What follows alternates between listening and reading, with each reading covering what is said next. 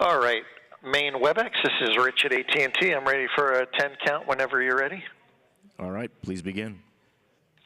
All right, 10, 9, 8, 7, 6, 5, 4, 3, 2, 1, mark. Sounds good on my end. Let's get the backup line connected. All righty, one moment, please.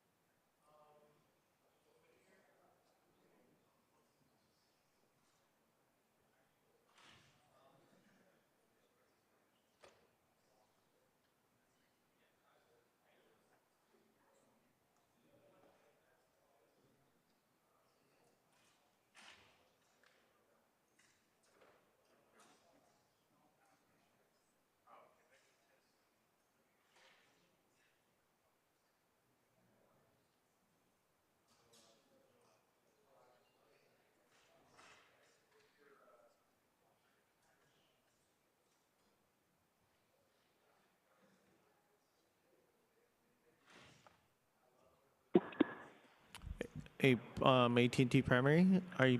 Is the recovery connecting? Recovery Bridge said that they were connecting. They haven't dialed in yet? No, we haven't seen them yet. Okay, I'll check with Tom. One moment, please. Thank you.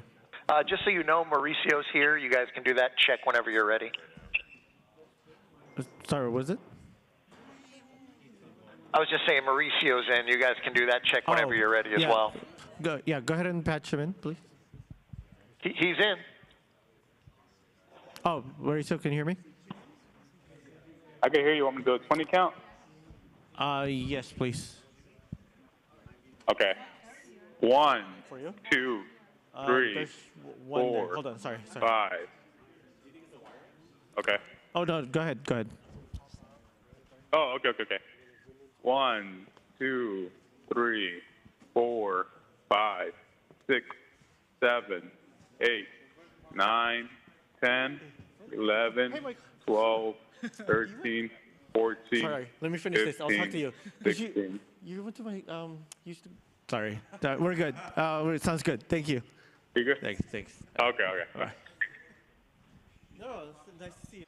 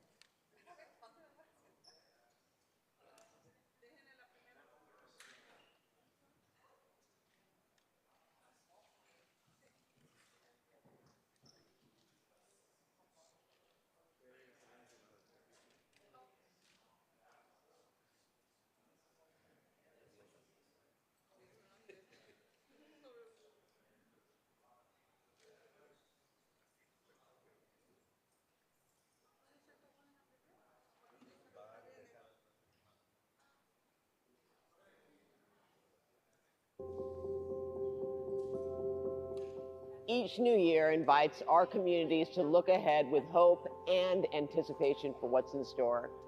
The Tournament of Roses, beloved across the country and the world, is among the best traditions to help us usher in the new year.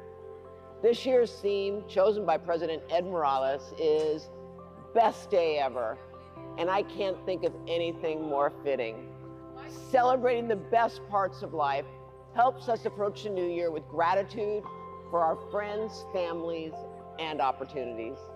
To make New Year's Day the best day ever, the Rose Court, comprised of 7 young women from local high schools, do their part. The Queen and Princesses are exceptional young women who are engaged in a host of extracurricular activities, volunteer opportunities, and academic efforts. These incredible young ladies highlight the very best of our communities. I'd like you to see for yourself. Without further ado, please meet the 2025 Rose Court. Hi, I'm Rose Queen Lindsay Charles, and I'm a senior at Westridge School. I'm the jumps captain of the school track and field team and co-president of Food Chain LA. I'm fluent in Mandarin, and I co-lead the multicultural/multiracial affinity. I'm co-leader of the Green Gorillas, my school sustainability club, and in my free time, I love gardening. When I graduate, I hope to study environmental science or neuroscience. Hi, I'm Princess Simone Ball, and I'm a senior at Arcadia High School. I'm head captain of the school cheerleading squad, a leader for Link Crew, a member of the Period Poverty Club, and a member of the Hope Teen Cure Cancer Club. Before my time on the court, I served as a student ambassador for the Tournament of Roses. I am also a member of the Native Media Apprenticeship Program and dream of becoming a news broadcaster. Hi, I'm Princess Sanaya Brunston, and I'm a senior at John Muir High School. I'm captain of the volleyball team and am the manager for the girls basketball team. I'm the secretary of the Associate Student Body, chief media officer of the Black Student Union, and am fluent in American Sign Language. I volunteer at the Lightbringer Project and serve as an assistant volleyball coach for youth. After graduation, I hope to study law or forensic psychology. Hi, I'm Princess Laura Georgian, and I'm a senior at Mayfield Senior School. I'm the senior class president and a member of National Honor Society. I'm on the swim team, and I'm active in my school's theater conservatory.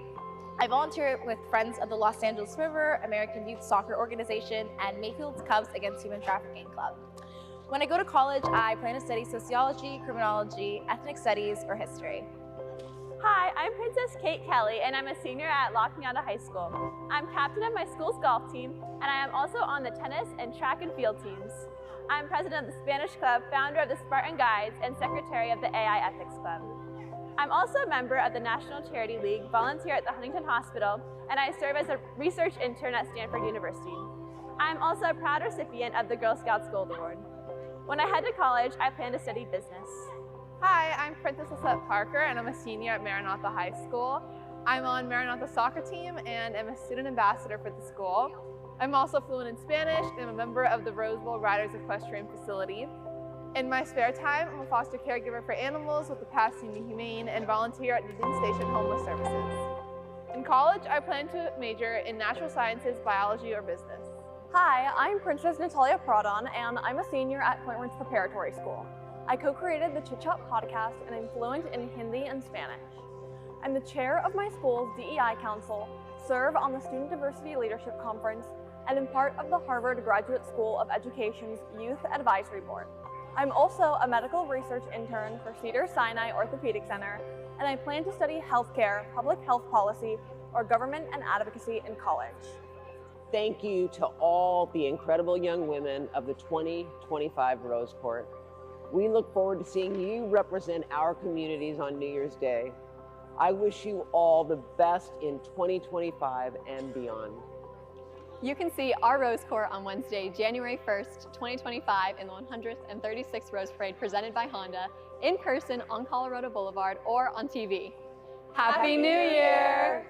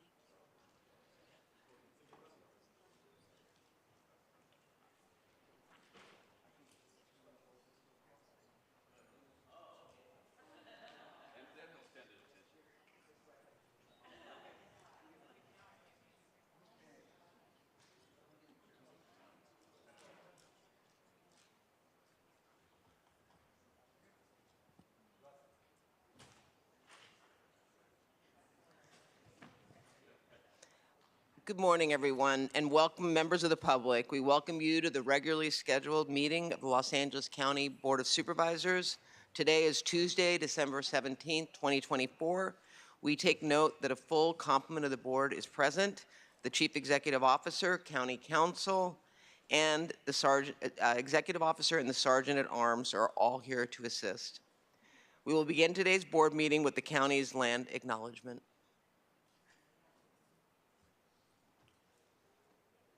The County of Los Angeles recognizes that we occupy land originally and still inhabited and cared for by the Tongva, Tataviam, Serrano, Quiche, and Chumash peoples. We honor and pay respect to their elders and descendants, past, present, and emerging, as they continue their stewardship of these lands and waters. We acknowledge that settler colonization resulted in land seizure, disease, subjugation, slavery, relocation, broken promises, genocide, and multi-generational trauma. This acknowledgement demonstrates our responsibility and commitment to truth, healing, and reconciliation, and elevating the stories, culture, and community of the original inhabitants of Los Angeles County. We are grateful to have the opportunity to live and work on these ancestral lands. We are dedicated to growing and sustaining relationships with Native peoples and local tribal governments, including, in no particular order, Fernandinho Tataviam Band of Mission Indians, Gabrielino Tongva Indians of California Tribal Council, Gabrielino Tongva San Gabriel Band of Mission Indians, Gabrielino Band of Mission Indians Quiche Nation, San Manuel Band of Mission Indians, San Fernando Band of Mission Indians. To learn more about the First Peoples of Los Angeles County, please visit the Los Angeles City, County, Native American Indian Commission website at lanaic.lacounty.gov. The invocation will be led by Father Michael Mesa, Cathedral of Our Lady of the Angels from 1st District, followed by the Pledge of Allegiance, which will be led by Luis Gutiel, former E4 Senior Airman Firefighter, United States Air Force from the 2nd District. If you are able, will you please stand? Most loving and faithful God, we gather here today in this esteemed hall of assembly of the Board of Supervisors of the County of Los Angeles. We humbly invoke your wisdom and guidance on all the deliberations this day. May you grant prudence and benevolence as the deliberations and concerns are brought forth. May we be guided by compassion, equity, and the desire to serve all members of our community with fairness and integrity. During this beautiful season of hope and light, family and generosity, we especially lift up those in our community who are without housing, those who are marginalized, and those who are most in need. May our decisions today reflect a deep care for their well-being, and may we be inspired to create opportunities for the dignity, safety, and a future of hope for all people. As these deliberations are considered today, may we recall our desire to build a society where all can thrive, and may we approach this task with open hearts, resiliency, open minds, and a shared commitment to the greater good. We humbly ask your blessing on this gathering. May you bless these esteemed Board of Supervisors and bless the great county of Los Angeles. May your grace and peace abide with us now and always. Amen.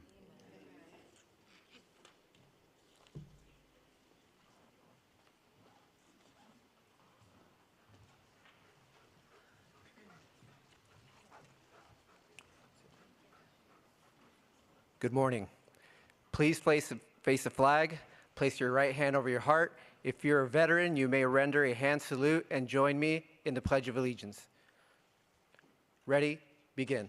I pledge allegiance to the flag of the United States of America and to the republic for which it stands, one nation, under God, indivisible, with liberty and justice for all.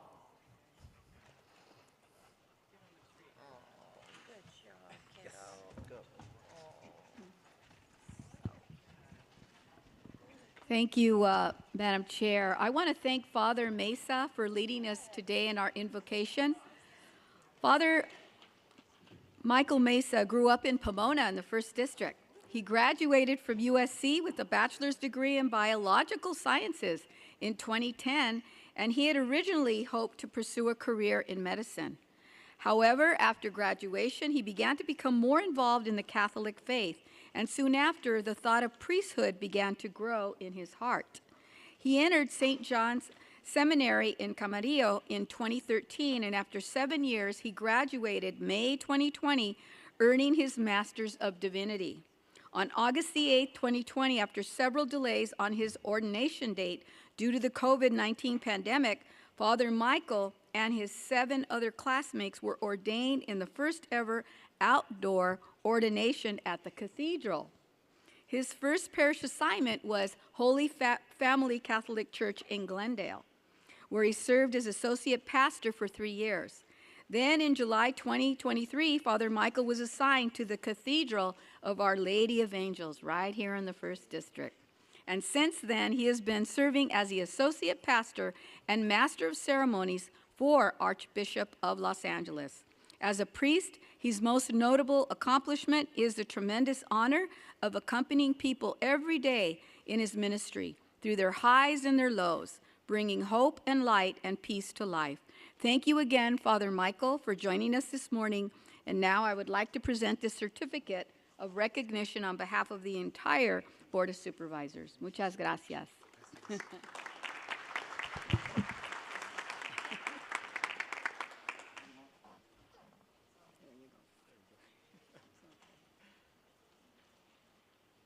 Thank you. Bendiciones. Feliz Navidad. Thank you.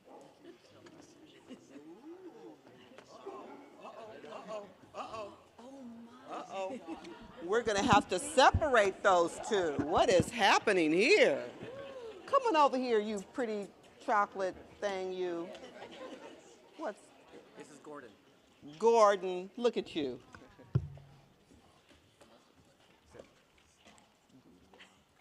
Perfect. I wanted to get it right. So good morning. Everyone say good morning to Gordon. Good morning, Gordon. Good morning, Los Angeles. Luis Gutiel is a veteran of the United States Air Force, where he attained the rank of Senior Airman. He served in the Air Force from 1999 to 2004 and was stationed in Afghanistan during Operation Enduring Freedom. For his service, Mr. Gutiel received the Global War on Terrorism Expeditionary Medal. Mr. Gutiel graduated from John F. Kennedy High School and the Community College of the Air Force. He is now a member of the county family, along with Gordon, working for the fire department as a firefighter specialist, canine search specialist, where he serves the 2nd District residents at Fire Station 161 in the city of Hawthorne. Aside from his dedicated commitment to our community, he is a proud husband and father of 4. Thank you, Mr. Gutiel, for your service to our country and to our county, and for leading us today in the pledge, and for bringing Gordon along. We appreciate you. Give him a round of applause, please. I love that you brought Gordon. This is fantastic. Where can we take a picture so we can see Gordon, too? Come on, Gordon. In the front. Yes, get in the front. There you go. He's not going to let go of the toy. I'm going to set him up here. Okay.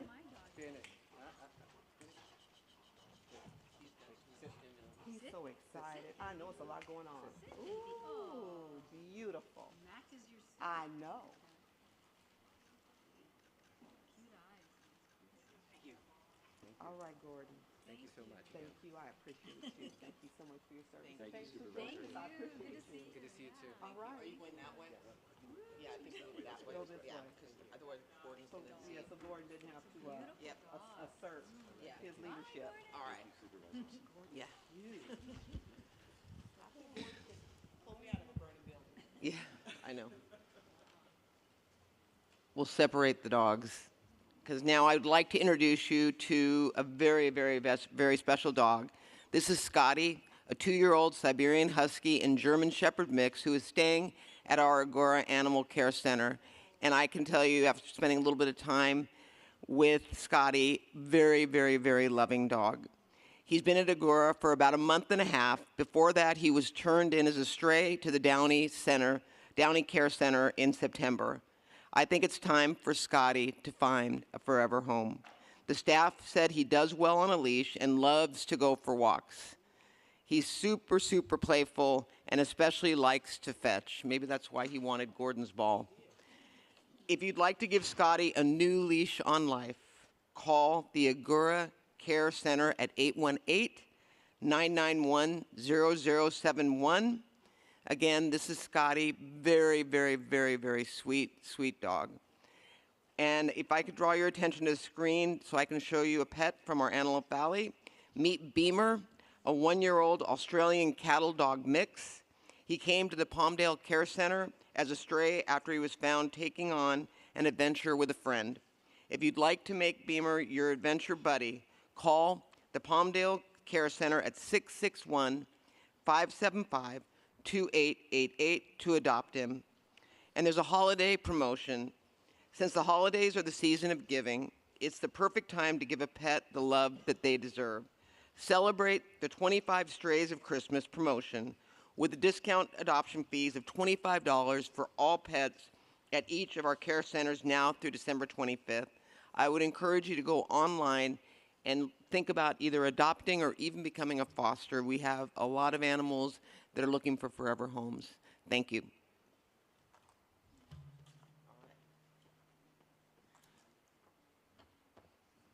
With that, we will now move to today's agenda. Executive Officer, please call the agenda. Good morning, Madam Chair and members of the board. Today's agenda will begin on page 2, Set Matter. On Set Matter 1, this is a report by the Executive Director of the Homeless Initiative on the implementation of the People Experiencing Homelessness missions and on the outcomes of the development of a county-wide strategy for addressing encampments. On page 3, Consent Calendar, Board of Supervisors, items 2 through 17. On item 2, this includes additions, and Supervisor Hahn requests that the appointment for Elizabeth Greenwood to the Board of Retirement be referred back to her office as indicated on the supplemental agenda. On item 3, Supervisor Mitchell requests that this item be held. On item 4, Supervisor Horvath revised her motion to add Supervisor Solis as a co-author. On item 6, this includes a revision as indicated on the supplemental agenda. On item 7, this has been revised from a 4-vote to a 3-vote item. On item 8, this includes a revision as indicated on the supplemental agenda. On item 10, Supervisor Barger revised her motion to update Directive Number 2A, Roman numeral 14, to a representative appointed by the presiding judge of the Superior Court and adding A, Roman numeral 17, the Executive Director of the California Contract Cities Association. On items 11 and 13, these include revisions as indicated on the supplemental agenda. On item 14, Supervisor Solis requests that this item be held. On item 15, this includes a revision as indicated on the supplemental agenda. Also, Supervisor Mitchell would like to amend Supervisor Solis and Horvath's joint motion to update Directive Number C1 to Common Household Pet as previously defined by Chapter 8.70 within Title 8 Consumer Protection Business and Wage Pet-Friendly Housing Ordinance, C2 to setting a cap on monthly pet rent for new rental agreements. The cap should exclude if a landlord chooses to require liability insurance as in their residential rental agreements, C5, to a provision of a clearly written pet policy in at least English and Spanish in each residential rental agreement. On this item, Supervisor Barger would like to abstain from the vote. On page 17, Administrative Matters, items 18 through 73. On item 32, Supervisor Barger requests that this item be held. On item 36, Supervisor Horvath is recusing herself from the vote pursuant to Government Code Section 84308 because she received a contribution or contributions of more than $250 within the past 12 months from Molina Healthcare, who was a party participant or agent of a party or participant in the proceeding. On item 37, Supervisor Hahn is recusing herself from the vote pursuant to Government Code Section 84308 because she received a contribution or contributions of more than $250 within the past 12 months from Special Services for Groups who is a party participant or agent of a party or participant in the proceeding. Also, Supervisor Horvath is recusing herself from the vote pursuant to Government Code Section 84308 because she received a contribution or contributions of more than $250 within the past 12 months from Jim Mangier, who is a party participant or agent of a party participant in the proceeding. On item 38, Supervisor Barger is recusing herself from the vote pursuant to Government Code Section 84308 because she received a contribution or contributions of more than $250 within the past 12 months from Tarzana Treatment Centers, Inc. and Alicia Madini, who are parties, participants, or agents of a party or participant in the proceeding. On item 48, this includes a correction as indicated on the supplemental agenda. On item 52, Supervisor Horvath is recusing herself from the vote pursuant to Government Code Section 84308 because she received a contribution or contributions of more than $250 within the past 12 months from Ricardo Lara, who is a party participant or agent of a party or participant in the proceeding. On page 50, this includes miscellaneous additions to the agenda, which were posted more than 72 hours in advance of the meeting as indicated on the supplemental agenda. On item 71A, Supervisor Barger requests that this item be held. On item 71B, Supervisor Barger revised her motion to include revised bylaws. On page 51, Special District Agenda. This is the agenda for the meeting of Los Angeles County Development Authority, items 1D through 4D. On page 55, notices of closed session, items CS1 through CS5. That completes the reading of the agenda, Madam Chair. Thank you. Today we will begin with closed session first, and when we return, we will begin with item 71A, followed by set matter 1, which will be taken up after 11 a.m., followed by items 3, 14, and finishing with item 32, followed by remaining items not held by the board and the general comment. Play the code of conduct. I'll play the code of conduct. Yep. And now will you please play the code of conduct?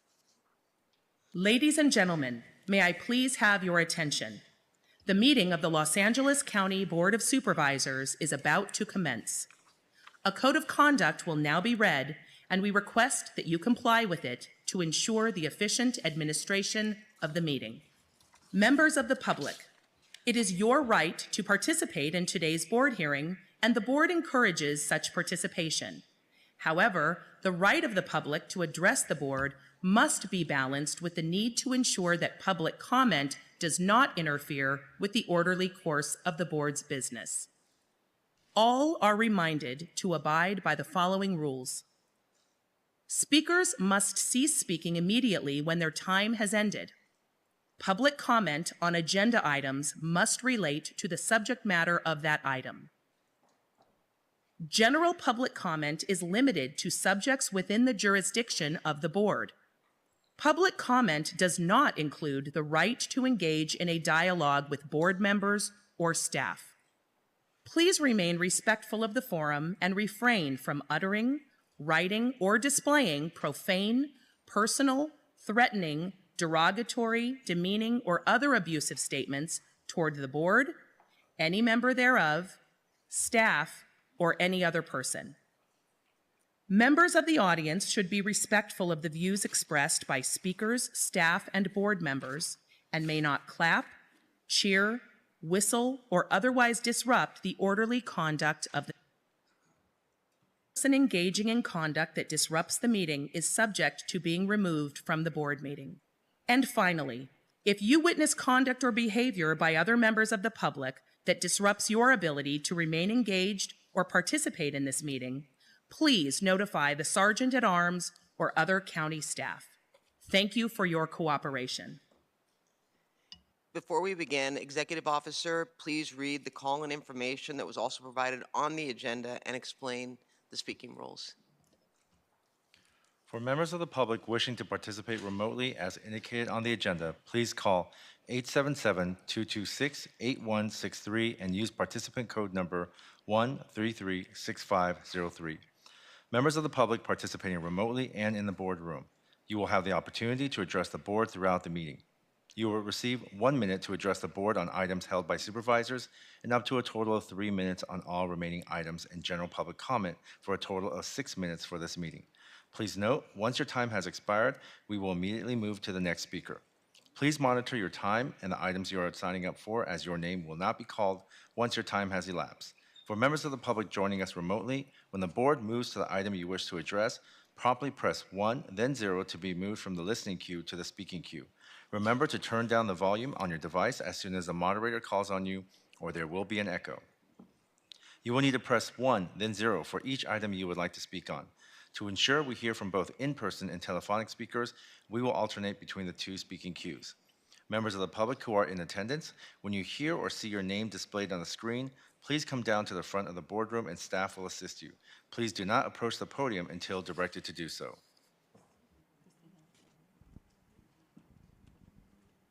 Thank you. Members of the public and colleagues, before we go into closed session, we will take up public comment on closed session items only.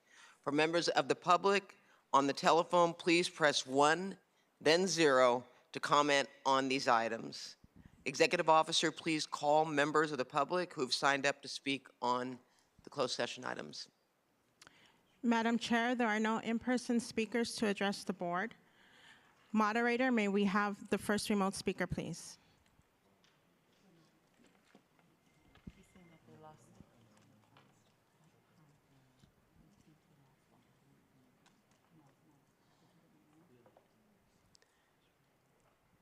Do we have any remote speakers? There are no speakers to address the board on the closed session items. All right, well then that concludes public comment on the closed session items. While we are in closed session, we'll be showing video presentations. I have a video presentation recognizing the members of the 2025 Tournament of Roses Court. Executive officer, please read us into closed session. In accordance with Brown Act requirements, notice is hereby given that the Board of Supervisors will convene in closed session to discuss item number CS1, conference with legal counsel regarding existing litigation. Item number CS2, conference with legal counsel regarding existing litigation. Item number CS3, conference with legal counsel regarding existing litigation. Item number CS4, conference with legal counsel regarding anticipated litigation. And item number CS5, public employee performance evaluation, as indicated on the posted agenda. We'll now go into closed session.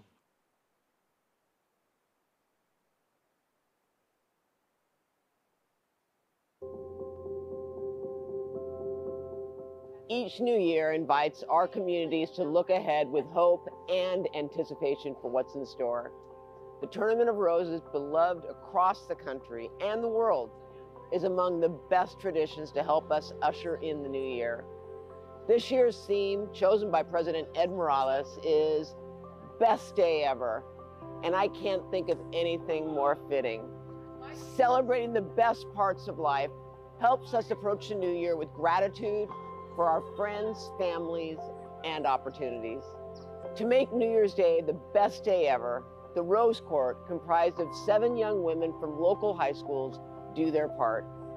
The Queen and Princesses are exceptional young women who are engaged in a host of extracurricular activities, volunteer opportunities, and academic efforts. These incredible young ladies highlight the very best of our communities. I'd like you to see for yourself.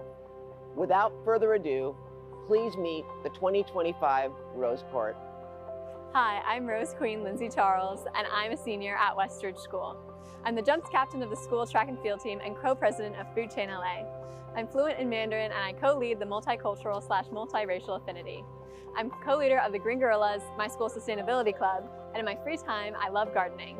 When I graduate, I hope to study environmental science or neuroscience. Hi, I'm Princess Simone Ball, and I'm a senior at Arcadia High School. I'm head captain of the school cheerleading squad, a leader for Link Crew, a member of the Period Poverty Club, and a member of the Hope Can Cure Cancer Club.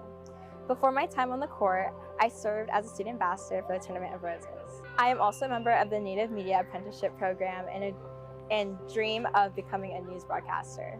Hi, I'm Princess Sanaya Brunston, and I'm a senior at John Muir High School. I'm captain of the volleyball team, and I'm the manager for the girls basketball team. I'm the secretary of the Associate Student Body, chief media officer of the Black Student Union, and am fluent in American Sign Language. I volunteer at the Lightbringer Project and serve as an assistant volleyball coach for youth. After graduation, I hope to study law or forensic psychology. Hi, I'm Princess Laura Georgian, and I'm a senior at Mayfield Senior School. I'm the senior class president and a member of National Honor Society.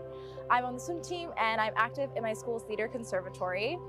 I volunteer with Friends of the Los Angeles River, American Youth Soccer Organization, and Mayfield's Cubs Against Human Trafficking Club. When I go to college, I plan to study sociology, criminology, ethnic studies, or history. Hi, I'm Princess Kate Kelly, and I'm a senior at La Cañada High School. I'm captain of my school's golf team, and I am also on the tennis and track and field teams. I'm president of the Spanish Club, founder of the Spartan Guides, and secretary of the AI Ethics Club. I'm also a member of the National Charity League, volunteer at the Huntington Hospital, and I serve as a research intern at Stanford University. I'm also a proud recipient of the Girl Scouts Gold Award. When I head to college, I plan to study business. Hi, I'm Princess Lisette Parker, and I'm a senior at Maranatha High School. I'm on Maranatha's soccer team and am a student ambassador for the school. I'm also fluent in Spanish and I'm a member of the Rose Bowl Riders Equestrian Facility. In my spare time, I'm a foster caregiver for animals with the Pasadena Humane and volunteer at Union Station Homeless Services. In college, I plan to major in natural sciences, biology, or business. Hi, I'm Princess Natalia Pradon, and I'm a senior at Point Ridge Preparatory School. I co-created the Chit Chat podcast, and I'm fluent in Hindi and Spanish. I'm the chair of my school's DEI Council, serve on the Student Diversity Leadership Conference, and am part of the Harvard Graduate School of Education's Youth Advisory Board. I'm also a medical research intern for Cedars-Sinai Orthopedic Center, and I plan to study healthcare, public health policy, or government and advocacy in college. Thank you to all the incredible young women of the 2025 Rose Court. We look forward to seeing you represent our communities on New Year's Day. I wish you all the best in 2025 and beyond. You can see our Rose Corps on Wednesday, January 1st, 2025 in the 136th Rose Parade presented by Honda, in person on Colorado Boulevard or on TV. Happy New Year!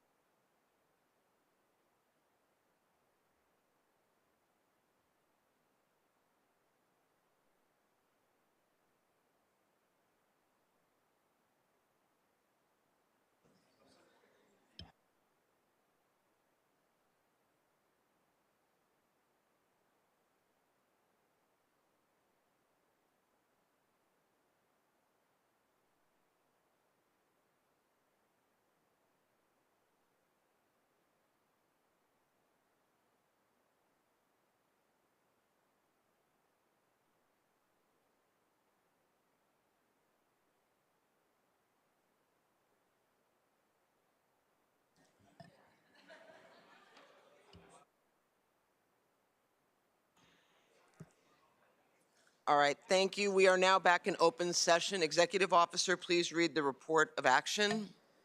The following is a report of action taken in closed session on December 17, 2024. Item number CS1, conference with legal counsel regarding existing litigation. No reportable action was taken. Item number CS2, conference with legal counsel regarding existing litigation. No reportable action was taken. Item number CS3, conference with legal counsel regarding existing litigation. No reportable action was taken. Item number CS4, conference with legal counsel regarding anticipated litigation. No reportable action was taken. Item number CS5, public employee performance evaluation. No reportable action was taken. Thank you. Thank you. We will now move on to item 71A, proclaiming a local emergency resulting from the suitability issues at Los Padrinos Juvenile Hall, which I held. For members of the public on the telephone, please press 1 then 0 now to comment on this item. And I believe we have Probation Chief Villarosa here, as well as Sheila Williams, Chief Deputy Administrative Services. They're in the room.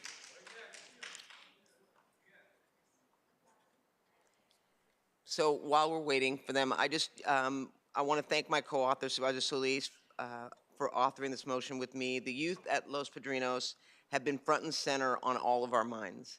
Their current situation and their future have weighed heavily on this board as a whole, and we are facing a crisis. The Board of State and Community Corrections recently concluded the county's only juvenile hall is unsuitable to house those whose cases are being adjudicated by the court. I want to be clear about the origins of this emergency proclamation. This motion is a product of working with various stakeholders, including our Chief Probation Officer and other key stakeholders to address the crisis at Los Padrinos. The Chief has already instituted many changes to address the ongoing challenges with staffing and other organizational issues. However, improving longstanding challenges takes time and progress has been slow. Unfortunately, we've run out of time. We are now between a rock and a hard place. The BSCC's unsuitability finding would effectively lead to Los Padrinos Juvenile Hall being shut down as of, well, they wanted it shut down last week. I respect the authority and mission of the BSCC. However, its approach to fixing problems that have plagued our probation department for decades takes on an all-or-nothing approach that does not allow for flexibility. We must take action to remedy the problems that are at the root of Los Padrinos' shortcomings. The biggest issue is and continues to be staffing. It is not a brick and mortar problem. We don't have enough staff at Los Padrinos to meet the required staff to youth ratios, which is directly impacting the quality of services being provided to our youth. We certainly have a lot of hardworking probation staff, and I want to express my deepest gratitude to the staff who have continued to show up for work. Their job is not easy. We have probation staff who show up to work every day not knowing if they'll have to be held over because someone else called in sick. The situation is not fair to them or the youth that are housed at Los Padrinos. The current population is about 242 youth. These youth come from communities across Los Angeles County. Safety and stability is the most important factor that our youth need. Stable services, stable educational systems, and stable programming are all possible if they are done in a safe facility. None of that can occur if consistent staffing continues to be lacking. It falls apart like a row of dominoes if we don't have consistent personnel at Los Padrinos. So with that, the emergency proclamation has several important components. It essentially cuts a lot of red tape and gives probation department more flexibility. It directs the county's human resources department to activate disaster service workers so more employees can work at Los Padrinos based on skills and training. It empowers the county's human resources staff to offer recruitment bonuses up to $24,000 for lateral transfers from external departments. It allows the CEO and others to take the necessary steps to expedite the procurement and contracting process for materials, equipment, and services necessary to respond rapidly to this crisis. It will make the probation department's recruitment and hiring process faster so that we can fill vacancies quickly. It also forms a task force to focus on employees who are on leave to expedite getting them back to work. All of these steps are necessary to respond to this crisis. As I've said, these are drastic measures addressing something that is taking place that is truly a necessity. We need to take action. This is an important step we're taking to support our probation department so that we can deliver on their mission to supervise and rehabilitate the youth in our care. So Supervisor Solis, do you have any comments? Yes, I do, and thank you, Madam Chair, for recognizing me and asking me to co-author today's motion, declaring the longstanding suitability issues of Los Padrinos Juvenile Hall a local emergency. I very much appreciate that within the first few weeks into your term as chair, you decided to act and meet the moment on the issues that continue to plague the probation department's ability to run Los Padrinos. And during your prior tenure as chair and my tenure as Chair Pro Tem back in 2020, I was proud to stand with you to respond to another emergency, all too familiar, COVID-19. And now, as we step into these roles once more, we again find ourselves joining together to declare a local emergency to address another crisis. Ensuring the safety and well-being of the youth in our care and our county employees has been a long top priority for me, and I know overall for this board and for yourself. As a board, we have taken already numerous actions, including through motions that both you and I and other members of this board have addressed some of the ongoing challenges that I'd like to highlight. For example, providing the appointment of a probation compliance officer who is focused exclusively upon raising the quality of care and services at LP, phasing out the use of OC spray at juvenile halls, ensuring there is programming available to youth at Los Padrinos and other youth detention facilities, ensuring that there is Narcan available to probation staff working at our camps and halls to reverse overdoses, supporting incarcerated youth transitioning back into their local community or neighborhoods, calling for expediting the movement of youth out of Los Padrinos, and last but not least, in my own district, we shut down Central Juvenile Hall. But these initiatives, as you know, can only be successful if we adequately empower Probation Chief Guillermo Vieira Rosas with the tools he needs while ensuring that he and his staff will be able to carry out the work that's involved. We saw during the pandemic how declaring a local emergency allowed the county to take swift action to address the pressing matters, and we can do it again as a board to address the root causes of the suitability issues and implement necessary reforms at Los Padrinos. With today's declaration, the probation department employees, as well as the county employees of the departments representing the following: human resources, health services, mental health, public health, and youth development who work at Los Padrinos, can be designated and called upon as disaster service workers. As DSWs, employees can be mandated to report to work, which addresses extended absences without a valid doctor's note. This DSW will also provide all-hands-on-deck approach needed across all county departments to address the staffing crisis at Los Padrinos, which is the root cause of most, if not all, the problems there. The declaration will also allow the county to ramp up its recruitment and hiring process, including the strategies set forth by allowing for a $24,000 sign-on bonus and hiring qualified peace officers throughout the state, including reserve peace officers and 120-day retirees. These steps will help us address the complexity of longstanding structural and staffing issues of the probation department and better safeguard the youth in our care.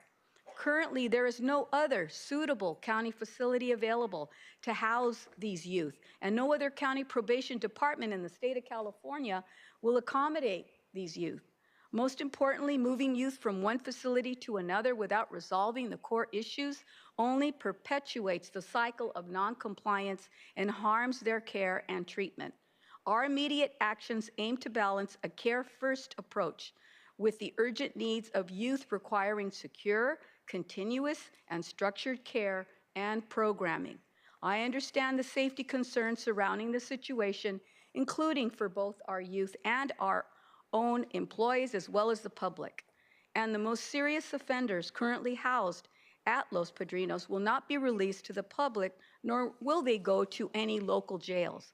But our responsibility is also to ensure that the youth who are in our care are safe and that we are providing them as much as we can for their well-being.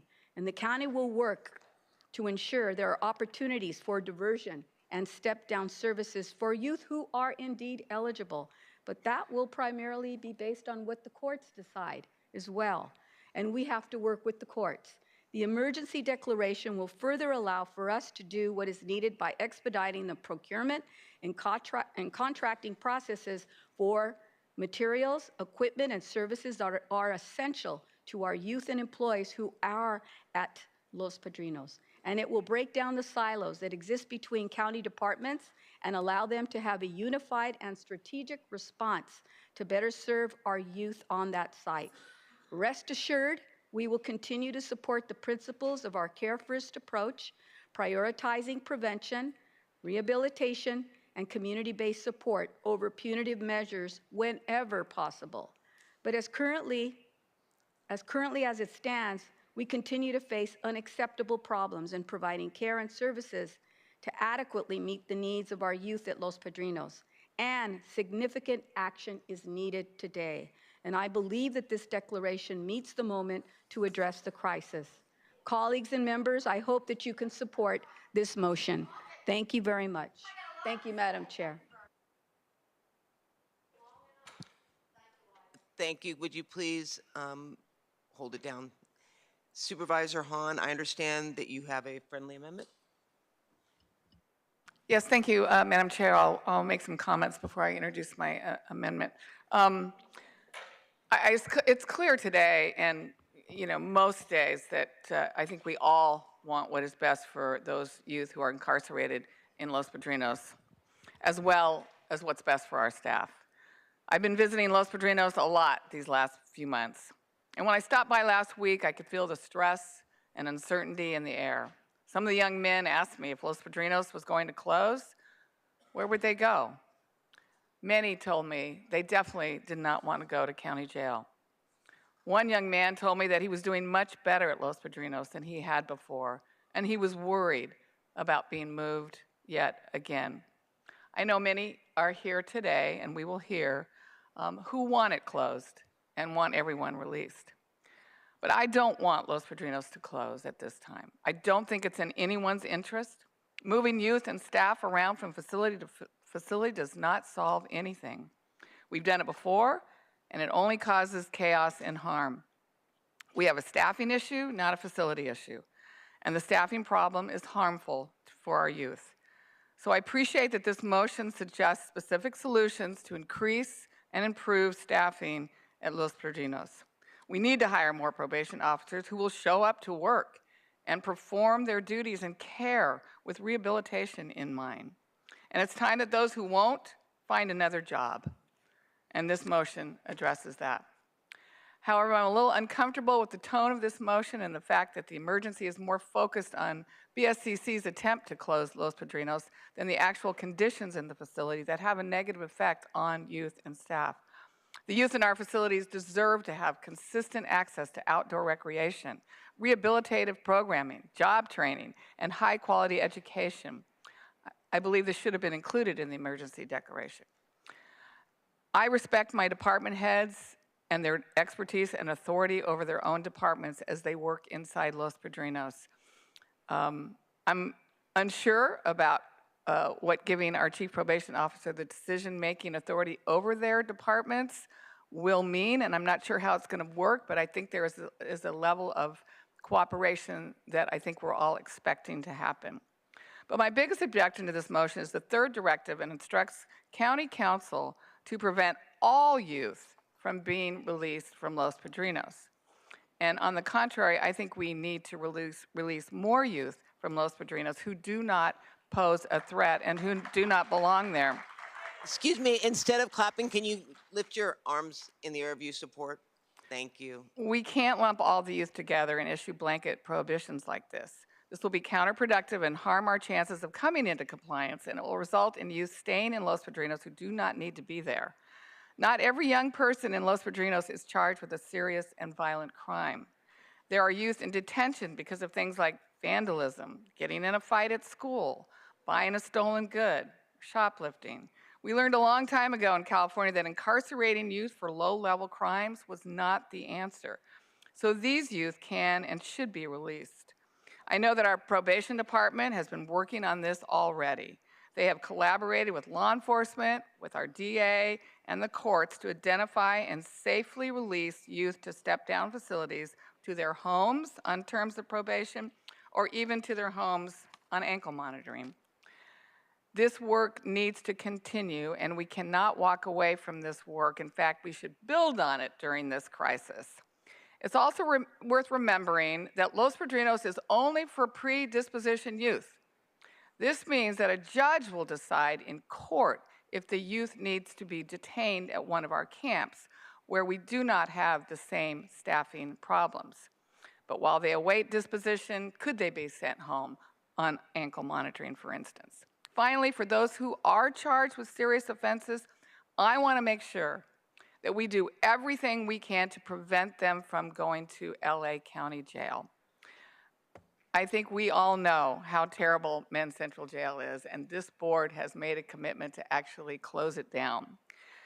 It would be devastating if youth were transferred there. Their best chance of rehabilitation is to stay, in my opinion, in our juvenile system. So this friendly amendment, Madam Chair, is that I propose that Directive 3 be changed to read, direct County Council to pursue all legal strategies to prevent the youth with serious and violent offenses housed in Los Padrinos Juvenile Hall from being released into the public or transferred to our LA County jails or placed in alternate housing that fails to protect the public and provide the youth with the appropriate services. This shall not hinder current efforts by the Chief Probation Officer, Public Defender, Alternate Public Defender, and Department of Youth Development to continue to evaluate youth who can be safely released into community-based step-down facilities or at home within terms of probation. If this amendment is accepted, I will vote to support this motion because the way to improve conditions for our youth is to lower the population by releasing youth who don't need to be there and by improving staffing. And I think if this amendment is accepted, this motion will do both of those things. And we accept that amendment, and I appreciate the clarification because the intent, and we've said it, and Supervisor Solis said it in her remarks, is to allow the courts to make that determination. We want to make sure that we provide every opportunity for placement in diversion when the courts determine it is appropriate. So I 100% appreciate the clarification and accept the amendment. Supervisor Horvath. Thank you very much. I appreciate several of the steps that our chief has taken on behalf of the county and our youth. And it can't be overstated how complicated the role of Chief Probation Officer for Los Angeles County is, especially in the current conditions. It's a position that involves working with a variety of stakeholders, logistical complexities, layers of bureaucracy, and at times competing directives. That said, none of these stated challenges make the current situation at Los Padrinos acceptable. And based on recent conversations, giving departments, I'm concerned that giving departments a pass by placing all responsibility on the shoulders of a chief doesn't give the confidence that it will get any better. The board initially adopted a Care First policy to invest in our youth, and instead, hundreds of our youth remain locked in an unsafe facility. The county and our chief probation officer know that we have an obligation to meet at least minimum standards, and it is our goal that those standards are the floor, not the ceiling, or even what we are aspiring to. We have an obligation then to invest, plan, and act in order to achieve compliance, and yet time and again, the county has failed. Our board took significant steps to make progress, including creating the Department of Youth Development, empowering the Chief Probation Officer to expedite hiring, assisting probation and the Department of Human Resources in recruitment and hiring efforts, and creating a probation compliance officer, just to name a few. And back in 2020, before I was on this board took a new approach towards youth justice by adopting the Youth Justice Reimagined report to move away from the carceral approach of the past to one that invests in our young people. The board also directed the chief probation officer to develop a global plan to guide that path forward and break down silos between county departments. It's been nearly 2 years since the initial request for a global plan, and probation simply doesn't have one. It is the responsibility of this board to demonstrate leadership in a time of crisis. If this board grants the chief probation officer the allegedly additional powers reflected in this motion, and I am not convinced that this motion actually grants new authority, but affirms authorities that the chief probation officer already has, this board has an absolute obligation to ensure accountability. At a minimum, we must require that the chief probation officer be on site at Los Padrinos as much as possible, at least once a week, until suitability is achieved. The chief probation officer and county council must provide weekly BSCC compliance updates, including detailed steps taken to address outstanding noncompliance in staffing, programming, or any other areas of potential noncompliance until compliance is achieved. The chief probation officer, not his designee, must appear in person at Probation Oversight Commission meetings, cluster meetings, and board meetings when probation items are held, absent extraordinary circumstances. The probation department must provide daily population numbers for Los Padrinos and have those regularly reported to our board. Doubling down on failed tactics, which led to crisis after crisis, is not the way forward. For me, it's time for accountability, present leadership, and decisive action. Today's motion doesn't unlock new authorities that the chief of probation doesn't already have, especially over probation staff. And we know that staffing is at the heart of this crisis. Yet we know what the results are with the status quo. Instead, I believe this motion reinforces young people being subjected to unsafe conditions, not accountability on them or on staff. Therefore, I'm not in a position to support the motion today. Thank you. I'm sorry, if you could just, there you go. Supervisor Mitchell. I certainly wish we had the power in a motion to require that staff show up for shifts that they are assigned to, that staff show up to do the job that they're going to get salaries and a pension for. I wish if we had that power in a motion, I would be the first to support it. If the chief probation officer is showing up, how about everybody show up for work? And perhaps we should make sure in our MOU with the labor organization in the future, we continue to empower the chief probation officer to be able to mandate that people show up for their jobs. I think that would be helpful as well. But I think past boards have unfortunately, through the negotiations, disempowered any chief probation officer to really have full influence over the people within their employ. And that's tragic, and that's what puts children at risk every day. People who are not showing up to work. So it'll be great if the chief probation officer shows up weekly. How about everybody else too? So let me start by saying I want to thank the coalition of organizations who put a thoughtful, I'll call it white paper together. I can't call it a letter, Lord, is 30 pages. So who put a thoughtful white paper together. I appreciate you. Did receive it after hours last night, 10:30 via email. So clearly you were working on it, but it was late. And so let me walk through it because it is thoughtful and helpful, and I think realistic in many elements. Solution one, update probation's intake override policy. Couldn't agree with you more. I think probation's detention reduction plan is progress. That was even acknowledged by the BSCC in their most recent letter. And so I agree, let's push forward on improving one element of that, which is the quality of the intake reports by probation staff. If the quality of the intake reports were better, either through training or supervision, this process could move further along more quickly. So again, I think we should push forward with embedding a DA in the intake process, because again, this is about efficiency. Young people who were going to be released relatively quickly anyway should be released faster.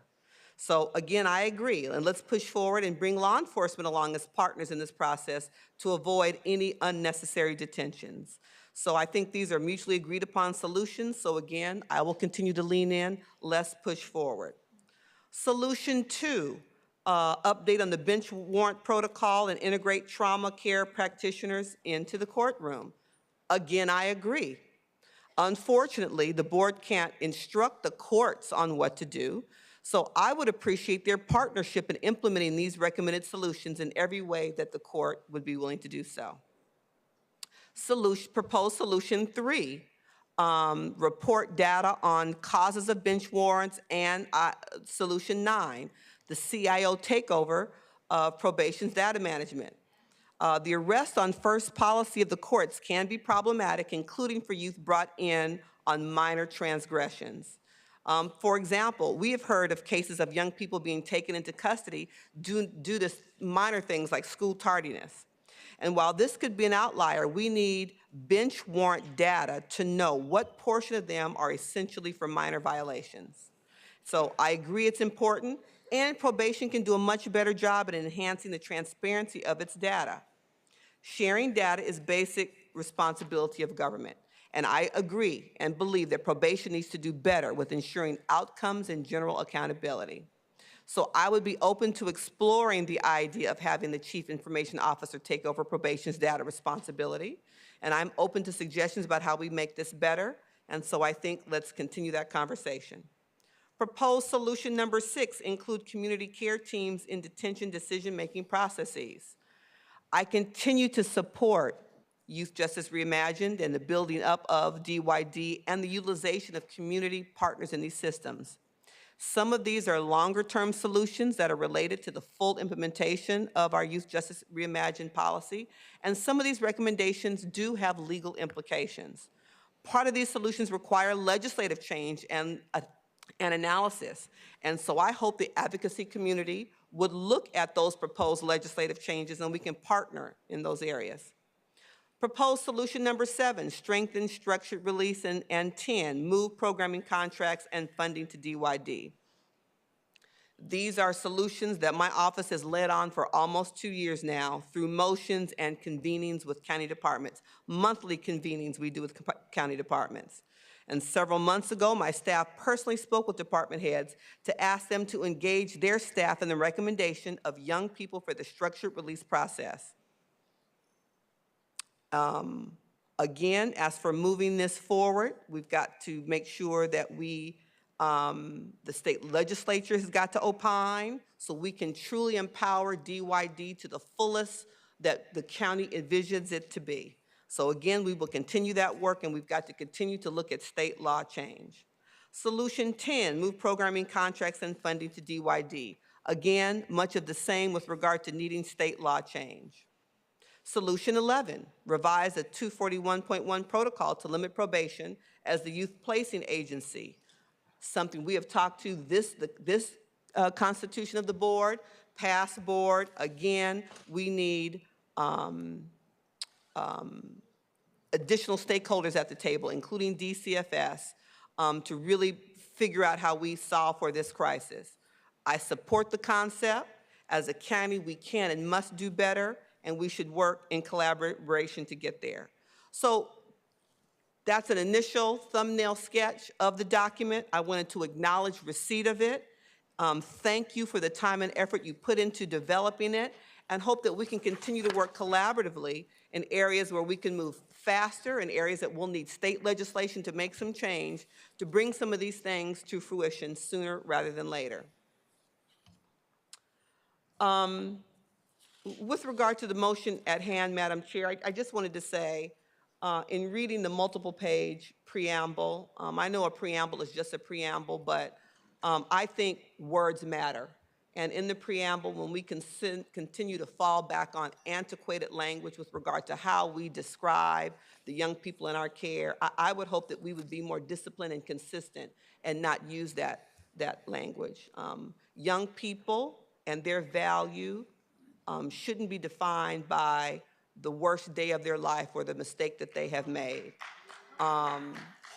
I, just this past Saturday, as a part of my monthly racial justice learning exchange, had a full summit at the Seed School where we talked about the impact of past harm. And we talked about restorative justice. And those are policies that work. We have so many examples. And so I would just say that some of the language in the preamble gave me real pause, and I hope that we can consistently do better when we describe the young people who are in our care. I hear and agree with most of what my colleagues have said. This facility is less than ideal. It didn't get that way overnight. The culture of the probation department didn't get that way overnight, but we are going to consistently keep our foot on the accelerator to make it better until such time as we can transfer all the youth as appropriate to DYD. That's going to require our collaboration with the courts, the state legislature, families, the youth themselves, employees of the county, as well as the advocates groups. One issue I will continue to elevate as we hear the public call for the release of the young people in our care, as we have continued to ask the question, I am clear that we do not currently have the community-based beds to release them. And if we are going to release young people to their parents as we go through all of these processes, it is my core belief that we have to make sure that we are setting up the wraparound services that they will need in community, at home with their families in order to be successful. I never want to make a choice to move someone from a facility as compromised as it is into a community-based setting, be it home or otherwise, that isn't designed to have the resources available to guarantee their success. That is a Sophie's choice that I don't want to be forced to make.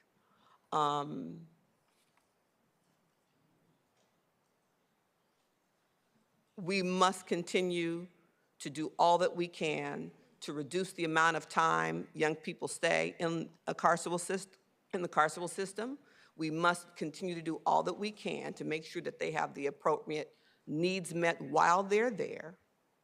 And unfortunately, the BSCC can order an opinion, but the BSCC has no role to play in figuring out where these 240 young LA County residents can or should be to be safe. BSCC has done nothing to help us stand up community-based beds or settings. They've not done that. So we're clear, BSCC has ruled, and we're going to do everything we can to bring the facility to the standard it must be for the young people's care and protection. And again, that's the floor. Our goal as a board, and it's got to be the goal of the entire county family, to make sure every resource is available to them, from public health to mental health, to making sure they have access to credible messengers who can support them, educational opportunities. We've got to do all of that. But we also have to make sure that they are in a place that is safe. And if we do not have enough community-based settings to release them to, then our only option at this point, until such time as we do, to make sure that LP is deemed appropriate. Thank you, Madam Chair. Thank you. I just have some questions for you, Guillermo, based on some of the comments, and it has to do with the staffing. For everyone to have a better understanding of your staffing challenges, can you give us a breakdown of the numbers and what the challenges are for you as it relates to staff?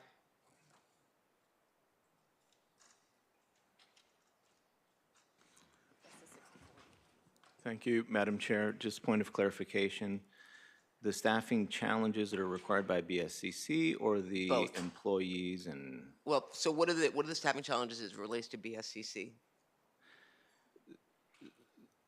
Thank you for the question, and this is, I think there's a great deal of misinformation with respect to in fact, what the finding by BSCC was. BSCC has not found the facility unsuitable in terms of the physical plant. They have not found the facility unsuitable in this instance for the order that they had on the 12th with respect to the services that were being provided. They didn't find us unsuitable because constitutional rights weren't being met. It's because an administrative ratio wasn't met according to their inspector. And so those ratios differ by time of day, so by shift, whether you're meeting 1:16 ratio, a 1:10 ratio, and then we have an additional PREA ratio of 1:8. And they found that during the inspection period, a few of the shifts didn't meet one of those ratios.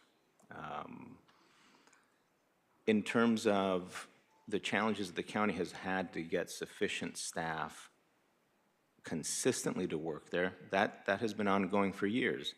And the BSCC acknowledged in its own report that it's improved significantly. And as a matter of fact, on this last one, they could only cite a few shifts in which that ratio wasn't met. Now, we differ with respect to the facts, and as a matter of fact, it's my position that we in fact didn't meet those staffing ratios. But just to give you an idea, we're talking about numbers at the margins and not really at the core of being able to run a facility and meet any of those. Thank you. And I just will say, I mean, I know that we've got a lot of advocates, and I do also echo on what was sent to us last night. This is constructive and something that I know, Supervisor Mitchell, you outlined what is in the midst of being played. But this board has pushed DYD and asked for legislation at the Sacramento level so that we can begin to move in a direction of moving services over to DYD, which I believe in many cases is better equipped. So I would ask you all to help us advocate up in Sacramento to get that legislation, find someone who's willing to move that legislation, because that is an important piece of this puzzle moving forward. Something this board is committed to. We have the Department of Youth Development. We're building the diversion. We're building in the community. But clearly, we need to do more with DYD in both our camps and our halls. So I would just make that plea to you all moving forward as this board, again, this year, looks for an author for the legislation to move that forward. So with that, Supervisor Solis. Thank you. Yes, I just had a couple of questions for our chief. Could you tell us how many employees are currently employed there at Los Padrinos?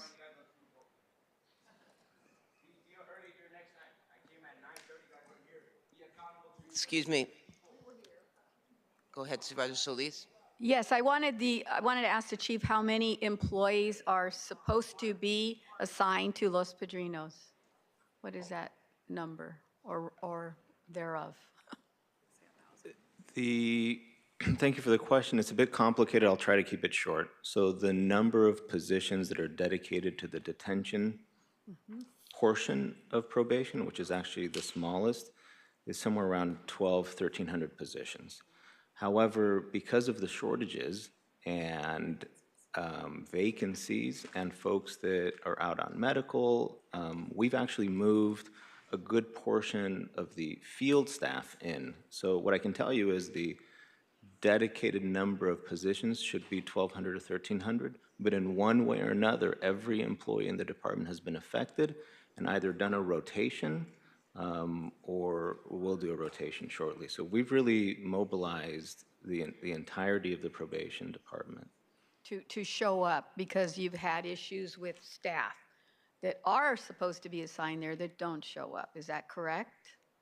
That's a true statement. We've had difficulty in the past with staff. Now, the reasons for their not showing up are vast and legitimate in some cases, such as not feeling safe. However, only peace officers showing up, in my opinion, are a way that we get a safe facility. And so in some areas, there has been improvement. as reported in the BSCC, such as no-call, no-shows, were a tremendous problem within the department. That has essentially gone away.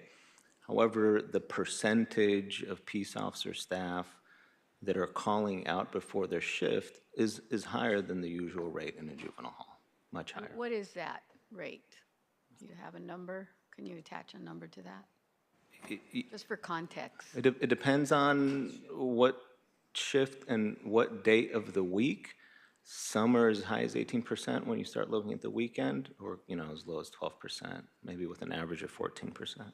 And would you say that because we don't have staff available, that's impacted programming, visitation, education, and other essential services that we are essentially supposed to be providing? Well, it's a vicious cycle. The less staff you have, the less you're able to do, the less safe folks feel, including those that provide services. They're less likely to return. It also puts the young people that we care for in a terrible position in which they may not feel safe, or they may not be provided the opportunities to engage in pro-social activity. So at the core of what we do in probation, it's human interactions. And so staff is more important than anything else. When we talk about rehabilitation, it's the interactions between staff and the young people that we have. It's the mentoring, it's the showing what appropriate interactions are. And so staff's at the core of this. And when you don't have the right amount of staff, our entire model breaks down. So everything goes to the wayside, so to speak. Okay, thank you. Thank you, Madam Chair. Thank you. Anything else you'd like to say before I move on to public comment? Chief? I'd like to thank you, Madam Chair, and all the supervisors for taking this on. This is a human crisis. I appreciate and I listen carefully to each and every one of your comments, even if we may differ on the facts. And I just hope that, I want folks to understand that anything that is presented in this board at the core has the interests of the young people that we have. And even when we differ, the goal is the same. We understand that the young people in our care are with us in the worst moment of their life, and that the remainder of their life greatly depends on the services and the connections and the networks that they gain while they're with us. I look forward to, in the future, returning here to be able to give more information. Many of the things that were recommended and that Supervisor Mitchell listed from the white paper are already underway. It's one of the reasons why in the last 6 months we've gone down 20% in terms of what the population is. And we're not done. But the young person that is with us is our client. We have to care for them irrespective of what an easy solution may sound like, because we can't worsen their condition. And there are decisions that can be made by simply releasing, for example, which by the way is not within my power, they're here by judicial order, that can make their lives worse. Secondarily, we have a responsibility, I have a responsibility, I have a moral imperative to everyone in the County of Los Angeles, including the victims and the families. That is also part of what probation does. And I have to balance those, and the decisions that we make have to take both of those into consideration. At the very least, cannot make the conditions worse, and the entirety of the folks that are being affected by this action have to be considered when making detention decisions. I'll stop there because public comment is very important, but I look forward to continuing this conversation in the months to come. Thank you. So with that, Executive Officer, will you please call the order or call individuals that wish to make remarks on item 71A? Will the following individuals please come forward and staff will assist you? Darren Arakawa, Adrian Garcia, Allison Schaller, Anthony Melendez, Araya Blakely, Brooke Harris, Chris Marquez, Clarissa Peña, Cynthia Wong, Eden Madrid, Eliana Peña, Amari Wallace, Emily Zamora, Floyd Harge, and Frankie Lozano. As a final reminder for participants on the telephone, if you would like to address item 71A, if you have not already done so, please press 1 then 0 now to be placed in the speaking queue. Moderator, may we have the first remote speaker, please? Our first participant is Tanya Ibanez. Please make sure your line is open. If you are muted, please unmute and speak directly into your phone. You may begin. Yes, my name is Tanya Ibanez, and I'm against this motion. I'm very concerned about the youth that are at the with the probation department, and I'm concerned that this might just be a bit of a power grab. And I echo the sentiments of Supervisor Lindsay Horvath. I believe that the chief already has a lot of the powers that he's seeking through this emergency order, and on that basis, I urge a vote abstaining or denying this motion. Thank you. Thank you. Next speaker, please. Judy Lopez, your line is open. You may begin.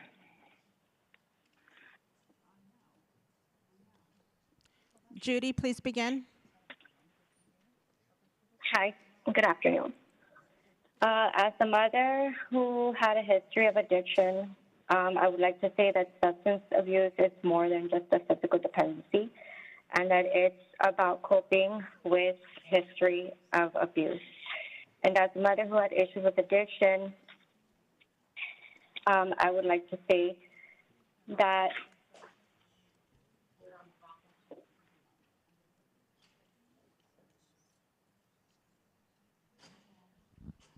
Are you still there? Sorry, I would like to reserve my public comment. I am on the wrong, I'm speaking on the wrong agenda item. Okay, you can go back into the queue and we will call you up. What item were you calling on? I was calling on item. All right, well, yeah, she's got the information. Okay, the executive office does. Thank you. Next caller. speaker, please. Okay. Charles Vignola, your line is open. You may begin. Good afternoon, Board. My name is Charles Vignola. I'm calling on behalf of LARP, the Los Angeles Regional Reentry Partnership. We're a network of service providers throughout LA County and Southern California working to achieve reentry success through solving some of these underlying issues with the community. And it feels like in this case, a lot of the community organizations that play roles in the on-the-ground work have not been consulted. That is a primary concern we want to uplift, is that a number of organizations we work with were not consulted about these emergency powers and the emergency proclamation. We find that we should look toward the future to make sure that we're solving these problems proactively with an ounce of a modicum of care rather than emergency powers coming in last minute in order to solve these problems. So we recommend consulting with the community more. Thank you. Thank you. Next speaker, please. Lena Mallett, your line is open. You may begin. Good morning, Lena Mallett with the Children's Defense Fund, Layup and Reimagine LA. Your commitment to this motion makes clear that you either seem to have forgotten or really never believed in the basic tenet that all youth are sacred. If you believe this, you would not slither out of responsibility when the reflection of your failures is held up to your face.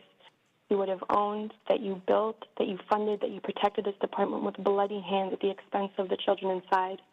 If you believed all youth were sacred, you would be directing county council to pursue all legal strategies to facilitate the immediate, structured, and supported release of youth inside, because yes, contrary, Barger, to your racist, super predator-esque assumptions, youth can be released without compromising public safety.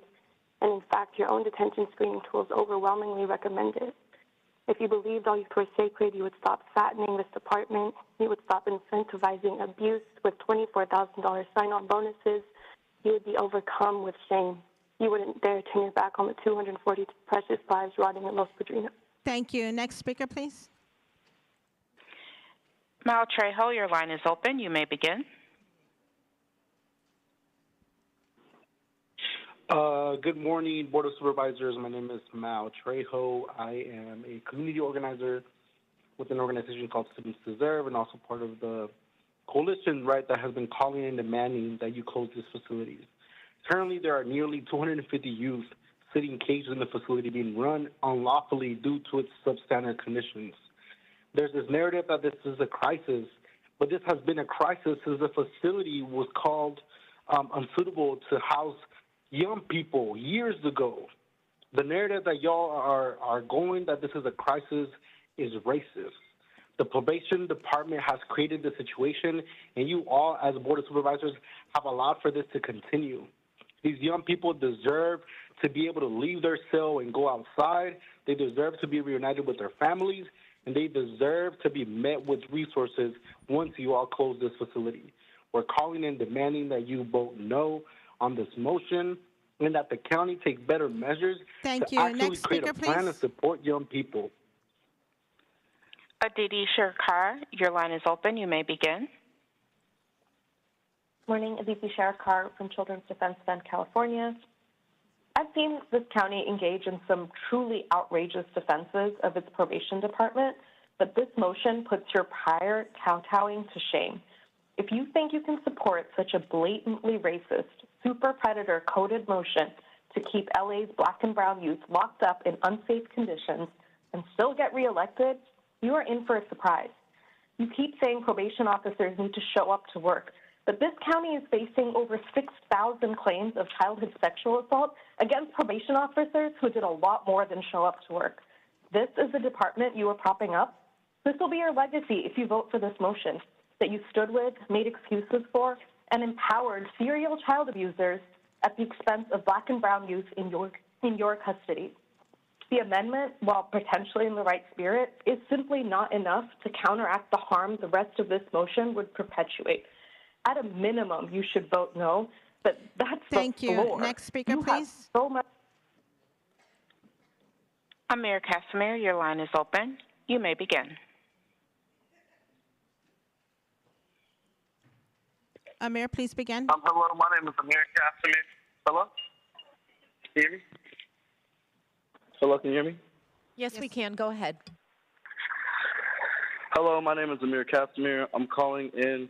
I work for an organization called Students Deserve. I'm a school and community organizer, and I've been coming to school to the Board of Supervisors to demand the close to Los Padrinos now for over a year. It was decided once again in May that the facility is unsuitable for housing youth, and I'm hearing this narrative over the course of this meeting that the conditions are unsuitable and that this call is sudden, but I want to acknowledge what Supervisor Mitchell said, and that we've been doing this work for a long time, and that we've acknowledged not only the conditions of this facility are not acceptable, but that there's a need for alternatives that we are now building, and we need to close down this facility such that we can implement those alternatives. Thank you. Next speaker, So please. I'm amending Andrea McPherson, your line is open. You may begin. Okay. My name is Andrea McPherson. I am with Service Area Leadership Team 5, Department of Mental Health, and also LA Care. I'm a stakeholder with them as well, and I am against this motion. They need a better system to obtain better bench warrant data and probation data, which is a necessity to know who receives the most legal implications and why. They're carrying out their actions. We need a better form of receiving this information so that we can proactively place them in the proper release program, most related to their own abilities to engage in a proper way to effectively engineer their own life plan according to their own mental capacity and their own level of understanding. We need the supervisors being detrimental, life-changing, life-saving, life-altering decision makers to please come up with a better reentry program and also a program. Thank you. Within. Next speaker, please. Axel Pacero, your line is open. You may begin. Hi, you guys. My name is Axel Pacero. I'm with California Youth Connection, and I oppose 71A specifically because yesterday I spoke with somebody who had been released from Los Padrinos, and when I asked him what was the biggest threat to the other youth there, he said it was probation. It was staff. That was the staff actions that made him feel the most unsafe out of anything else right there. That itself is strong enough for me to be like, this is not the way we should go. Thank you so much. Appreciate it. Thank you. Next speaker, please. Daniel Rodriguez, your line is open. You may begin. Hello, my name is Daniel Rodriguez with the Social Impact Center. I'm here to demand a no vote for 71A, as this proposal will negatively impacted Black and Brown communities and their families. The Los Angeles County Probation Department has been in acute staffing crisis and has repeatedly failed inspections by the Board of State and Community Corrections over the past year, not just recently. The lack of enthusiasm and dedication to these youth from staff speaks volumes. It's time to shut down Los Padrinos and reinvest these Care First initiatives elsewhere. Thank you. Thank you. We will now go to in-person speakers. Please begin. Good afternoon. My name is Darren Arakawa, Chief of Police for the Southgate Police Department and current President of the Los Angeles County Police Chiefs Association, which represents the safety and interests of the 45 municipal law enforcement agencies in Los Angeles County. I'm with Chief Manny Sid of the Glendale Police Department, who is the incoming president for the LA County Police Chiefs Association. We are here to declare our support for this emergency proclamation that, if not passed, would potentially become a public safety crisis in half the cities of Los Angeles County. The volatile nature of some of the crimes that juveniles are accused of committing should be a concern for everyone in this room. The mere thought of their release from Los Padrinos Juvenile Hall could create irreparable harm if they reoffend. We do believe that there is a meaningful roadmap to resolving many of these issues in the probation department, but they require time and patience.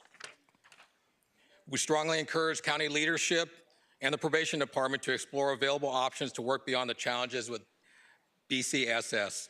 We're here to be good justice partners and open up the conversation when you need us. Thank you. Next speaker, please. I'm Emery Wallace, a student from Free LA High School and member of Youth Justice Coalition. I'm here to demand that you vote no on 71A. I also want to address the issue of Los Padrinos as a young person. If my mentor were to hurt me, they would face legal consequences and go to jail. Yet the chief of probation has been promoted despite the violence against young people in the place like Los Padrinos. We will see if you uphold that truth. This is not acceptable. You must uphold the truth, and the Board of Supervisors must take accountability for being 3 hours late. The Board of State of Community Correction, BSCC, has not declared Los Padrinos suitable, and they are failing to make it clear. All or nothing demands. I am demanding that you shut Los Padrinos down immediately and you. Thank you. Next speaker, please.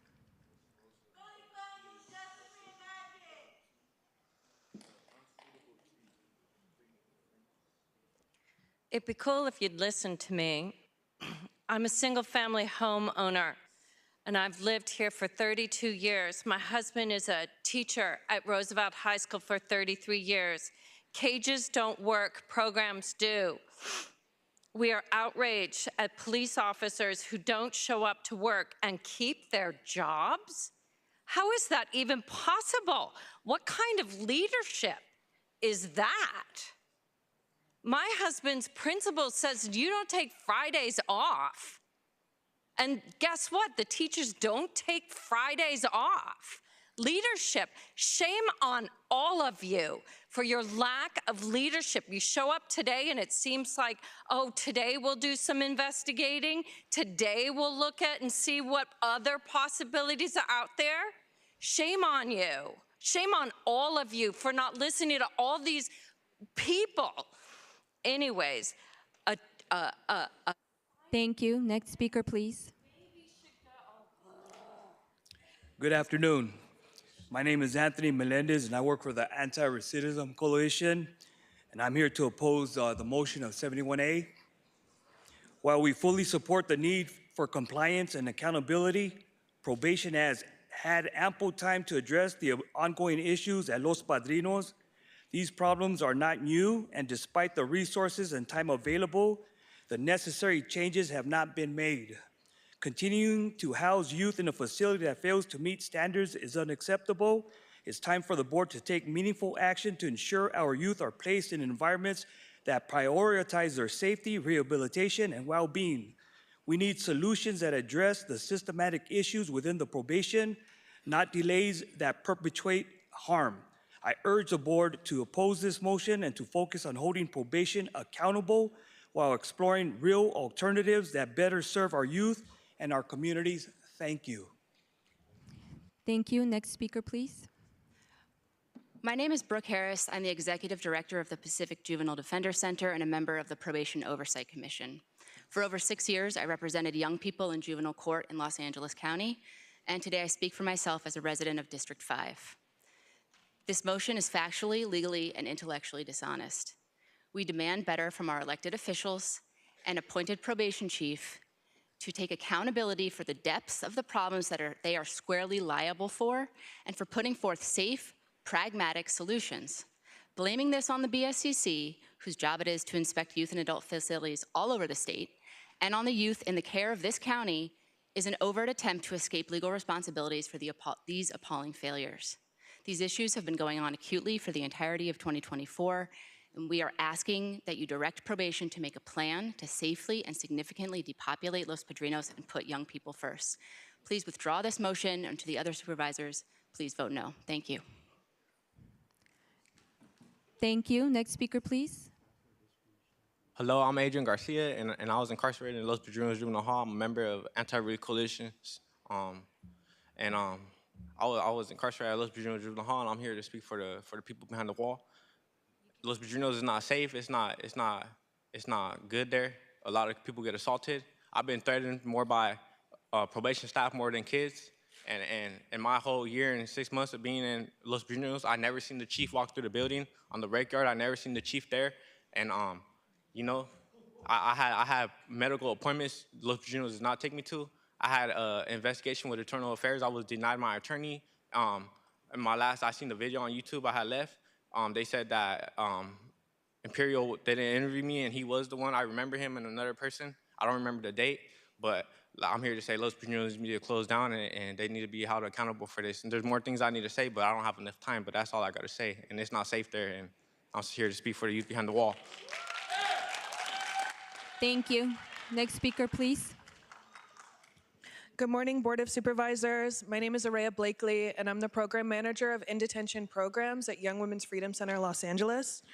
As a credible messenger, I have worked 4 days a week, 8 hours a day in the Los Padrinos Juvenile Hall since November 2023.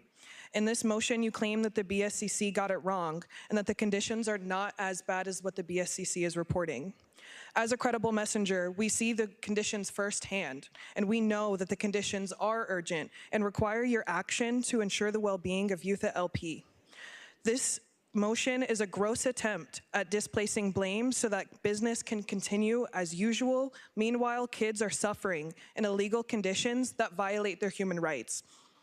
According to the OICR data from January 2023 to May 2024, 89% of youth who were admitted to juvenile hall and received a Los Angeles detention screener score were recommended to be released with a promise to reappear.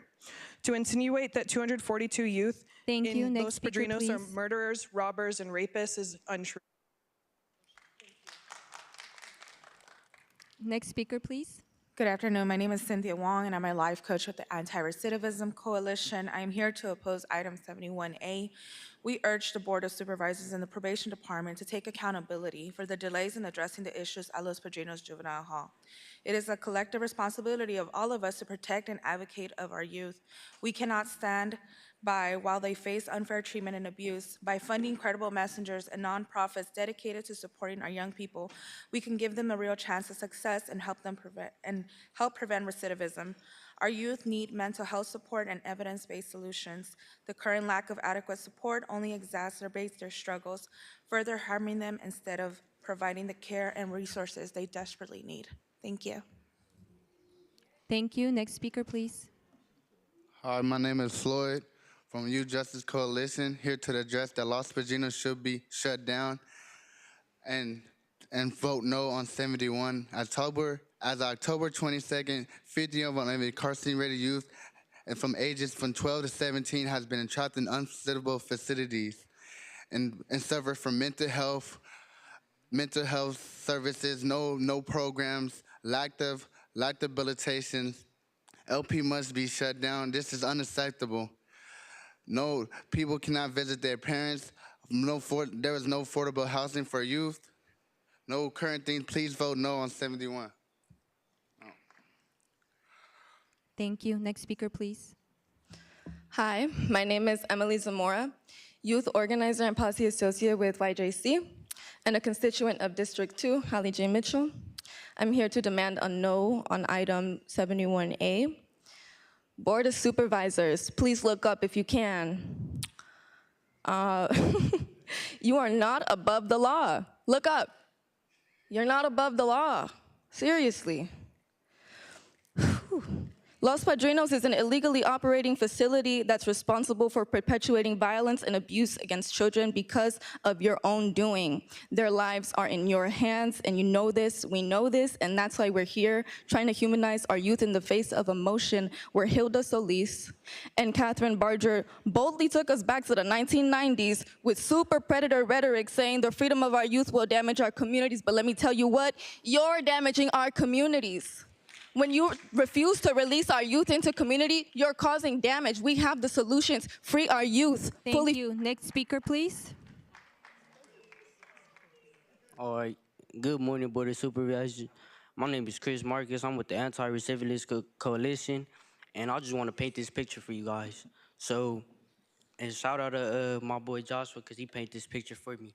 But if you crash a car with no mechanic and you throw it back in the garage, how's it gonna get fixed? You lock us away and throw us in a box with nobody to mentor us. How we gonna fix ourselves?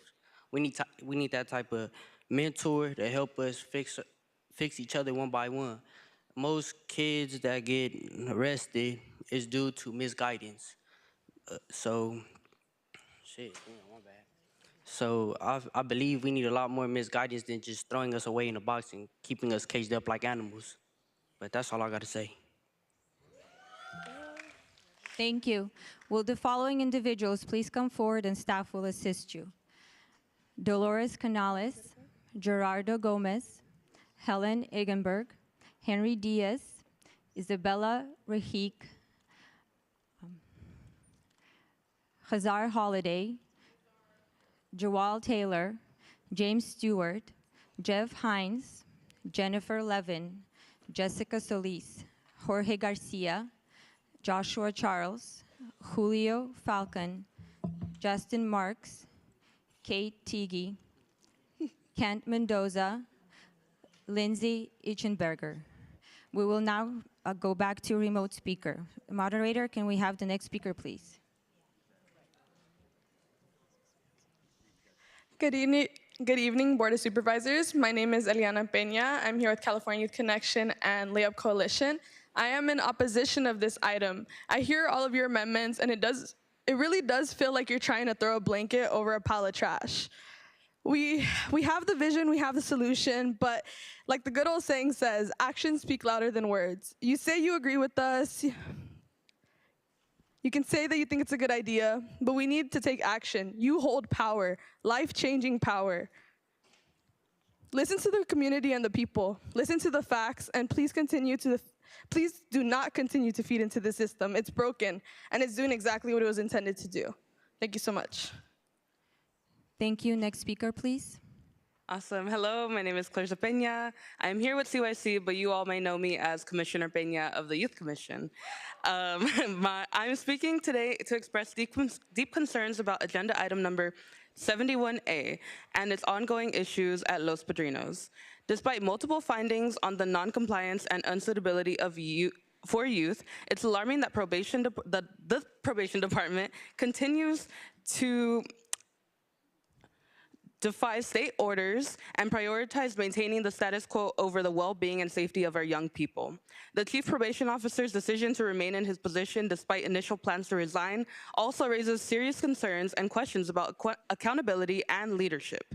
It is unacceptable that the department has openly refused to comply with the state orders to close Los Padrinos by the mandated deadline, and as a community, we deserve better. Our youth deserve better, and I urge you to vote no on Agenda Item 71A and take a stand for safety, dignity, and humanity. Thank you. Next speaker, please. Please begin. Hi, my name is Dolores Canales, and I would like to oppose this motion, but I do want to uplift Supervisor Han's amendments.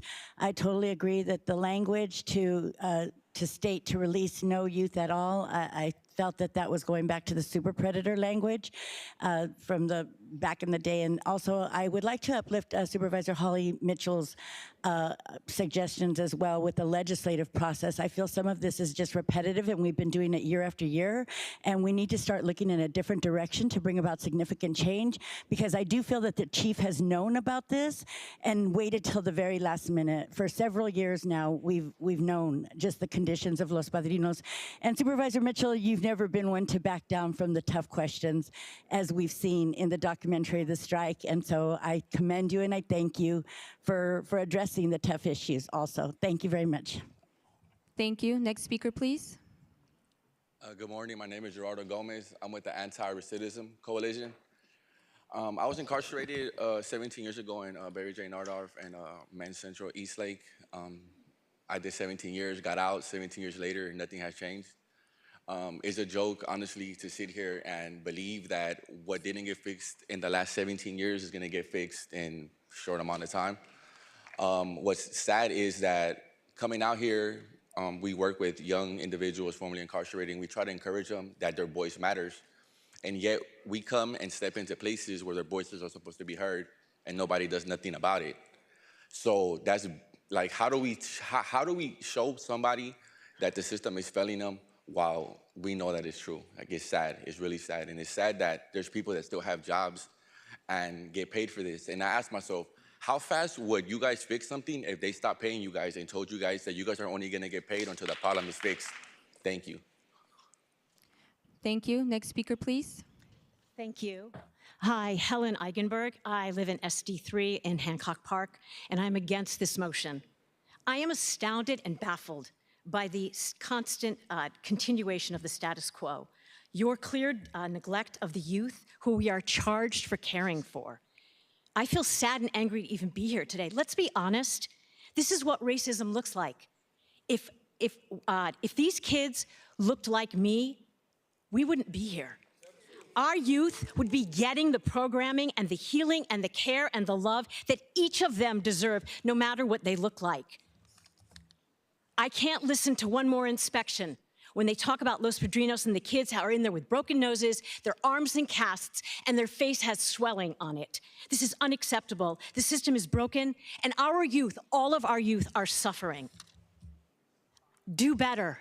Use your political power. We voted you in because of the values that you spoke about when you ran, and your values about caring for. Thank you. Next speaker, please. Please begin.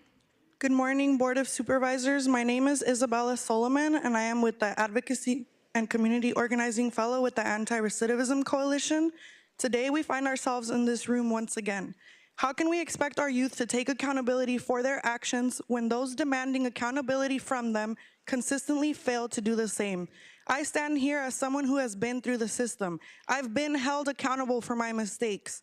We are here to oppose this motion not because we don't believe in its intent, but because we cannot ignore the deeper truth. The board has not been honest about what failed and what went wrong. I know firsthand what it feels like to be blamed without understanding. For too long, we've heard blame passed around like a shield to deflect responsibility. But where are the results? Where is the leadership that owns its mistakes and chooses transparency over politics? The youth you're so quick to hold accountable are watching. They're waiting, just like once I was, for real change. They've heard enough rhetoric. What they need is a system that leads by example. Thank you. Next speaker, please. My name is Juwan Taylor. I am formerly incarcerated, and today marks my 30th day home after being in prison for 30 years. Today I'm here as a youth mentor on behalf of the Anti-Recidivism Coalition to address the egregious conditions that have been enabled by the Board of Supervisors far too long. The closing of Los Padrinos Juvenile Hall is not opposed. What is opposed is the ongoing failures of an institution that so carelessly has allowed 203 employees not to report to work at Los Padrinos out of 499 staff and probation members. The lack of ongoing oversight has created a mindset that has given birth to a lack of concern for the well-being of young people whom are now being deprived of safe and secure future. I, for one, believe the children are the future. Hilda Solis and Catherine Badger, shame on you. Thank you. Next speaker, please. Jeffrey Hines. Today I'm here to keep the truth alive. And the truth is, BSCC has been said that Los Padrinos should be shut down. The truth is, I see 4 people up here that haven't even looked at the people giving public comment. It's not even one person even looking at us. You know why? Because it seems like she actually might care. Y'all don't care. The truth hurts sometimes, though. I heard somebody saying that they were in there and the kids said that they didn't want to leave Los Padrinos. Well, I could tell that you don't come from the kind of environment that kids end up in Los Padrinos from, but nobody says that. And that is the undisputed truth. You keep talking about, like, we don't have people showing up for work. Fire them, find new people. We've had the YJR plan. It's coming up next year that you said you were gonna implement it. What's going on with that? You keep saying that there is no solutions, but we've given you solutions for years. And that's the truth. Thank you. We will now go back to remote speakers. Moderator, can we have the next speaker, please? Moderator. Byron Jose, your line is open. You may begin.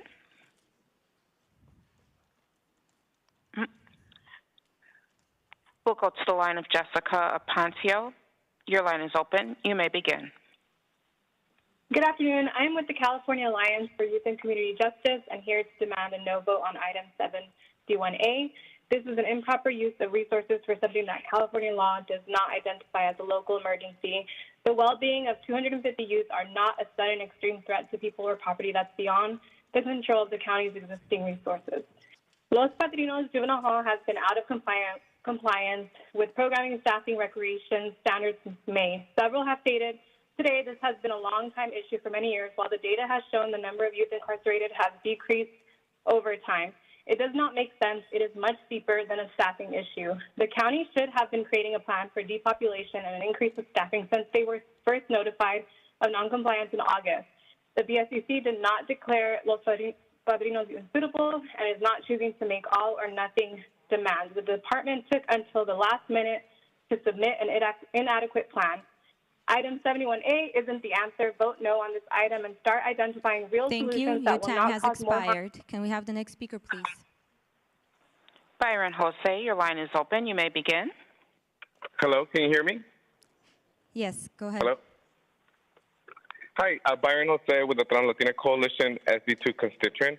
If the majority of youth in probation were not black and brown, we would not be having this conversation. A no vote on 71A will be a first step towards accountability. We are beyond at the time for emergency proclamations, motions that seek to continue business as usual. Guillermo Villarrosa continues leading a failed department, a now illegally operated facility. You can see the failed leadership through all the paid county employees that are here present at this meeting. Why aren't these probation staff at work? They are your staff. They need to be listening to you. You, the board members, are accountable to your constituents who voted for you. Who is leading your board's care first vision? Do not kowtow to the false public safety narrative. Los Padrinos and the county carceral system are the real threat to our communities. Shut it down. Thank you. Thank you. Next speaker, please.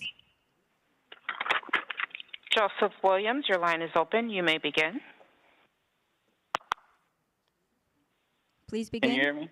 Yes, go ahead. My name is Joseph Williams. I'm with Students Deserve and the Black Lives Matter Los Angeles. I'm calling in to demand that the board vote no on 71A. This is absolutely not the correct remedy to this situation. We know that our young people are being abused inside, have been harmed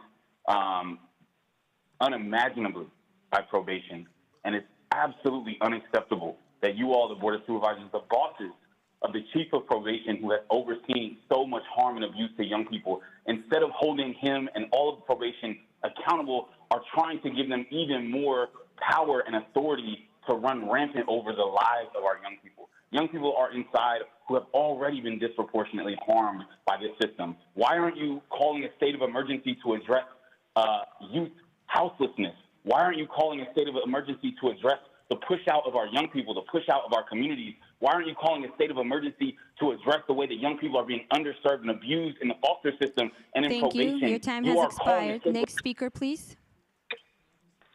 Doreen Govari, your line is open. You may begin.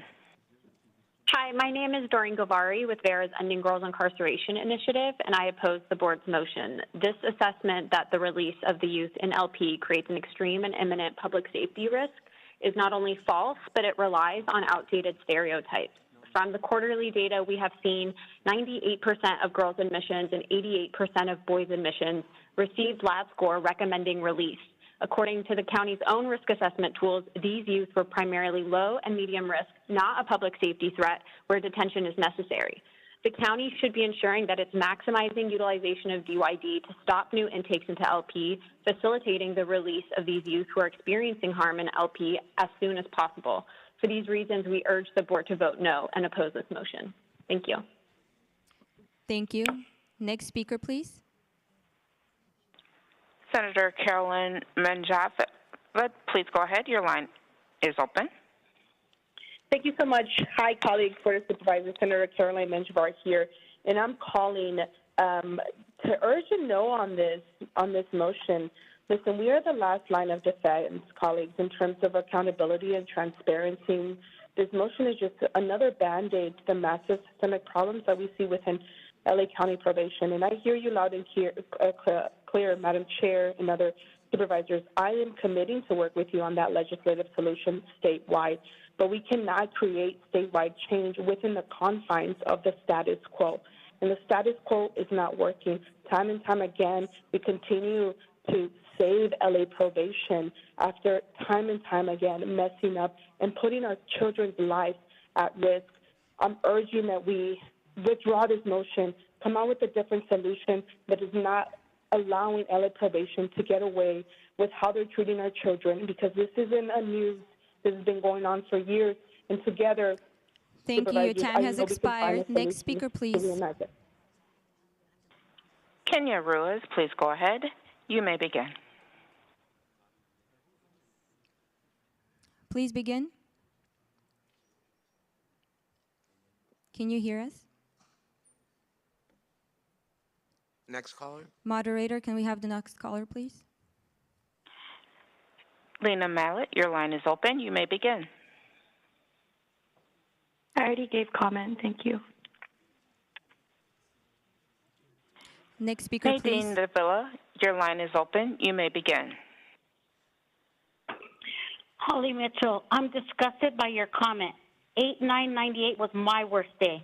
To say criminals shouldn't be judged by their worst day is re-victimizing and traumatizing to those of us who've been susceptible to their violent actions. My only brother was murdered.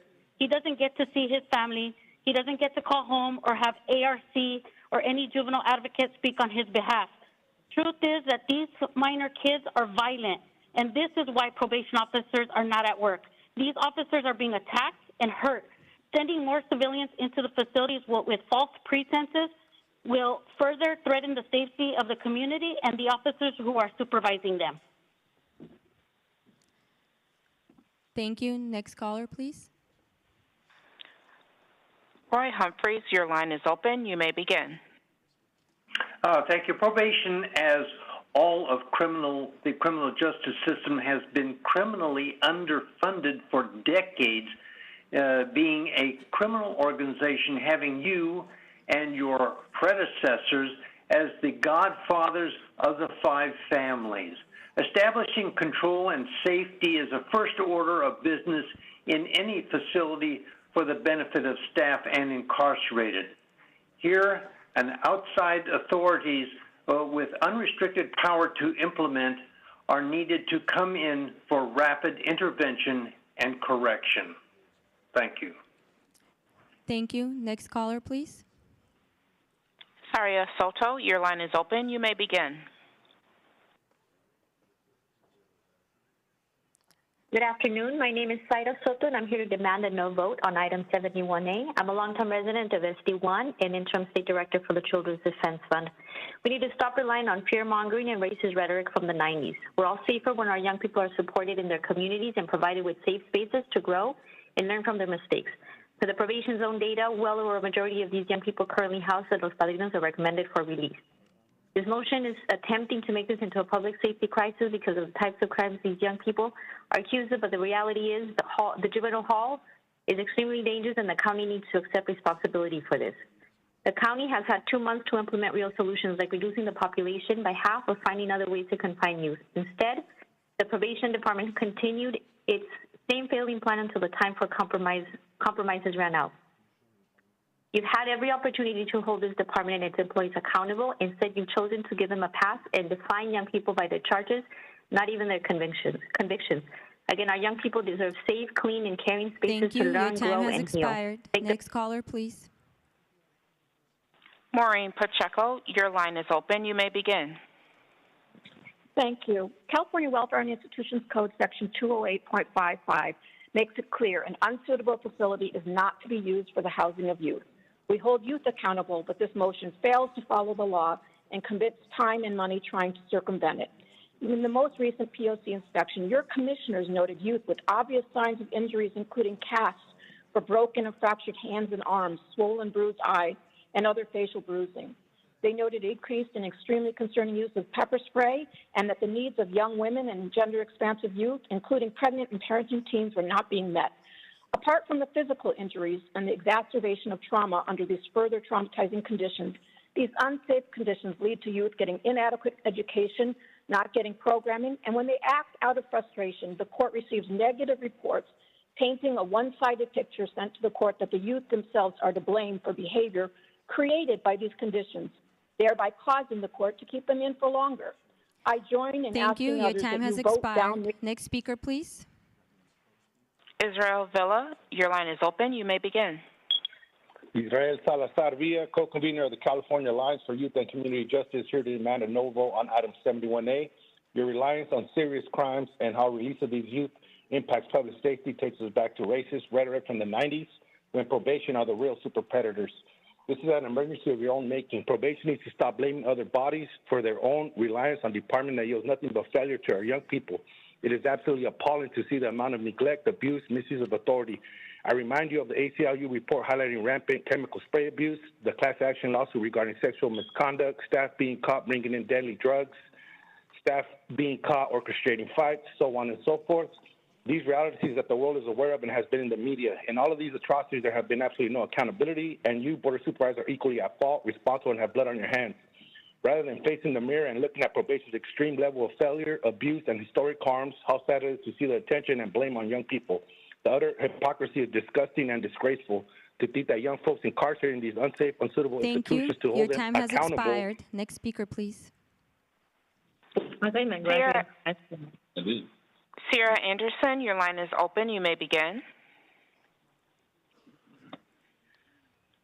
Please begin. Hello, my name is Sierra Leone Anderson, and I'm a systems impacted youth and an organizer with Students Deserve. I'm calling to demand the board vote no on item 71A. For the past 3 years, this board has sat idle while juvenile halls operated out of compliance for a total of 880 days. That's 880 days of children without access to medical care, educational programming, quality recreational time, period products, visitation, and so much more. This is 880 days without the bare minimum. And I'm just really frustrated by this rhetoric of the board saying that releasing our children is going to be a harm to the community. No, freeing our babies will never put the community at jeopardy. You're saying you don't know where these children are going to be released to. I'll put them on my couch right now. The community is demanding that you release our babies, you release our siblings right now. Your own lab scores recommend that nearly 90% of the youth currently contained be released immediately or released within a promise to appear. Your own tools are Thank pointing you. Your towards time release has and expired. alternatives to Next speaker, please. Akio Graham, your line is open. You may begin. Please begin. Hi, can you all hear me? Yes. Yes, go ahead. Hello? Yes, thank you. This is Akuyo Graham. founder of Spirit Awakening Foundation, and respectfully, I would like to urge the Board of Supervisors to vote no on 71A. It needs more attention. We all know that a problem cannot be solved at the level which the problem was created. So therefore, we need to take time to create real solutions for the untenable situations that are taking place at Los Padrinos and other facilities run by probation. I know this because I go into those facilities, and we're losing great teachers. We're losing great people because the situation is so untenable. It's not conducive to learning, to rehabilitation, to transformation. It's just not conducive. So please, please, let's look at this again. Please vote no on 71A. Thank you. Thank you. Your time has expired. Next speaker, please. Leah Ziedler, your line is open. You may begin. Good afternoon. My name is Leah Zeidler-Adaz. I'm with UCLA Law's Criminal Justice Program. Please vote no on 71A. This is not just about a narrow issue of staffing numbers. Every second you sit here listening to us, the youth incarcerated at LP are isolated from fresh air and exercise. They are denied visits with their families and loved ones, and they are breathing air clogged with OC spray. Youth have overdosed, and they have died while under the so-called care of probation. This is what we're facing here. We need to stay true to our North Star, Youth Justice Reimagined, and our commitment to Care First, Jails Last. The motion before you is not that, no matter how the text co-opts the language of advocates. We can safely decarcerate LP, reconnecting young people with their families and their communities through release, and the closure of a substandard and inhumane children's prison would only serve to make our communities safer, not more dangerous. Free them all. Thank you. Next caller, please. Miguel Caesar, your line is open. You may begin. Hello, my name is Miguel Casar. I'm a professor of the Sociology of Education. It has been a while, and I sincerely feel like I'm trapped in some sort of deja vu. The platitudes, the political gymnastics, and the never-ending sets of excuses and explanations meant to serve you, your careers, and your political interests at the expense of human beings and the rights of young people in our county. I remember years ago when we kept asking how many young people need to be killed by your negligence, how much violence did young people have to endure in these barbaric cages that your ineptitude to do anything about it has sustained. It is truly heartbreaking to think that all that has happened since, and honestly, this cowardice, to be honest, to be and was accountable for the inability of this body to do absolutely anything to protect the rights of young people in your care is that. Importantly, at the other end of the was lies. And as you keep protecting criminals and criminal institutions, violent, Thank you. Your time has expired. Next speaker, please. Yeah. Maya Hendricks, your line is open. You may begin. Hi, my name is Maya Hendricks. I'm a resident of District 3 and a member of the Reimagine LA Coalition. I'm here in strong opposition of Agenda Item 71A. Its declarations like these are what caused the passage of Prop 36. By passing this motion, you would be contributing to the false crime narrative that continues to perpetuate the cycle of harm, while we know well over a majority of these young people are recommended for release per probation's own data. The decisions that the board has been making do not support Youth Justice Reimagined. Instead of following the recommendations shared by community-based organizations that would support the safe release of young people, you've chosen to hire homework monitors for probation management, increase salaries for people who will not show up for work, and pretend like it's everyone's fault but your own. It's time to solve this problem, close this wretched facility, and free the youth. Thank you. Thank you. Next caller, please. Madam Chair, there are no other remote speakers in the queue to address the board. Thank you. That will be our final remote speaker. Our phone lines are now closed. We'll now go back to live testimony. Will the following individuals please come forward and staff will assist you? Jacob Jackson, James Stewart, Lupita C., Michael Arreguiu, Melinda Kakani, Natalie Segura, Nicole Brown, Olivia Schilt, Omar Cardenas, Raymond Williams, Robert Escareno, Robert Leon, Salim Allen, Saul Campos, Sherbert Diaz, Sear Bailey, Stacy Barnes, Tahita Shakur, Tariq Shib, Vivian Wong. Please begin. Good afternoon, Board of Supervisors. My name is Jazar Holiday with Youth Justice Coalition, an organizer. I'm here to tell you to vote no on 71A. Los Padrinos is operating illegally and holding these children even though the law blatantly says you can't. Why do you think you're above the law? Knowingly and using the department's own data, majority of the youth are eligible for release or supervised release, yet you still hold them unlawfully. Los Padrinos hasn't fell short. You felon full of shit. The BSCC did not declare Los Padrinos unsuitable and is not choosing to make an all or nothing demand. The department waited until the last minute and then submitted an inadequate plan. At that point, Los Padrinos automatically became unsuitable without any action by the BSCC. You did that all on your own. Fuck probation, fuck your chief. He's had all the tools and he's been sticking them where the sun doesn't shine because you guys are still in the same spot every time we come here or even worse. This is my first impression of you, sir, and it looked like you wanted to fall asleep. It looked like you rehearsed all night long. Thank you. Next speaker, please. Hi. Please my begin. name is Jessica Solis. I'm a life coach with Anti-Recidivism Coalition and a registered substance use disorder counselor. I would like to oppose 71A. At the age of 13, I was placed in Los Padrinos Juvenile Hall. While in custody, I was placed in solitary confinement, which they call the box. Due to the isolation, it caused me long-term trauma that I'm still healing from. I was a child in and out of foster care and dealt with the mental abuse brought on by the staff at Los Padrinos. These youth have no voice. They need compassion and guidance, education, most of all, some love. Losing their freedom will only do harm. The only thing they receive is probation, no groups, no coping skills. The PTSD I endured at 13 spiraled me into drug addiction, which eventually led me to serving 17 years in prison. I don't want them to suffer as I have.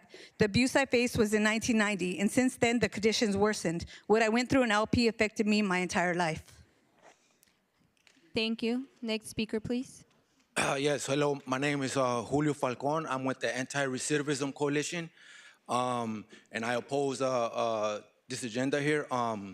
I would like to say that during the 90s, I'm a former youth who did a lot of time in Los Padrinos, and looking back at those times, I realized how not only were they packed, but there was a lot of POs there, so they didn't lack no POs, right? So when I speak to the youth today, when I hear them talk about all these things that are going on in there, right? And it goes back to lack of POs, it's like, it's the same thing. Ain't nothing changing, right? So I served 25 years in prison. I had a double life sentence, and I got out because I was able to change who I am, right? And so looking at that, what made me change was looking inside of who I am, right? So how I was able to do that is by looking in, right? So what I'll say this, I used to say a lot, the definition of insanity is doing the same thing over and over, expecting a different outcome. Next speaker, please. My name is Joshua Charles with the Anti-Recidivism Coalition. Los Padrinos opened in 1957. Direction of juvenile halls transferred from probation committee to the probation department. In 1903, the first California probation laws were enacted, and Captain Augustus C. Dodds was appointed first chief of probation. 1824, New York legislation approved construction of his first juvenile institution. It is a vicious cycle that 67 years later, I am also formerly incarcerated at Los Padrinos, driving past that golf course, looking out the side of that van window, and went through extreme abuse while going through there. And I say that it's an assembly line because we start with the juvenile system and move them to placement, then move them to camp, and then move them to youth authority, then move them to the county jail and on to the prison system. This cycle has to stop, this vicious cycle. And it's nice to meet Mr. Villarosa for the first time because I haven't seen him at any of the probation oversight committee, by the way. You know, so I say that the conditions are already worsened. If you keep children in those conditions and don't give them help, mental health is key. That's all. Thank you. Next speaker, please. Good afternoon, Board of Supervisors. My name is Ken Mendoza. I'm the Associate Director of Policy at the Anti-Recidivism Coalition. I'm just here to speak on this motion. It's very concerning that, you know, we in the county have been always uplifting care first, jails last, all these things, you know, JCOD, YGR, and, you know, we expect young people to follow the law. We expect young people to follow the rules. We expect people to not hold themselves accountable before they change, but yet the system is not doing the same. So, you know, one thing that I know is that a lot of young people follow leadership. They follow role models. They follow who is above them. right now, there's nobody to follow in the county. And this letter, it's very concerned because the language is, it brings me back to, like someone said earlier, it brings us back to the Supervisor times. And the way you talk about you, I feel like directly attack myself because I was a young kid that was an LP and Barry J. And, the same kids that the system is working with right now, they're so scared of working with is the same youth that I work with. And I'm not scared working with them. So it's possible this populated. Thank you. Next speaker, please. Good afternoon. My name is George Garcia, and I stand with YJC and urge Holly J. Mitchell to vote no against motion 71A regarding to the closure of Los Padrinos Juvenile Hall. This facility has constantly failed to meet state and national juvenile standards, justice standards, highlighting serious non-compliance issues. Closing Los Padrinos is essential not only to address these failures, but also to adopt progressive vision for the youth. Justice that emphasizes healing and community support. Instead of maintaining outdated systems, we should allocate $410 million of the probation's budget department towards transformative alternatives such as supportive housing, youth empowerment solutions, youth centers, and job opportunities by disbanding the police and probation associations that resist necessary reforms. We can better support our youth and fulfill our commitment to their well-being because off the back, we are going to fight for our people because that's what we want and that we want the best for our community. Thank you. Thank you. Next speaker, please. Good afternoon, Board of Supervisors. Henry Diaz. I am Henry Diaz, here with the California Youth Connection. I'm constituent of District 4. I'm here today to demand the no vote on item 78. As a current foster youth failed by a system that was meant to set me up for success, there shouldn't be another system to fail youth. I urge you to vote no on any measures that seek to prolong the operations in Los Padrinos or further empower the failing probation department. Continuing to incarcerate young people in a facility that does not meet legal or safety standards is not unjust but illegal, as outlined in Welfare and Institution Code Section 209. For months, the county has ignored meaningful solutions recommended by the community-based organizations, including reducing the youth population and reimagining youth justice. Instead, resources have been mismanaged, funding raises for absent staff, and band-aid solutions like homework monitors. While young people remain confined in unsafe conditions, the crisis was avoidable, yet the county's failure to act has led us here. I ask you to reject this measure and commit to solutions, and you're going to tie your legacy to prioritizing incarcerated over real community-based organizations. Thank you. Next speaker, please. My name is Kate Teague, and I'm with California Youth Connection and Layup Coalition. I'm disappointed that this board and the CEO is continuing to invest resources in the hopes that probation can ever meet the needs of youth, instead of investing resources in the real solutions community has been bringing forward for years. The conditions in Los Padrinos have not been addressed in any meaningful way since it's reopened, and this motion does nothing to address these conditions. No to this motion. Thank you. Next speaker, please. My name is Jade Green. I'm with the Youth Justice Coalition, and I'm here to demand a no vote on item 71A. I've been sitting up here for the past few hours listening to a lot of this crap that's going on, and I think it's really messed up that the guy that's supposed to be over this stuff can just freely walk out of here and not listen to the people. It sounds like y'all hearing us, but you're not listening. I hear y'all using our language, care first and, declare a local state of emergency, but it's like you're mocking us. It seems like you're repeating what we're saying, but you're not doing what's being said. Like, you want us to trust you. Y'all are public servants. Y'all work for us, okay? Let's be very clear about that, including you. All of y'all work for us. So if y'all not sitting up here ready to listen to the people, hear what we have to say, then you don't deserve your jobs either. Thank you. Next speaker, please. My name is Justin Marks. I'm with the Youth Justice Coalition.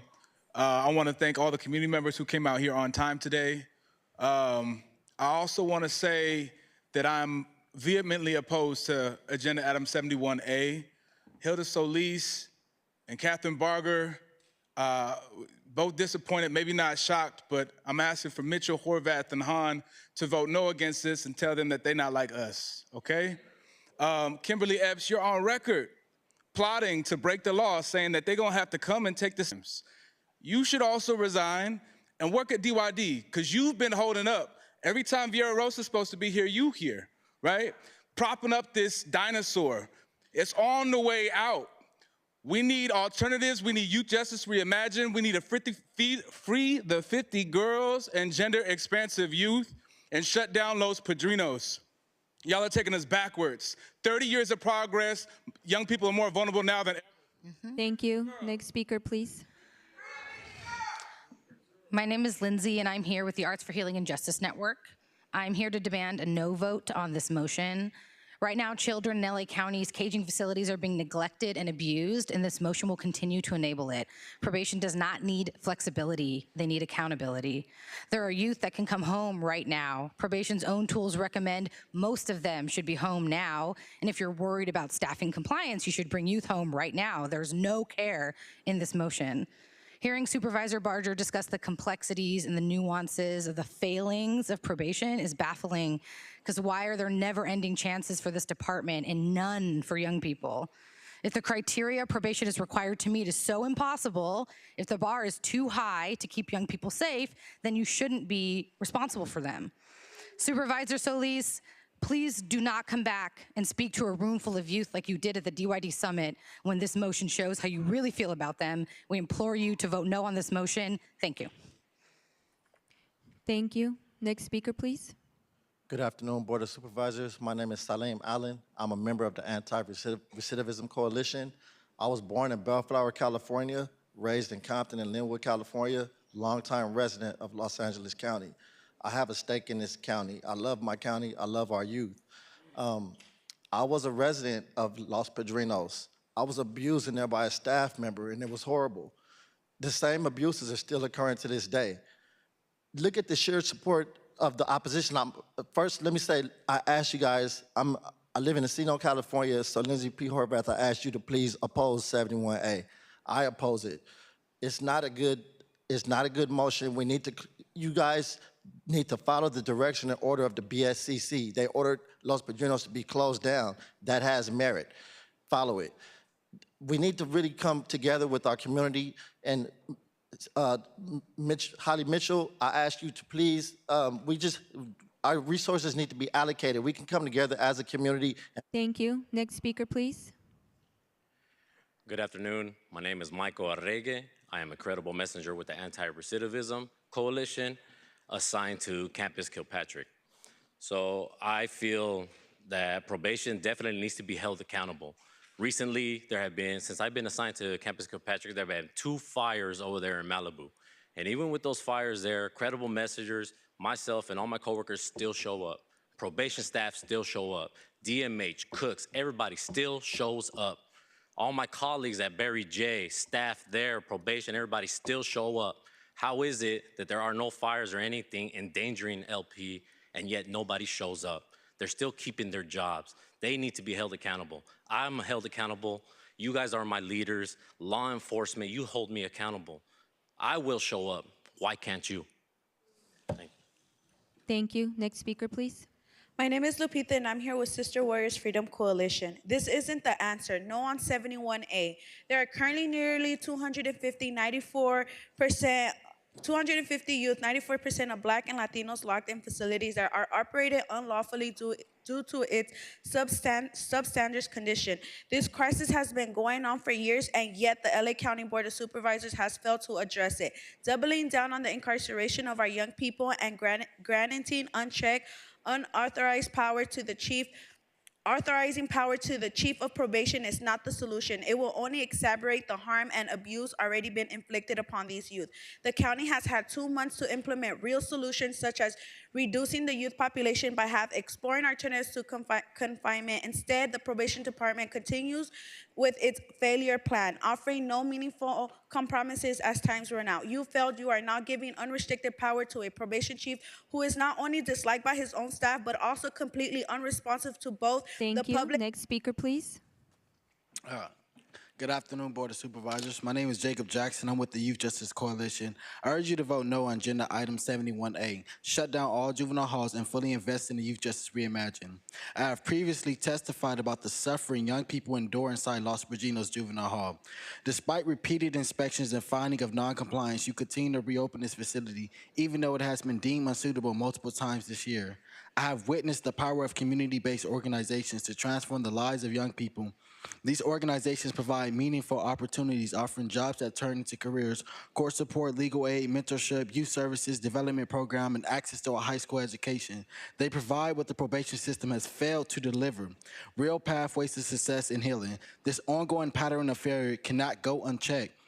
Probation should not be granted unprecedented power when they are the ones causing harm. Young people are suffering in silence because this system lacks a real exit plan for them the moment they enter juvenile halls. Instead of addressing these harms, the county in action. Thank you. Next speaker, please. My name is Robert Escareni, and I'm with the Anti-Recidivism Coalition, and I'm here to express my strong opposition to Emergency Motion 71A, which seeks to continue housing youth at Los Padrinos Juvenile Hall. Continuing operations at Los Padrinos is a clear act of deliberate indifference to the safety and well-being of the youth confined there. For years, Los Padrinos has been known for its harmful and unsafe conditions that fail to meet even basic standards of care and rehabilitation. These issues are not isolated incidents. They are systemic failures that place vulnerable youth at significant risk of physical and emotional harm.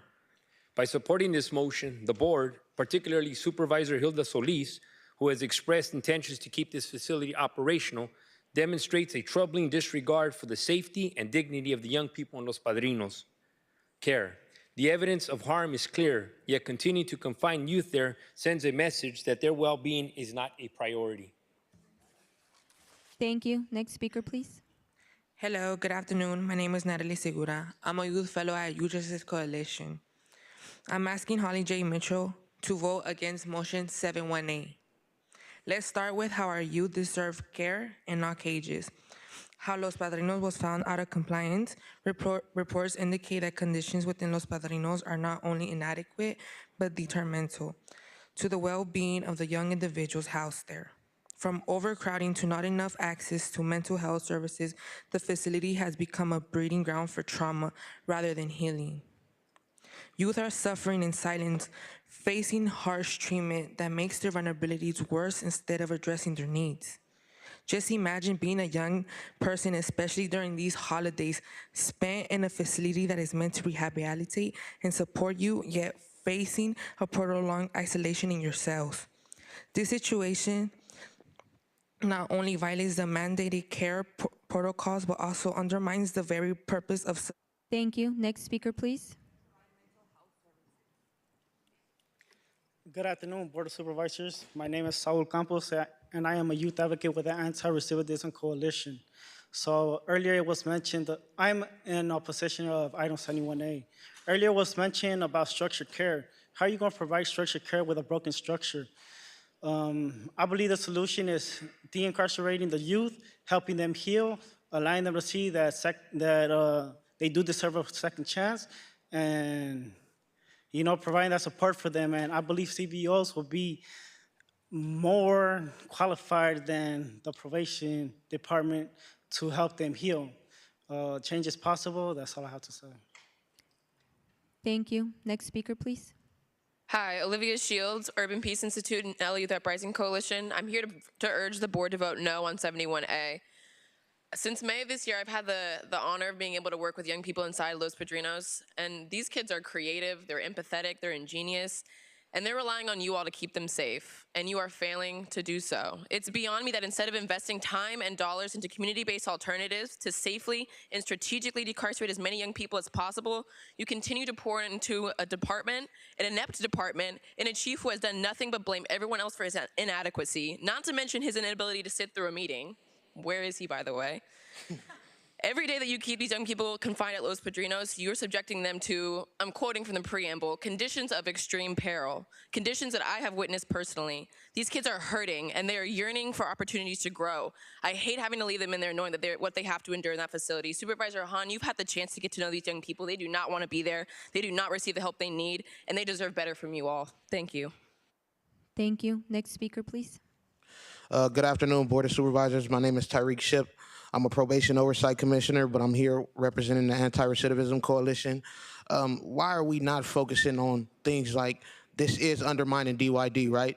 The idea that Youth Justice Reimagined was created so we can focus on moving the duties of probation to DYD. But in this motion, we're trying to give probation more power, and that seems to undermine DYD. DYD has shown us time and time again that they are capable of doing things, right?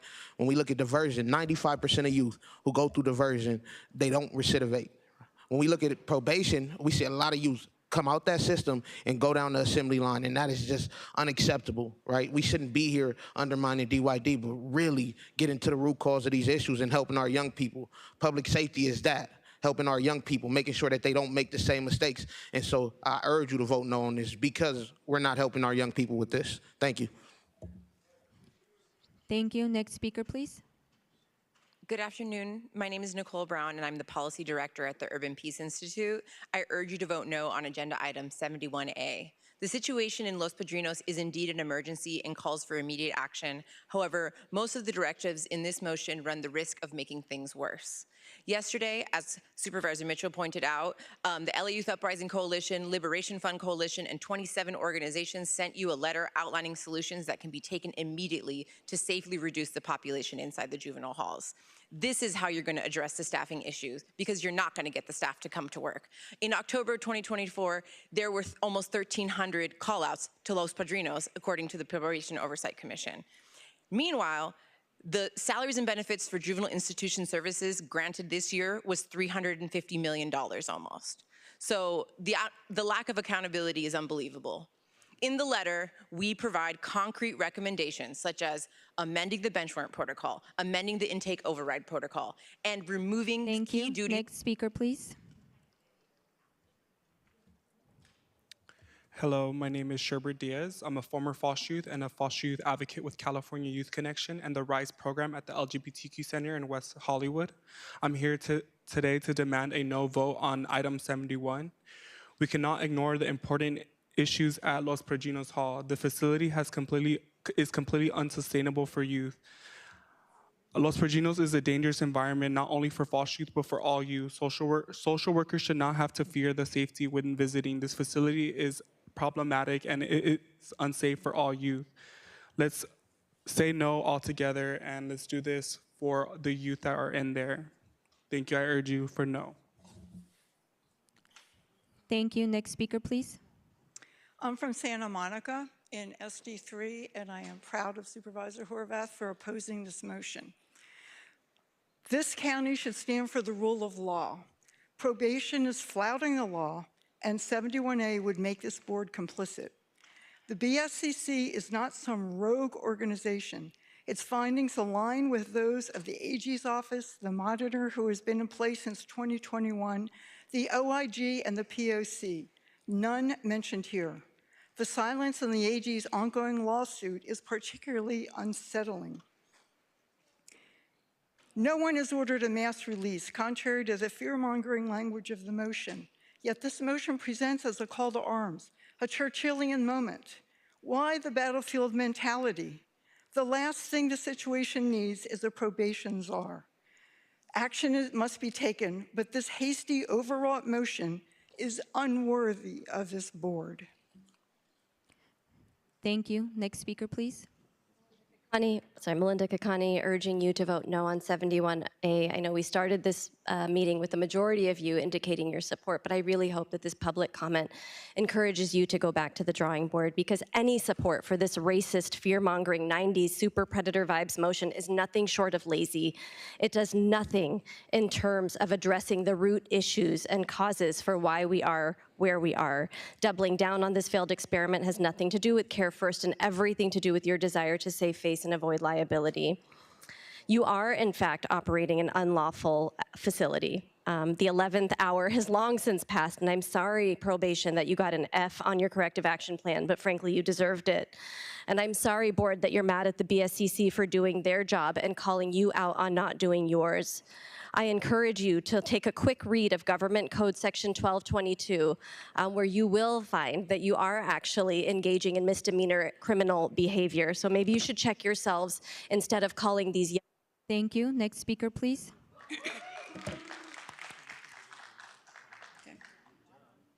My name is Sarah Shakur with the Youth Justice Coalition, and I am here today to demand a no vote on item 71A.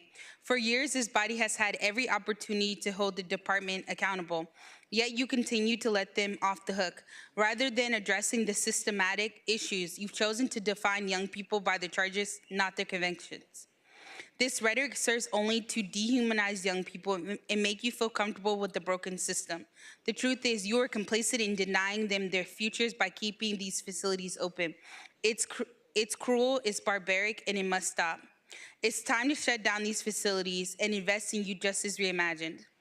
In the words of Dr. Martin Luther King Jr., injustice anywhere is a justice to everywhere. Everyone on this board, if you approve this motion, you are a threat to justice. Thank you. Thank you. Next speaker, please. Good day. My name is Sir Bailey, representing Youth Justice Coalition, representing LA Citizenry Humanity. Thank you, Ms. Epps, for being here. I wanted to say thank you directly because I watch Probation Oversight Committee meetings, and the chief is hardly ever there, and you stand in, and so I say thank you. I say thank you to the ladies, to the women on the board here, Board of Supervisors. It's an opportunity to show the compassion, to show the oversight. Are we seeing what's going on? Joshua Charles, I believe his name was, laid it out clearly. If we don't end this, then we continue the prison industrial complex.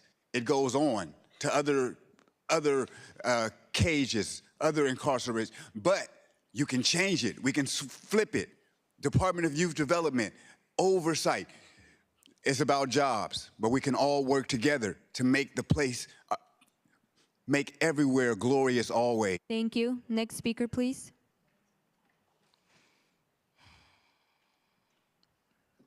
Please begin. Good morning or good evening. I don't know what it is anymore. We've been in this for a few hours. My name is Victoria Luz Gomez. I am a young woman, a mother, a lifelong resident and lover of Los Angeles. I am a constituent of Janice Hahn, your district. I have family all over the east side, so Hilda, you have been our champion my whole life. And Holly, I just shared a beautiful meal at a beautiful Thunder dinner the last couple weeks with you. So it is an honor to be right in front of your faces and to have the microphone for you. I just want to say thank you for giving me this mic. Now I encourage you to really listen to what I have to say and what everybody here is saying. There are children locked up right now because the foster care system is failing them, because you have nowhere to put them. There are children locked up right now because they are survivors of extreme poverty and of extreme violence, and apparently a cage was the closest place to put them. And it's not. You have the power to shut it down, and as mothers, as women— Thank you. Next speaker, please. Good afternoon. My name is Dominique Davis. I'm the site director at the Young Women's Freedom Center. Many of your officers have come to visit our site, talk to our young people, get to know our credible messengers. I'm here today to urge you to vote no, strongly oppose 71A. 71A prevents youth from having access to due process. It continues to create problems with young people and not give them the protection they need through ombudsman oversight. It allows the people that continue to perpetuate violence, state-sanctioned violence against them, to have access to them. It sorry about that. The data cited in this motion appears to be inconsistent with findings from multiple institutions, including the probations. There's legal constraints behind this, and it's ineffective to what the young people need at this time. We urge you to vote no on 71A. Thank you. Madam Chair, there are no additional speakers to address this item. Thank you. Supervisor Mitchell. Thank you very much, Madam Chair. I just wanted to ask a couple of questions. I think of not only probation, but probably mental health and DYD also, if they're available.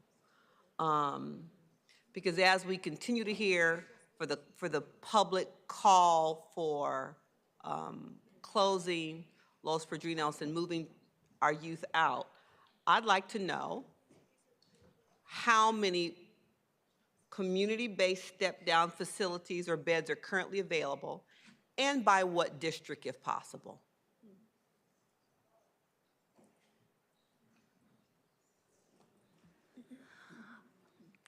Supervisor Mitchell. Unfortunately, the Department of Mental Health does not have the authority to place kids, so all the placements are done by probation and DCFS, so we don't have the bed control there. Okay. Okay, so then I should have said mental health.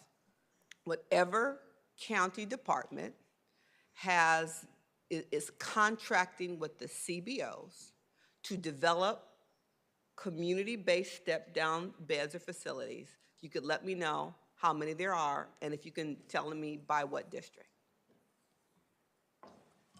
Thanks for the question, Supervisor. Danielle Vappy, Chief Deputy Director with DYD. So DYD doesn't provide those direct services. As you know, we are working to stand up a safe healing center, which would be available for young people who needed a home-like setting when leaving facilities. We do not have that up and running for several reasons. There are several barriers that are currently facing CBOs. We initially were partnering with 5 CBOs. 2 have dropped out. They don't want to be a part of the process anymore. The barriers are an extreme increase in insurance, changes in licensure, that's FFA and STRTPs, and housing, finding locations. Those CBOs that we are currently working with, which are 3, hopefully, definitely 2, they're finding difficulty finding locations due to NIMBYism. So we are engaging a little bit more actively with the providers. We're going to have to support them more so that they can be able to afford the insurance rates that are currently out there. And 2, we are now starting to get actively involved in helping them to find a location. We had one provider, and they have put in offers on upwards of 20 properties and have not been able to secure them once they are able to say, what they will be doing at that location. So we do not currently have one. We also don't currently track what providers are out there for CBOs. That is something that we can do a landscape analysis for you and report back, but we don't track that for each housing that's available for young people when they enter back into community. So the Safe Haven program, I know that was a Mitchell-Horvath motion. I know that was coming online, but it's really disturbing as we are acknowledging that we are doing all that we can to get young people released, but that there is no accounting, or you can't tell me. We hear from community release. I know that there are STRTP providers who have a policy that say no probation kids.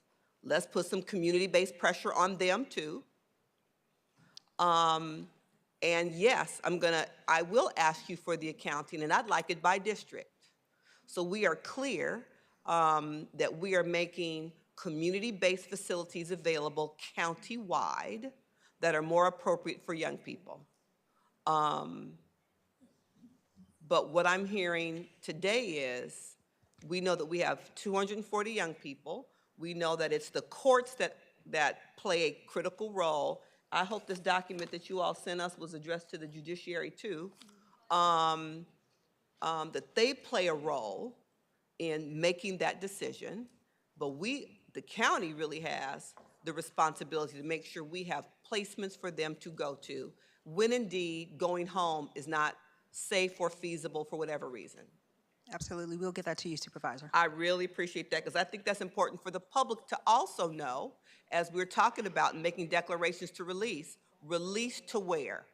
If we don't have community-based facilities to receive them, and again, to the entities that have contracts who refuse probation youth, let's ask them why.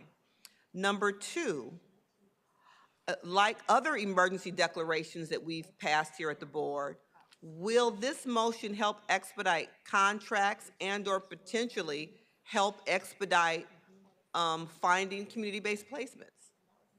Is that not what this emergency declaration would help facilitate? Supervisor, to the extent that it gives us the authority to contract, we would be able to do it quicker. I think for us, we would have to get past some of the other barriers to do the contracting, but yes, we should be able to do that. The other piece, we heard a lot of public comment about, if I didn't show up to my job, I'd get terminated. I agree with you. And I'm looking at under the directives, under Directive 5, sub really C, D, and E, that authorizes HR to be more direct in terms of following up with people who are on extended leaves, clarifying the return to work matters, as well as sub E, making sure that we've got appropriate HR personnel who will have the authority to take administrative action with respect to such staff, including but not limited to discipline, and I'm under civil service rules, can't leave that part out, and I would assume ultimately termination. Can probation walk us through so people, all of us understand and have the same understanding of what happens to employees who call out to work repeatedly and don't have the appropriate doctor's notes or whatever one needs to justify not showing up for your shift? Thank you, Supervisor. Of course, probation initiates progressive discipline processes, which include counseling with the employee. If the behavior continues, the employee is written up. If the behavior continues, then you take other progressive discipline steps. Because these are peace officers, they have the benefit of due process under the Peace Officer Bill of Rights. And of course, always the right to work, so you have to take very specific steps. And up to and including termination as those steps progress. There's always the right to have an appeal. If there are falsified notes or things that have to be investigated, there's the appropriate referral to the internal affairs investigation process. The notice of any intended discipline. You do have the right to a Skelly hearing, the right to appeal that discipline to be heard, and then ultimately you can appeal if necessary and suitable to the Civil Service Commission, the right to appeal to get your job back. So those layers of processes. And I was struck by the, and if you could verify, I was struck by the public comment. I believe it was from a credible messenger, forgive me if not, that talked about you don't have similar failure to show at other probation facilities. So as we often hear that it's a probation culture issue, it seems to be more a specific location issue. Throughout the state, there are, of course, difficulties. This is not my first probation department. I've been doing this 36 years. I've been an internal affairs investigator and a background investigator as well. These are things to different degrees that happen throughout the state with disciplinary processes, but I would offer to the public that LA County Probation is the largest probation department in the country.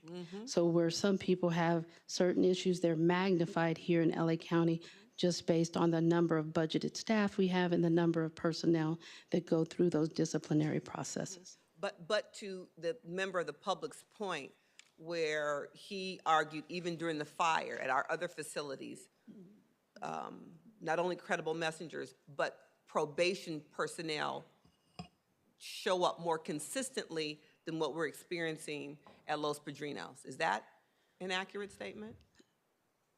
To the point that yes, but we're able, because they're smaller staff facilities, we're able to more fluidly move staff in. All right. I think, and, we hear repeatedly as the caller, condemned me for calling out people for not showing up to work. We hear that people feel that they are not safe and therefore don't show up. And I think from my perspective, what I am hoping is that probation professionals acknowledge that, when you show up and you are there en masse, that is what creates a safer environment. It has to be the right people, but not showing up creates a level of lack of safety for your fellow colleagues. So the whole notion about getting people to show up is recognizing that that's the primary reason BSCC continues to find us out of compliance. It's staffing. While we all know the physical plant is old, it's staffing that prohibits or limits the ability to move young people for visitation, for programming, to get to their classrooms. So staffing is the critical issue. I'll restate what I said in the opening. I too had some real heartburn in the preamble. Appreciate the clarification on section 3. Again, from my perspective, not having enough community-based beds to transition young people to as of now. We're going to try to move. Perhaps this emergency declaration, as it has with other emergency declarations, can expedite that. I think it's important to document our ability to continue to hold people accountable for not showing up for work and going through that very classic government, very classic bureaucratic, multi-step process to move people, I think is important to acknowledge. And again, to call on our current community-based contractors who have contracts with the county, who have beds, have the therapeutic and educational programming for young people, to ask them, why you would have a policy to not accept young people from probation. My theory has always been a young person ends up in our juvenile system or our foster care out-of-home placement, not based on their actions, but based on who showed up first to help them, law enforcement or social worker. So in many instances, it is the same young person, the same community, having experienced the same trauma. It depends on who shows up. And so I would hope that we can convince these community-based organizations to help us by showing up for all of our young people and helping us expand quickly the community capacity where these young people can be placed. I just thought it was important to put out there in public record and to clarify where we are in terms of alternatives. Again, we'll continue to push on early release, and again, continue to call on both members of the bench and all of our partners. And again, making sure that probation staff really have the appropriate training, and hope that the DA can assign someone to sit with us so we can look at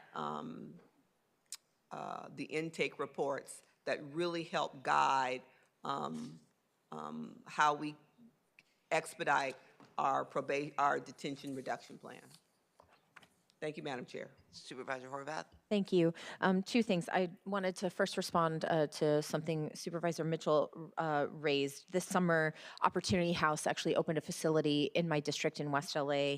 At capacity, we'll have 50 beds, and our office invested in standing up that location. And so we do know that beds are coming online for young people. Certainly not all 250 are at that location, or 280, but I do know that we're investing in trying to help do our part to stand up those opportunities outside of the juvenile facilities. But we're also working cross-jurisdictionally, and I was glad to hear Senator Menjivar call in. Her district overlaps mine in the San Fernando Valley, and I know she also represents the area where Barry J is, and she's very committed on this issue. I heard her express a willingness to carry legislation that I know she has considered in the past, and it's a challenging environment to carry the kind of legislation that we're asking. And so I know she wants to be a help, and so I would encourage our department, whatever happens with this motion, to reach out to her and reach cross-jurisdictionally on to make sure that we have all of our partners investing and standing up and empowering the systems that we want to see. I know when I was chair, I had occasion to meet with the Attorney General, with some of our staff, with our CEO and others, to talk about this circumstance, and they didn't really know much at all about the existence of DYD or its purpose. So I would really call on our advocates to partner with Senator Menjivar when she brings forward that bill, to educate Sacramento about the Department of Youth Development and how and what role we want to see it play in Los Angeles County, and to help make sure that that legislation is a priority for more than just Senator Menjivar, because it is a challenging environment if they don't have that kind of political support. So I just wanted to raise that. Thanks. Thank you. Supervisor Hahn? Thank you, Madam Chair, and thank you to all the advocates who came down here today. We sorry you had to wait so long. We actually were here. We were involved in a closed session meeting. We were all here this morning a little after 9 a.m., so it wasn't like we weren't here, but I do understand the frustration of coming down here, making the effort, and then sitting for a long time before we emerged to take up this item. And I think we are listening to each and every one of you and what you're saying. We hear you. We appreciate your advocacy for the young people who are incarcerated in our care, particularly at Los Padrinos. This motion and everything we're doing today is just about Los Padrinos, which is a facility in my district. It had been closed since about 2019. And it was only because another facility was deemed out of compliance, and we were going to have to figure out what to do with the young people that, you know, we offered to reopen Los Padrinos as opposed to having them sent to other counties or, in my opinion, God forbid, county jail. And many of them we want to send home. They're not all going to be eligible to be sent home. And the frustration I have is, of course, we've spent so much time working on compliance. We've had so much time spent on probation officers not showing up that we haven't even gotten to the reimagine juvenile justice that I think we all want to. We haven't even gotten to talk about better programming, more recreation, better spaces, better education. You know, someone mentioned that we're not even listening to the voices that are incarcerated, which is not exactly true. They sent me a pretty large poster that came to this meeting that listed about 10 things that they felt were unacceptable. And it was pretty telling, right? Small things, in my opinion, like blankets to keep warm. You know, maybe an extra set of sweatpants and sweatshirt instead of just the one they got issued every week. Was there an opportunity to have snacks in between meals? They all want something to do. I have dropped in unexpectedly several times to Los Padrinos, did not really announce my arrival, and found in some of the units them standing around with nothing to do. And watching, you know, old videos, they beg for more programming. They beg for more opportunities for job training, for some career pathway that might be available to them. And we've not been able to even focus on those kinds of things, which I thought when we reopened Los Padrinos, we would be focusing on. I thought this was going to be a new model of how we cared for those in our custody. And it has not proved to be that because we are so stuck in trying to be in compliance. And while we may disagree with the findings, and we're going to fight it, I get that. But the fact of the matter is, you know, it's not a facilities problem. It is a staffing problem. And we are, and which is why I introduced my amendment to say nothing we're doing today should stop us from continuing to build on trying to get as many of the young people who don't belong there, to be released. And I will continue to go out there, and you know, they don't have as many visits as they want. You know, we don't allow them to hug their mothers. That was one of the requests. They wanted to be able to hug their moms. We don't allow that for fear. I know what the fear is, and I know what the concern is. But you know, that's kind of a heartfelt request. So I don't know what the future is, but I do know that in the meantime, we've got to show real care and compassion for these in our custody, which is why one of the options, if Los Padrinos closes, is for them to go to county jail or to go to another county or to go home. But if we don't think they're being visited now by their family, you can imagine the hardship a family member would have if they were transferred to another county or county jail. So the more I listen to everyone, I do realize that the one thing I think, there's a lot of things that I think people oppose this motion for, but one is the accountability of probation. And we are set to give even more power to probation, but there does feel to be a little bit lack of accountability for our chief probation officer. And I do think it starts at the top, and I do think there are things that, in my opinion, he should do to set the example for others to show up. So I've got another amendment I'm going to pass out that I would move along with Supervisor Horvath that we direct the chief probation officer to be on site at Los Padrinos as much as possible, but no less than once per week. Because honestly, I think that matters. If he shows up, I think it matters That is going to be your last warning. to those who also need to show up.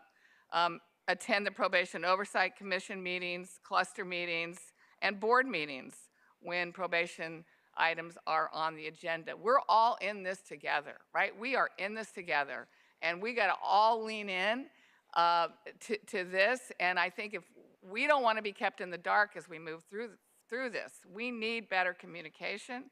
And then direct the chief probation officer in consultation with county council to provide weekly BSCC compliance updates by email to the board. We've kind of released him from weekly meetings with us, but we need to be informed. I need to be informed, right? Because I get asked from my city of Downey what's going on.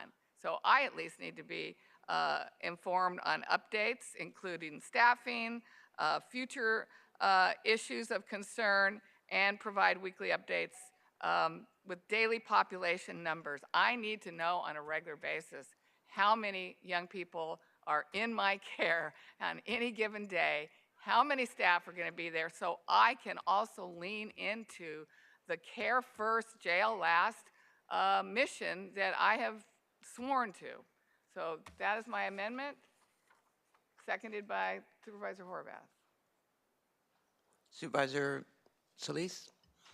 Thank you. I just want to say that today has been a very moving experience, I think, for not just the audience, but also for the board. And we did spend an enormous amount of time in closed session talking about the direction and future where probation goes. And many of us have been very engaged in what has happened and what has been happening for many years. And I will say, as one of the longest standing members on the board, one of the first things that I did when I became board member was to go visit Central Juvenile Hall, because that was in my district. And at the time, I also represented Kirby, and would spend times and occasions, and I heard a lot of stories, some that go way back. I think we have come, in the short term at least, made some minor progress, but we need to make more, and we need to do better, and we know that we have to engage with our community-based organizations, and some of us have. I think some of the board members have even supported through financial support, through their own discretionary monies, to help build out the CBOs, and I can name some of them: ARC, SEA, Justice for Youth, Homies Unido, Alma Family Services, God's Pantry. These are people that I have helped over the last few years support so that they could be that safety net when young people were going to go home. And I'm proud to say that in a short period of time, so I know we can ramp up more to build out beds, because we did it with Dunamis and Boyle Heights, and Excelsior House. There's 70 beds there. Most of the young people there came out of foster care, probation, and they are welcome there. But we have to just really double down and make sure that we have more opportunities for them. And I would also say that we need to also make sure that we have opportunities for more relaxed setting at, I hope, Los Padrinos, at a point when we feel sufficiently safe that we have enough staff, programming, CBOs there, and others that want to come in and meet with our youth. I was just there last Friday, and I have to tell you, it was heartening to see some of our young men and women there, some who I know are going to miss out on a holiday. They're not going to have a parent, not going to have anyone talk to them, perhaps. But to go by and just visit them, give them a Christmas card, give them something, give them hope and talk to them. And they need that. And they need that interaction with our staffs. But we have to have good staff. So I think this motion that we're putting forward is to change the dynamics there, because we can't stand for what is happening right now. There's some of us that this keeps us up at night thinking about the horrors and things that have to change. And finally, we've come to a point where we have a new chief probation officer. He has a new staff.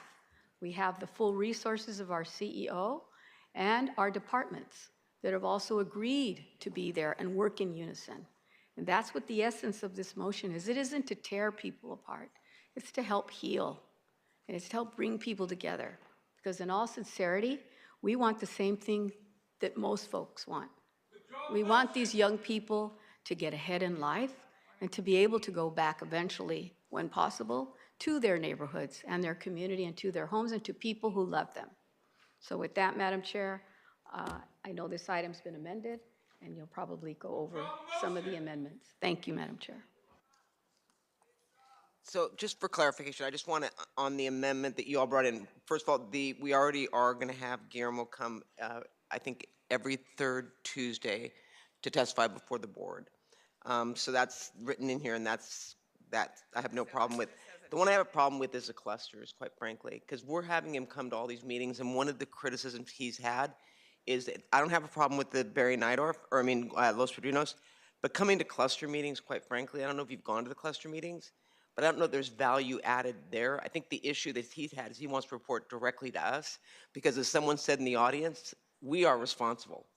So his issue was having face-to-face time with us at the board in public to bring his report. So I accept this, except for on the cluster meetings, because I don't feel, as I know it, that is the best time use for our chief probation officer. Okay. I don't have a problem if he designates one of you, which is something that I think he should delegate more. But I think you already go to cluster meetings, correct? Okay, so I mean, that's okay. It's just that I do remember he said that's how he was going to talk to our staffs, was through. no, he said he wanted to talk directly to us. He said he talks to staff, but somehow between staff and the supervisor, it gets lost in translation. Okay, I don't mind, but again, this is attend, right? We just want him to attend. If you want to get rid of the cluster, that's Yeah, fine. that would be my only ask. Okay, all right. So I don't have a problem with that amendment. Okay. Okay, so item 71A is before us as amended. Would you please take roll? Item 71A as amended. Supervisor Solis. Aye. Supervisor Solis, aye. Supervisor Mitchell. Aye. Supervisor Mitchell, aye. Supervisor Horvath. No. Supervisor Horvath, no. Supervisor Hahn. Aye. Supervisor Hahn, aye. Supervisor Barger. Aye. Aye. Barger, aye. Thank you. Motion carries 4-0. 4-1. With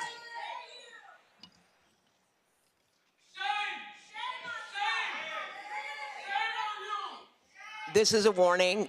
If you're not going to be.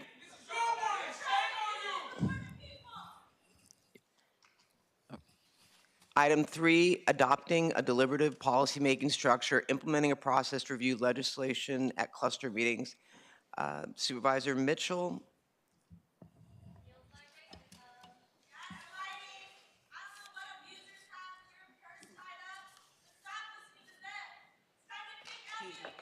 Excuse me. Would you please escort them out of the room? It's your final warning. You're being disruptive to the We'll meeting. take- You need to leave the chambers. Thank you. I would ask that you please.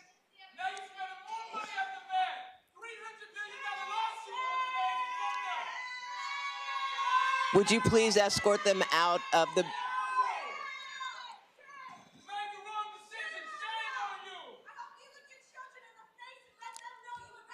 Thank you. Thank you.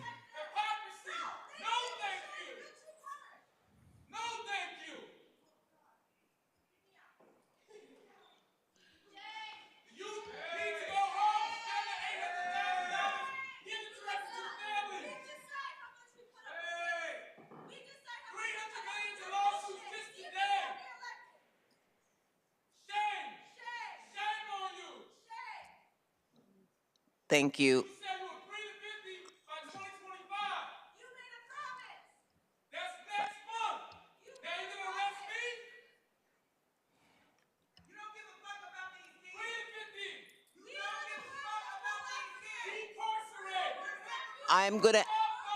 We're either gonna take a break or...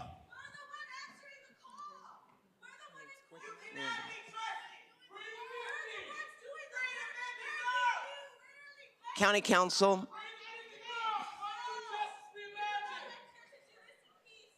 I can't hear you. You want to instruct the sergeant at arms to clear the room. I know, but she has to instruct the sergeant at arms.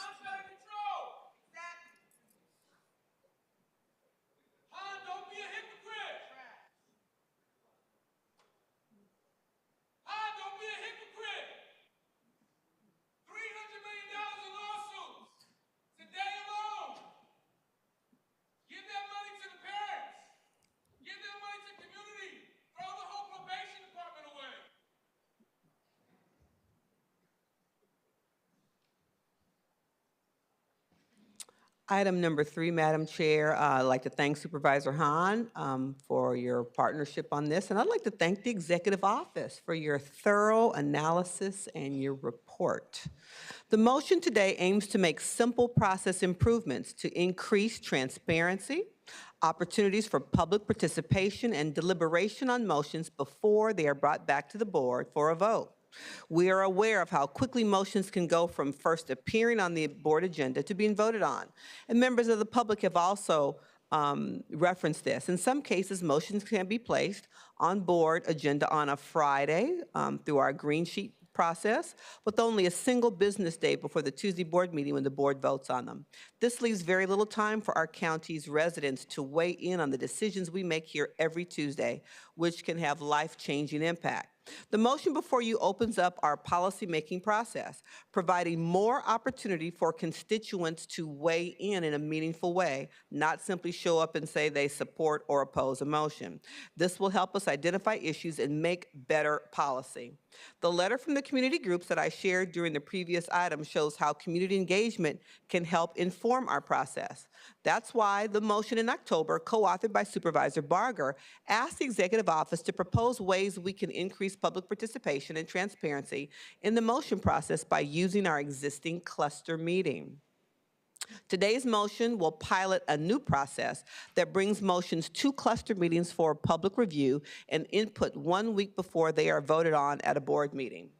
We are proposing this process in particular because it's compatible with the existing schedule for filing motions and publishing board agendas, so there's limited additional administrative burden for the CEO or other staff managing the agenda. There are no new costs to implement this motion, and no new staffing resources will be required. The sample timeline in the Executive Office's report back showed a Thursday filing deadline for cluster. I want to clarify that the intent of this motion is that board offices continue to file motions by Wednesday. I know that details are important to implementation, which is why I appreciate the Executive Office and County putting together the detailed FAQs that are included in the agenda attachment. Again, Supervisor Hahn, thanks for joining me in bringing the motion forward, and I ask for your support. Thank you. Supervisor Horvath. Oh, I was going to. Supervisor Hahn, I apologize. Oh, that's okay. Thank you, Supervisor Mitchell, for inviting me to co-author. Thanks to the Executive Office for providing options in their report. I was skeptical, as you know, in the beginning about this kind of a policy shift about our motions. The idea that our motions need to go to staff first before coming to the board caused me a little anxiety. I think I've said for a while that while other government entities can take a very long time to get anything done, on this board, we can have a good idea on 1 week, and we voted into action the next Tuesday. And I hope that this will prevent this board from continuing to be nimble and being able to pivot and act quickly when we need to. And I think that we'll see what this new motion will actually do. I know that there's an amendment being filed, but when I made my talking points, it was just that our motions would be filed a week earlier than normal, and that assuaged my fears a little bit. But going to clusters, I'll say all that and say that going to clusters will helpfully gather productive feedback from departments, other board offices, and of course, our public.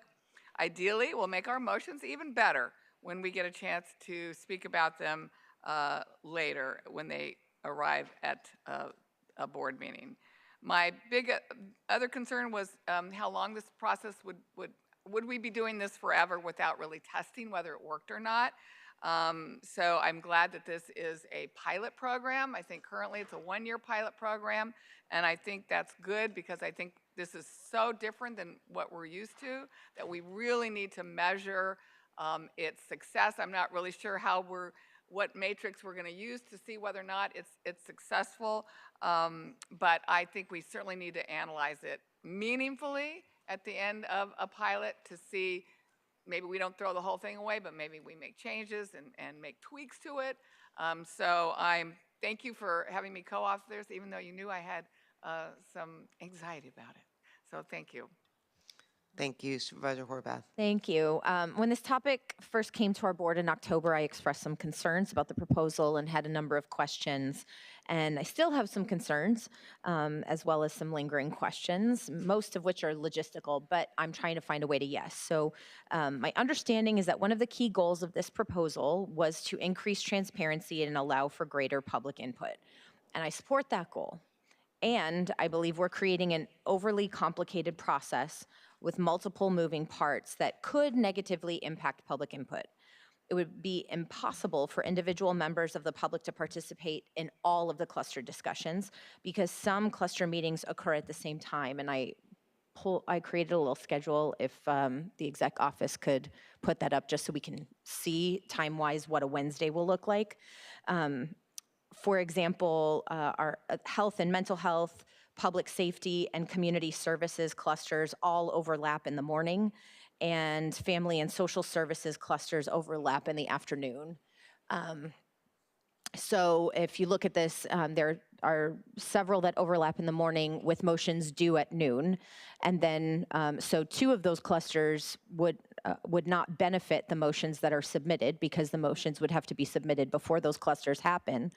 And then the agenda is posted later in the evening. So if you think Tuesdays are busy, this is the very next day after board meetings, what's happening. So it's gonna make pacing this out incredibly complicated, potentially, or maybe it'll be fine. But additionally, motions will be heard in cluster on the same day they're submitted to the executive office to be placed on the agenda, requiring any changes to the motion to be made on the supplemental agenda. Not to mention the next day, Thursday, new motions will be due to cluster staff for the following week as currently proposed. Based on that quick turnaround between Wednesday and Friday, it's likely significant changes won't be made on the supplemental agenda, defeating the stated purpose of bringing the items to cluster in the first place. And if the changes are made to motions, the public may not know that they need to look at the supplemental agenda to see those changes, creating more confusion because there's a lot of moving parts. So I also have some concerns with how the proposal will impact the length of cluster agendas.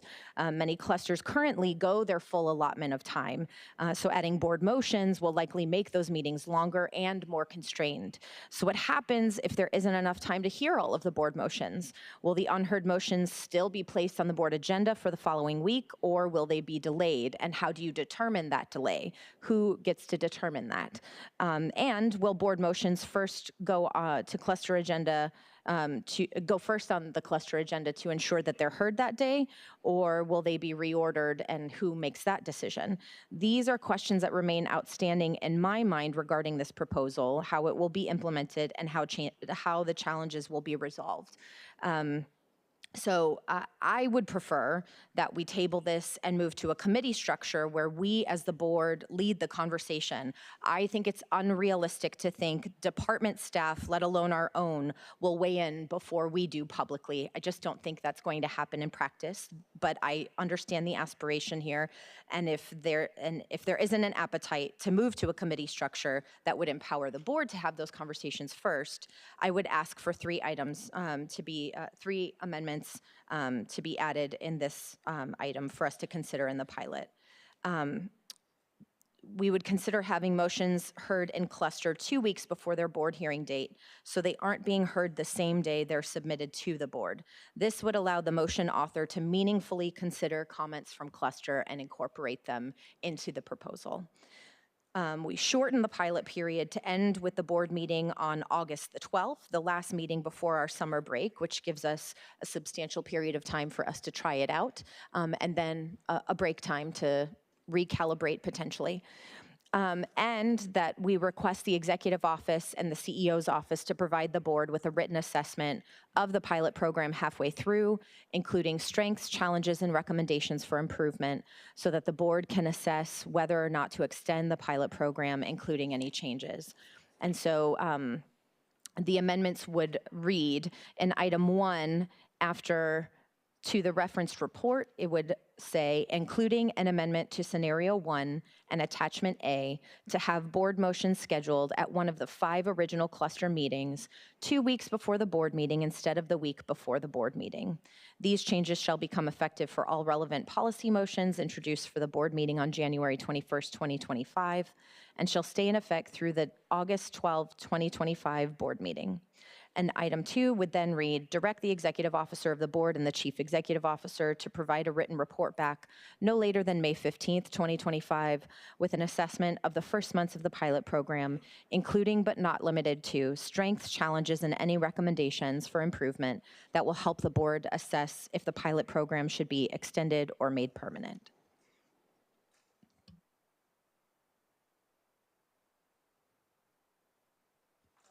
Do you accept that as the authors, the amendment? Seconded the amendments, and I would first of all say I wish the motion before us did talk about committees. I don't know that you would have the support of the full board. I would love a committee process, but so great point, but that's not what's before us. Appreciate the schedule, and I think that's what the state legislature, Congress, our current LA City Hall experienced that. I think the reality is most people who come here to testify, with a few exceptions, don't testify across the board on all subject matters. So while it would be great if we had more days in the week and we were able to schedule, move those out, I don't know that every member of the public is going to attempt to go to every cluster. They don't come to testify on every agenda item. So I get the challenge. We just don't have additional days. And we are going to have longer meetings across the board. We're going to have departments present their budgets before us, 39 departments. We're going to have longer board meetings. I think that's the price you pay for transparency and accountability, to have the opportunity for the public, as well as us, look at more deeply at all of the work we do in governance. I support the 6-month check-in. I think that's completely fair. The 2 weeks, again, this was a collaborative motion. I don't know that other members, as my co-author, expressed her concern about whether this additional step for accountability and transparency would prolong our motion coming to the full board meeting process. So based on the collaboration that brought us here today, I think the 2 weeks might be a, what do you call it when it's a poison pill for some of the people who are in support of the motion. So based on that, unless people say something differently, based on the collaboration and what I heard from people, I don't know that that's acceptable to others. Completely get the 6-month check-in. I think I wouldn't want us to end the pilot in 6 months. I don't think we could learn enough, but certainly a 6-month check-in would be fine. So we should consider the amendment separately from the motion? That's not what I said. I said that through, yeah, why don't you do that? I think Yeah, it since is you've got a second from the co-author on the motion in chief. Yeah, let's see. All right, so I've got a motion and a second on the amendment to item 3. So we need to take a vote on the amendment. And we need to we can do public comment afterwards, correct? Do I have to do public comment before? Yep. You have to take a vote on the amendment first. You want to, is there any appetite to bifurcate the amendment?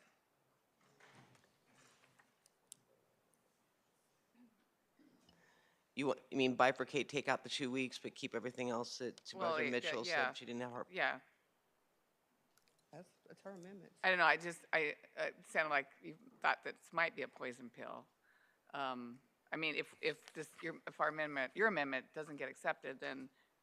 Yeah, for me, it's just if the point of having the cluster meeting is to have public input inform the motion before it gets brought forward. Right. And some of those cluster meetings are happening the afternoon after something is already submitted. You really only have Thursday to meaningfully change a motion in order for it to be submitted Friday for supplemental agenda. So that's all, if that's the purpose. Okay. Okay. Now not being bifurcated, that you're no longer asking that? Okay. We're going to have a 6-month. So, well, I mean, a 6-month review. No, but if this is accepted, so why could we, in that 6-month review, then consider the 2-week when we see how it's going, if possible? So, in other words, not now, but in 6 months, once we see how this is going, then we take that up. Supervisor Mitchell. So, I'll let you ponder that while we do public comment. What I'm saying is that part of this motion is to have a report back in 6 months. We're doing a review to see how it's going. At that point, we could take up the 2-week and see if it's something we want to reconsider. See how it's going as is written with you, as it's written now. Okay. All right, let's do public comment. And let me clarify. Yeah. When I talked about the 2 weeks, it was based on collaboration and what other people expressed 100%, concern on. 100%. So I'm. But I'm just saying that leaves the door open, so we're not saying we can consider it when we look back. Okay, that's fine. I need clarification. So from the author I'm of the glad, 'cause I amendment. don't know. From the author of the amendment. So you're striking the first 2-week option because now that's going to be reported back in the 6-month report back. The way I heard it was that we would evaluate that at the May report back. Correct. That's Correct. So now directive 1 that we're going to do 2 weeks is gone because that's going to be addressed in directive 2. I didn't hear it that way. I heard it that we were accepting these amendments and it would be reviewed in May. Is that not what you said? No, that's not what she said. Okay. So can you restate it? What I said was we were talking about the fact that in 6 months, we're going to come back and reevaluate this, correct? Is that what I thought I heard that being? That is her amendment that I said I'm fine with. Right, and Supervisor Mitchell. And what I said is at that 6-month evaluation, we can then take up the thought of the 2-week once we see how this is going. Right. So because the concerns that are being raised are based on the format. So in 6 months, if we find that has been an impediment, then we can revisit the issue. Right. So the question is the author of the amendment. I know. That's the question. Is, or do you want to leave it as you've presented it? You have a second, and we vote on it as is, or I would do you prefer wanna- to leave it as is, and I'm happy to have that be called out as part of the May 15th study.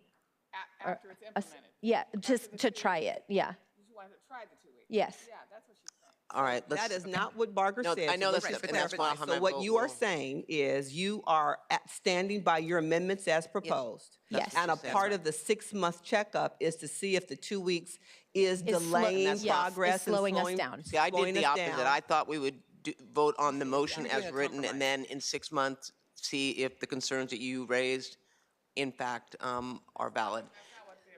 I know, I think she was trying to do understand a that. That's why I was asking if she would accept that. Let's do public comment, and then we'll take the vote. Okay. Okay, thought we were going to vote on the amendment, but. Will the following individuals please come forward and staff will assist you? Alicia Rivers, Jesus Rojas.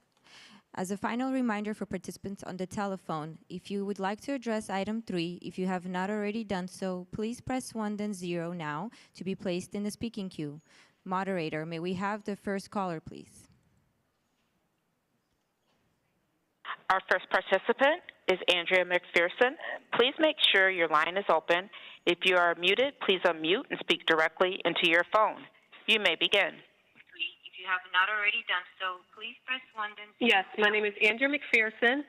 I am a resident of LA County, Service Area Leadership Team 5 team member, and I wanted to talk about 71B, I believe, and it was addressing the representatives. Please understand that this is a very important group that we have. We definitely address positive mental health ideology practice in LA County overall, excuse me, we're on item as well 3, as the the Department cluster of Mental meeting Health. process. We're on item 3. If you can keep your comments to item 3, please. Okay, and this relates to item 3 as well, because it's very important that they have the overall understanding that with service area Thank you. leadership Your team. time has expired. Next caller, please. Oh, wow. Okay, thank you. Brad Sutton, your line is open. You may begin. Hello, this is Fred Sutton with the California Apartment Association, calling to urge support for item number 3. I think many people that have worked around the county really would appreciate more time to understand emotion and provide proper feedback. In the current process, which the board has heard for many, many years, items can come in last minute, and this gives people an opportunity to see emotion and have some heads up to be able to provide proper feedback. So greatly appreciate bringing this item, Fred Sutton, in support. Thank you. Thank you. Next speaker, please.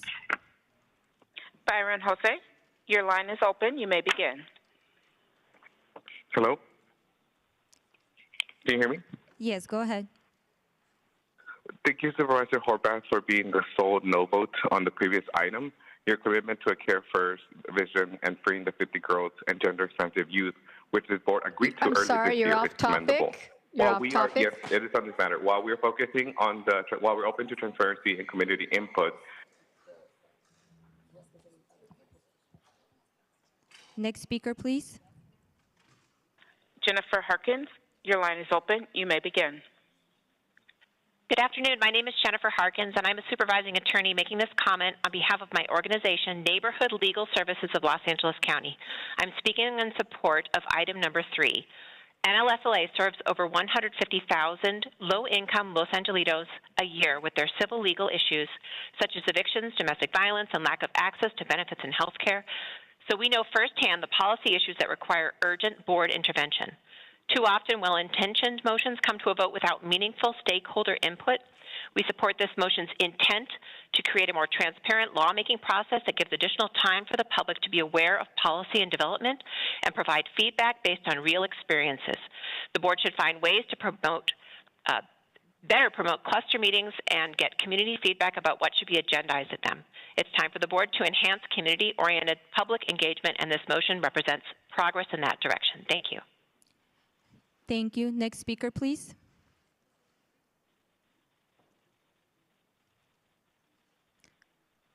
Moderator.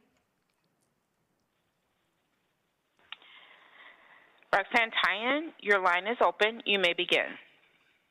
Hi, my name's Roxana Tynan. I'm with the Los Angeles Alliance for a New Economy. It's not often that we're on the same side of something as the Association of Apartment Owners, but we also support this effort to really expand the community's voice in decision-making at the county level. You know, and for the board to be open to trying this new thing and improving our access. And just as a side note, we like committees too, but we're excited to be in support of this proposal. Thank you. Thank you. Next speaker, please. Scott Corkin, your line is open. You may begin. Good afternoon. My name is Scott Karinke. I'm calling in on behalf of the Marina Del Rey Tourism Board in support of item 3. The Tourism Board supports the policy cluster framework that would provide a structured platform for stakeholder and community input.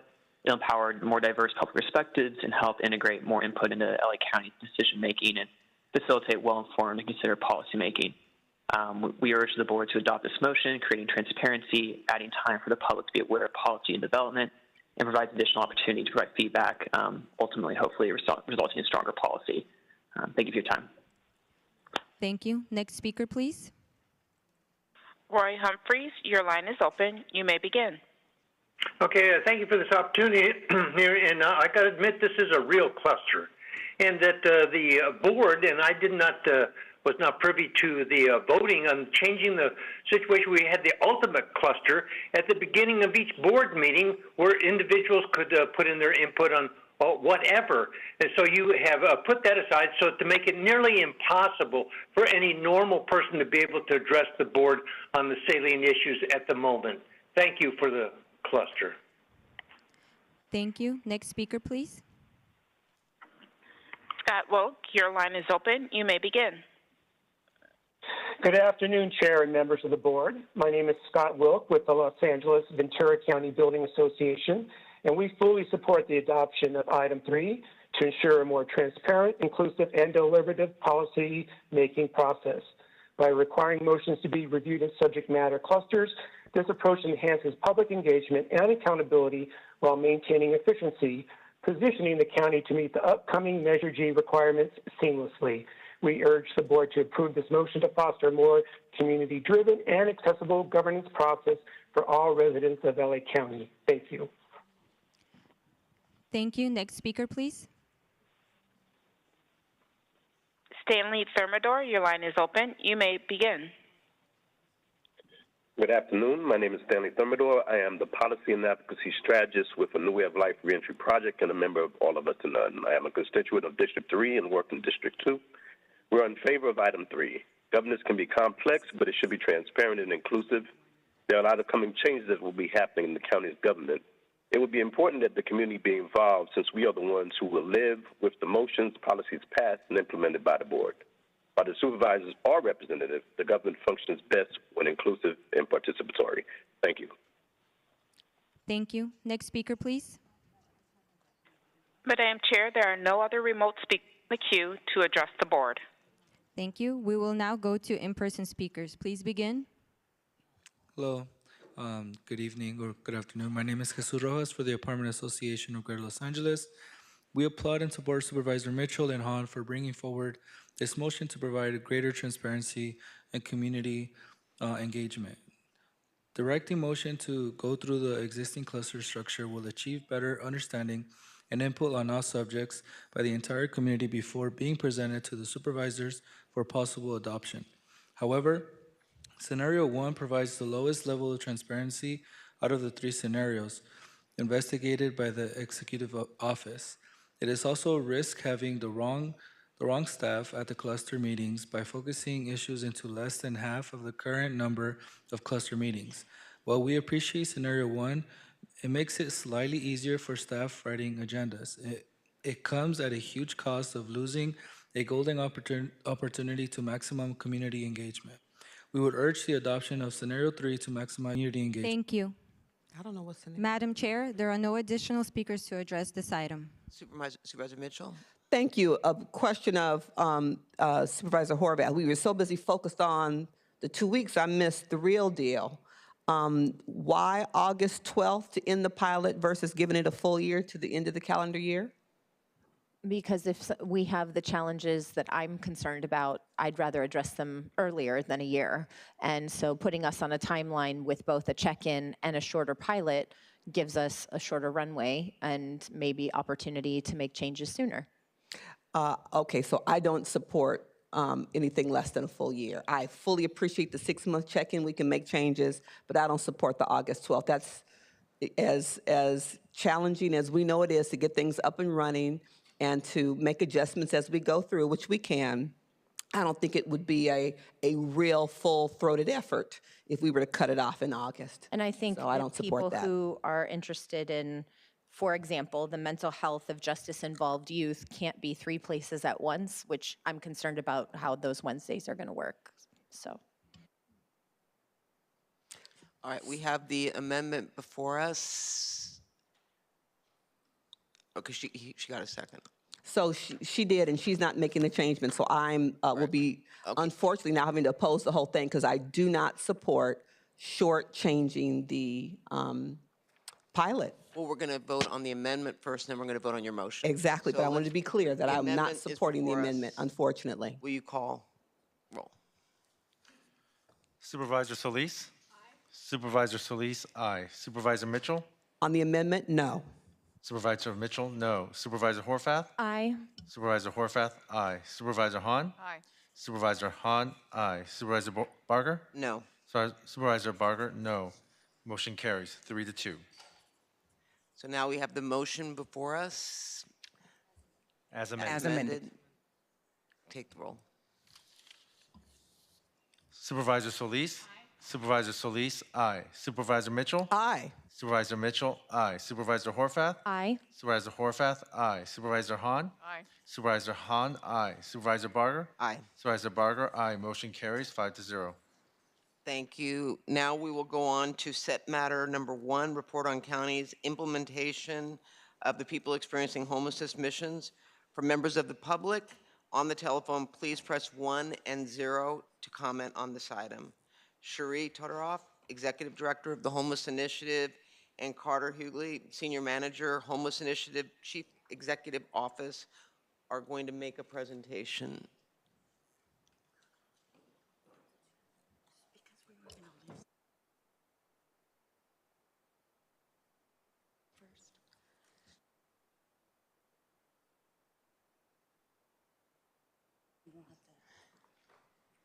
Thank you.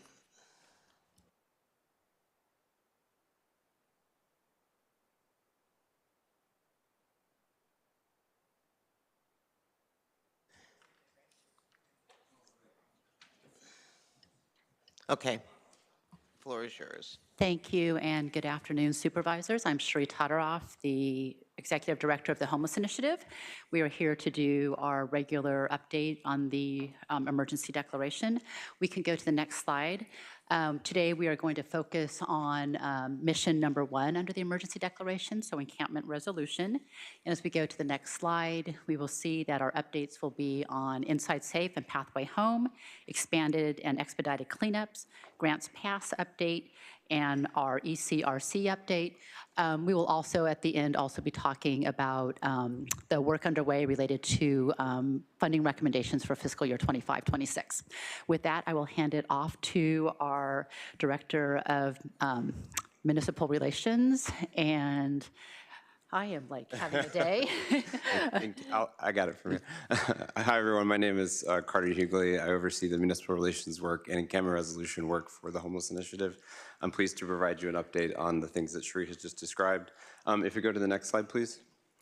As directed by this board when declaring a homeless emergency, the Homeless Initiative continues to provide on-site coordination and support for over 70 Inside Safe operations, including coordination of DMH support for people with severe impairment. Some of these operations have been joint operations between both the city and the county, where both jurisdictions are using safety, sanitation, and human services support to bring people into the Inside Safe program or Pathway Home programs from locations that straddle jurisdictional boundaries. To support all of these operations and the over 3,500 people that they have impacted, the Homeless Initiative has coordinated over 40 comprehensive service connection events, including the launch of regional service connection events, a model which we've now piloted in SD2 and hope to bring to SD3 very soon. My thanks to Royce Ortega and Kende Walker, who've led our partnership with the City of LA Mayor's Office on these encampment resolution efforts. Next slide, please. Kim Barnett and our entire encampment resolution team have now conducted 28 Pathway Home operations, including RV-focused operations in every supervisory district in LA County, and we continue to plan more operations for the remainder of the fiscal year, with a particular focus on ensuring we are standing up the interim housing resources to support the timely expenditure of our state encampment resolution funding grant. To date, the program has 750 rooms under agreement across 17 sites, and we are in active negotiations for another 423 rooms across 6 more sites. As you can see, we're beginning to prioritize refill operations and working with our local jurisdiction partners to ensure rooms in their jurisdictions are benefiting those unsheltered in their communities as much as possible. We've also developed a partnership with the Department of Mental Health to ensure those with severe impairment in these communities are included in the development of by-name lists so that we can get them one step closer to an appropriate level of care. Since we last briefed this board on Pathway Home, we have now conducted operations in unincorporated West Athens in SD2, the city of El Monte in SD1, the city of Lancaster in SD5, unincorporated Florence Firestone in SD2 and SD4, the city of Santa Monica in SD3, and the city of Los Angeles in SD2. We have also officially launched the expansion of the program using state encampment resolution grant funding, which focuses on several encampments along the 105 corridor. And we've launched the first of several planned innovations in the Pathway Home model, which is an inclusion of a small services-rich parking site for individuals who are surviving in RVs that they own and are operational in the SD2 community. This model is testing whether we can help them keep this valuable asset while they transition to permanent housing. Next slide, please. As I mentioned, all of this work has so far resulted in 28 operations with more than 1,000 people placed in interim housing, 624 RVs removed, and 152 permanent housing placements. 64% of all program exits are to permanent housing. We obviously want to see that permanent housing placement number grow, which is why we have included master leasing funding in our ERF3 application, and why we've launched a technical assistance program to help our providers increase the quality of housing-focused case management services across our portfolio. Thanks to the incredible work of our municipal relations team, this work has strengthened our partnership with 14 cities and 10 unincorporated areas. Next slide, please. So as I've described, Pathway Home and Inside Safe are resource intensive and therefore scarce relative to the demand for encampment resolution and cleanup operations. Therefore, the Homeless Initiative also has responded to this board's urgent request in October 2023 to expand and expedite those cleanup operations so we can shorten the 8-month wait time for communities who are desperate for help with encampment-related health and safety issues.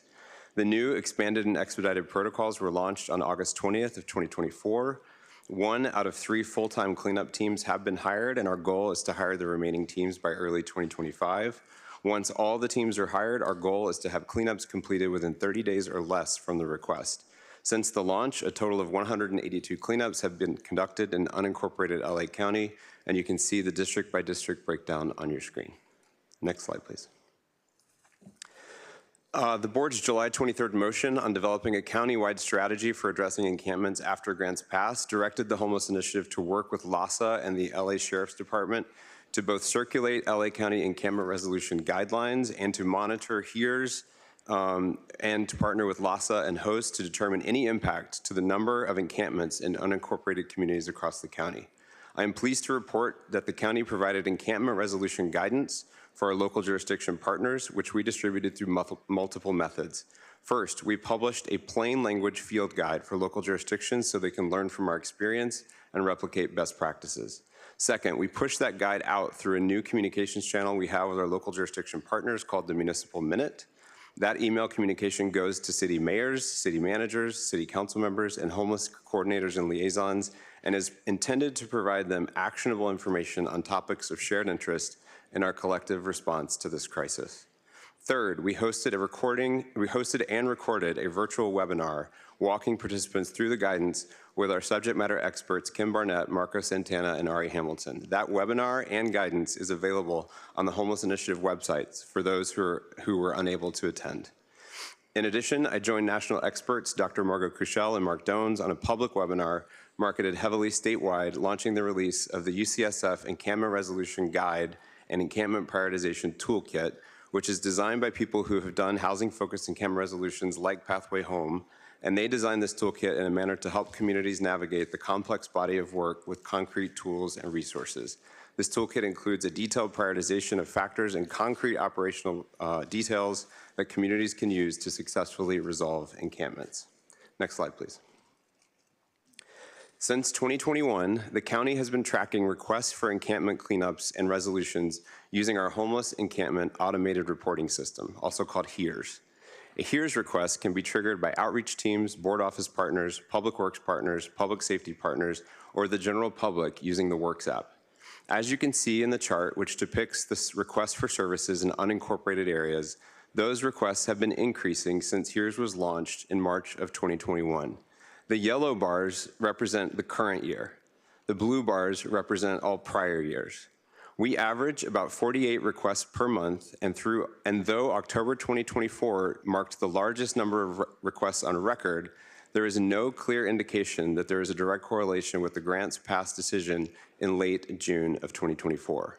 In fact, 3 of the 5 months since the grant's past ruling, the number of cleanup requests in unincorporated areas has been lower than the number of requests we received in unincorporated areas prior to the ruling. In fact, in the month of November 2024, it marked one of the lowest service request months that we've had all year. We will continue examining the data to determine whether we see evidence that encampments are shifting into unincorporated areas from their surrounding cities. And though we are not observing a macro level trend and a macro impact, our partners at the Sheriff's Department do report pockets of increases in unincorporated areas next to jurisdictions with overnight parking restrictions on recreational vehicles and with increased encampment resolutions. Next slide, please. Finally, it is my pleasure to provide an update on the incredible work that my colleagues in county departments have done to quickly establish the Emergency Centralized Response Center, also called the ECRC, which this board directed us to launch immediately in order to serve as the central coordinating entity to oversee and direct daily operations for unsheltered individuals across LA County. To respond to the motion, we immediately engaged our partners across key county departments, LAHSA, and local jurisdictions, including the City of Los Angeles, and we established an interdisciplinary design team and 5 working groups. The design team and working groups met weekly to focus on dispatch and outreach coordination, access to interim housing and services, data and technology, communications, and crisis management. Using the language of the board motion combined with their implementation expertise, the design team quickly solidified a scope and management objectives so that the working groups had clear marching orders for the design and build phase of the ECRC's development. We quickly secured a physical space and began developing the technical infrastructure to support a call center and in-person operations to collaborate on all things related to unsheltered homelessness. The teams are already working in the ECRC space. The team is already responding to emails and is setting up the call-in center capacity as we speak. We are working with all partners to identify the staffing and resource needs with hiring currently underway. We worked with all partners to validate their minimum technical requirements to be able to plug into the ECRC and access their systems. We began developing communications materials and conducting outreach and resource mapping so we could be clear about which teams are assigned to which areas across the county. And we began identifying crisis management roles and responsibilities in partnership with the Office of Emergency Management and LAHSA. Tomorrow, we are hosting a webinar for our local jurisdiction and government agency partners to update and inform them about the ECRC, and we look forward to continuing to design and refine the ECRC based on what we learn. That concludes my presentation. Thank you, Carter. As we go to the next slide, I'm going to finish up by talking a bit about the fiscal year 2025-26 funding recommendations for the Homeless Initiative. These are well underway. We have met with our partners to receive their funding requests. We have met with county departments and agencies to go over those. We have had over 22 listening sessions with our partners, with a number of different subpopulations and groups, trying to provide every opportunity possible possible for that public engagement into this process. And we will, in January, be releasing the initial draft funding recommendations for a period of public comment and review. We will incorporate that feedback and work our way into final recommendations. I just want to spend a minute talking about the budget. We are looking at a decrease in projected revenue in fiscal year 25-26 compared to 24-25. There are several reasons for that.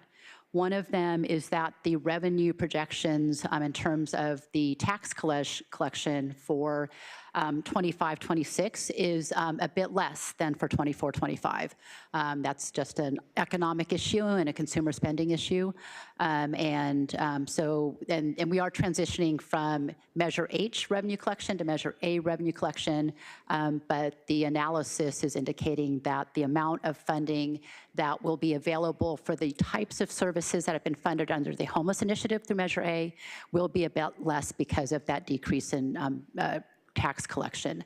Overall, there will be increased funding because Measure A is funding other categories. So there will be dollars that go to La Casa, that go to LACDA, that go to other areas. So the Measure A will bring an increase, but the amount available for services that have typically been funded through the Homeless Initiative will decrease a bit. In addition, part of our revenue considers prior fiscal year underspend.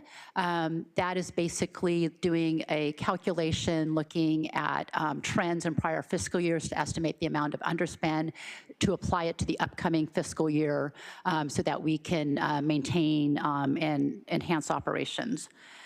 I want to talk just a minute about the last row here, the Homeless Housing and Assistance Program. This is state funding, so state HAP funding. Last fiscal year, as we were doing our planning for 24-25, we had received our award from the state for HAP 5. We had gone through much of the funding recommendation process. We had made initial funding recommendations, and we found out later in the game that the state was going to allocate HAP 5 in 2 tranches. Tranche 1, which we would get in 24-25, and Tranche 2, which we would get in 25-26. Because of that change in the way that HAP was allocated, and because we were late in our planning cycle, we did not want to go into curtailment mode that quickly without having enough time to thoughtfully plan. So we did use last fiscal year $30 million in committed obligated fund balance to help make up that shortfall in HAP last fiscal year. And so as we go into 25-26, we're looking to right size that to be more in aligned with the actual projected revenue that we'll be receiving in 25-26. So that is contributing to the decrease. So the key takeaways here are declining revenue, a decrease in HAP funding year over year, and the allocation of the fund balance, and basically driving us to right-size our budget at this point. I do want to add, there's an important footnote here, which is that the revenue projection for fiscal year 25-26 is $35 million less than in 24-25. That is that total number at the bottom of that table. The curtailment estimate for 25-26 that we are looking at is actually closer to $62 million. So the need to reduce about $62 million of current services that were funded in the Homeless Initiative budget this year. That is because we need to grow certain services, and so not everything else is staying level. So for example, we need to increase funding for supportive services and permanent supportive housing. So that means the need for us to take actual curtailments is greater than just the difference between the revenue totals. Next slide, please. I want to talk a little bit about how we're going about making these funding recommendations and what we're looking at as we're analyzing what the options are. Specifically, the structural deficit and the increasing cost of services has put us in the position of really making difficult recommendations with the purpose of maximizing the effectiveness of available funding and ensuring that in LA County and our partners, we do not lose the momentum that we have gained in bringing people off of the streets and into housing. So we have applied this criteria here on this slide to prioritize our commitments and what we'll be bringing forward to recommend for funding. And key considerations here are foundational services. So we began by protecting our foundational programs, which refer to our most critical programming and services, Generally, these programs directly support the immediate need for housing, so both interim and permanent housing, as well as outreach to people experiencing homelessness. And these are essential to maintaining our urgent response to this crisis. We also had to figure in our legal settlements and agreements and obligations. Per the LA Alliance settlement and the city-county MOU, the county must maintain outreach efforts and scale up supportive services to keep pace with new permanent supportive housing coming online. In addition, we looked at historical underspend, so we sought to right-size some program areas where we'd made investments, but they had underspent year after year. So we wanted to reduce the spending to those more aligned with actual expenditures so that we would be able to use those dollars to maintain as much of the other parts of the system as possible. We looked at efficiencies and outcomes and where we could consolidate and create efficiencies and still provide comparable service. We definitely wanted to continue to bring in our state and federal dollars, so whenever there was a match requirement, we prioritized that for funding. We did consider all of that community and stakeholder input from those 22 listening sessions. And we also looked at where there are programs outside of the Homeless Initiative or not funded by the Homeless Initiative that have comparable services, so that type of service would continue to be available if it no longer got Homeless Initiative funding. As we go to the next slide, we're going to update you on what will happen next. This month, we have been briefing board offices on the fiscal situation and the criteria we're using to make the funding recommendations. We have met with county departments that may be impacted and LAHSA and have walked them through the steps. Next month, we will actually release the funding recommendations and provide, we'll have a public webinar with a Q&A session, and we'll have 2 weeks of public comment. So we will have plenty of opportunity to get input into those funding recommendations. We will incorporate that input with the goal of bringing a draft board letter for the to the homeless policy deputies meetings in February, and then to bring the funding recommendations board letter to the Board of Supervisors in March.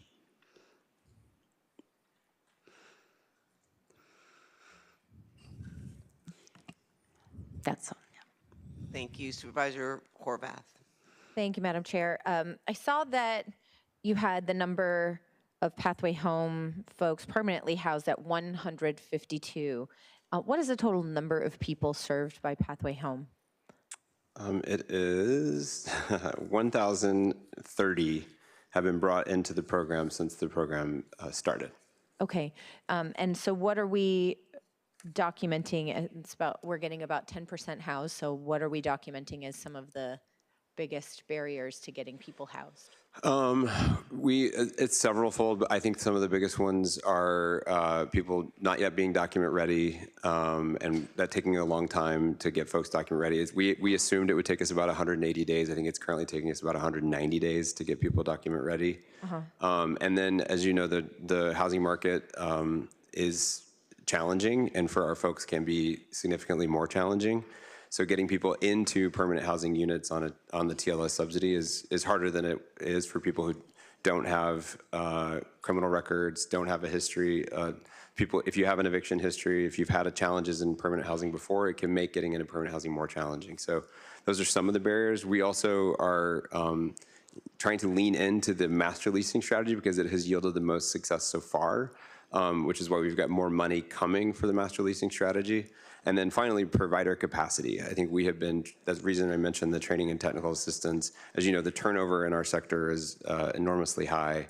And so making sure people understand really what housing-focused case management while people are in interim housing really requires is part of what we've focused on. So we brought in some technical experts to build a learning collaborative with our providers to make sure we're really doing that document-ready work to get people into housing. So I'm sorry to give you such a complicated answer, but... No, it's helpful. I think it's especially helpful to highlight that evictions not only put people on the streets potentially, but they also make it increasingly more complicated to get those people rehoused. So, pets are the other thing.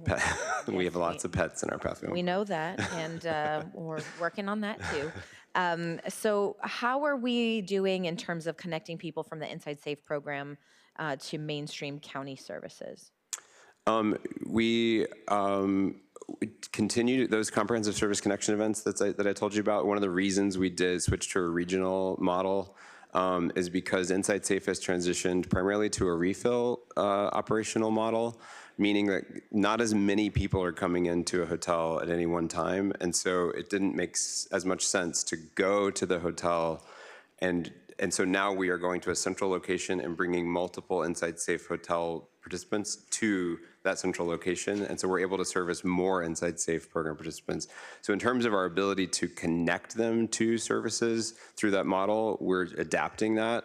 In terms of the data on the sort of what's happening, we just got data from Pathway Home about the connection to mental health services. About 18% of Pathway Home participants are connected to DMH. I would assume a similar statistic for Inside Safe. It's a pretty low amount considering that there's a lot, that we're doing sort of on the front end. And I know in speaking with the mayor that there are concerns about not doing sort of a both and approach. Completely understand why we want to be regional in terms of finding as many people as we can to fill the vacancies because there's a lot of need. But also, if we're not on site when we have those people first coming to a location, then, and it's just sort of they show up potentially when people are not home or they're not notified. I think having more coordinated approach to letting people know how when and how those services will be accessed might help us get that percentage up. Yeah, and I might have misspoke. I didn't mean to imply that the regional model meant we no longer do on-site motel. It's just an additional model that we've added to the mix. Even better. Okay, and then on the grants pass piece, thank you for showing us those stats. Have you seen in tracking our neighboring communities, all the independent cities, have you seen any official policy changes or in practice, has there been more criminalization of homelessness since the grants pass decision regionally? We have seen policy changes in several jurisdictions, but even jurisdictions that don't take a criminalization approach to homelessness have pursued policy changes, clarifying policies, things like that. So it's hard to paint with a broad brush sort of like what is happening out there. I think there's a lot of cities that are updating their frameworks and tools. One thing, so we are seeing changes for sure. But one thing I would say we've also seen is cities in continuing to partner with us on the way we're doing sort of the housing focus in-camera resolution model through Pathway Home. Since the grants pass decision, we have done this with Palmdale, Lancaster, Inglewood, El Monte, Santa Monica, and the city of LA with plans to partner with more cities in the future. So we're seeing sort of a mix of reactions. Has the host team seen increase in folks going to jail? No, ma'am. Okay, that's good to hear. I know, switching gears a little bit, the ECRC had its soft launch, and I want to thank you for moving incredibly quickly on getting that going, especially because the assistance was needed for the Franklin fire, and I know at LASA, Dr. Felicia Adams-Callum shared good news through her team that the people who were able to be connected with through the ECRC from the Franklin fire were able to successfully be housed. We know that it's critical in getting our homeless outreach teams into the area and will be an invaluable tool going forward. What are you defining as the metrics of success for the ECRC? So we have several. We've got input-output metrics about, how many calls are we getting, how many responding to, service quality metrics about the timeliness of the responsiveness. I think that's honestly one of the things that ECRC is going to try to get right, is closing the feedback loop. And so there's not just silence around like what's happening with this. We're actually timely responding to those. So that's service quality metrics. Responding quickly is one of them. Outcome metrics about the outreach engagements, program enrollments, linkages to county mainstream services, and any interim and permanent housing placements. And then equity metrics, whether this work is impacting communities that are disproportionately impacted by homelessness and poverty, and with particular attention to the unincorporated areas. Is this body of work ensuring that we are sort of increasing our ability to respond timely to the needs of our unincorporated If I may add, I would suggest also how quickly we are getting people to an actual service result. One of the things that I hear from our colleagues on the city council in Los Angeles to any of our surrounding cities is, the number of times they have to call, the amount of time they have to wait. If they can just go to one place, if the ECRC can kind of be that one-stop shop, and then deploy services, be sort of the hub for all of the spokes in our system, I think that will satisfy a big desire that we've heard to really centralize how we address this, so we're not giving people 17 different numbers to call and websites and all of that. It's just you go to the ECRC and it will direct you in the right place. So Understood. and then finally, I know you talked on the budget piece. For people who might just get a snippet of what you said, they may hear that there's a decrease in funding after they just passed a ballot measure that for them is an increase. So help me understand how we are collecting more money through Measure A as a county, and yet it's turning into less revenue for services based on the presentation. Yeah, thank you. That is a very good question. So the half-cent Measure A sales tax will replace the quarter-cent Measure H sales tax. Measure H will stop getting collected on March 31st, and Measure A will start getting collected on April 1st. It's expected to generate a little bit over $1 billion annually. That is a significant, basically doubling of Measure H. There is an allocation formula for Measure A that is written into the ordinance language itself, and it has an allocation amount for services, which is what has been historically provided under Measure H, which is the same percentage, basically a quarter cent sales tax or 50% of the half-cent sales tax for services. So it's level there. What fluctuates year after year is the amount of tax that's collected based on consumer spending and revenue collection. So that's the impact that's happening to the budget for us as we look at the services piece. And then the other areas with that other, half of the collection that's happening with A, the rest of that over 500 million, there is new funding that is going to have deep impact as it relates to prevention and housing production and preservation, which are critical areas to preventing homelessness and addressing homelessness. So those significant investments will have a very big impact. Those dollars will be administered by La Casa, the majority of them, with less of those dollars going to the LA County Development Authority. And then in addition to that, there's a new fund, a local solutions fund, which is close to $96 million estimated, that will be going to cities, councils of government, and the unincorporated areas. So there are new dollars. They're not coming in to be administered by the county the same way H has for services. So I think it's helpful to outline then that for people who are looking for homelessness prevention dollars or housing production dollars, they're supposed to go to La Casa because there is a new pot of money, and that's the body to go to in order to access that funding. They will be determining how that funding will be administered regionally. So that's one place. Another place I heard you say is the local, what was the Local Solutions Fund is now sort of a direct to cities approach. So we will be expecting that those new dollars will help enhance what cities are doing directly for their communities, which means we have double duty as a county for our unincorporated areas. Cities will have their own allocation of funding, and then of course still expect the county plays some sort of role regionally, but our unincorporated areas don't benefit from that. So I guess I'll turn to our CEO, because I saw recently that the city of LA has increased their bed rates. Are we planning to do that? And how, given this reality of fewer dollars coming to the county, how are we managing our responsibility to our unincorporated areas as well as all of the cities who expect to work with us? Thank you, Supervisor. This is an important point to make a finer point on. One of the things that we are planning to do is, first and foremost, we are going to right-size our Measure H budget, our Measure H/Measure A budget that Ms. Todoroff just pointed out we will have less revenue for.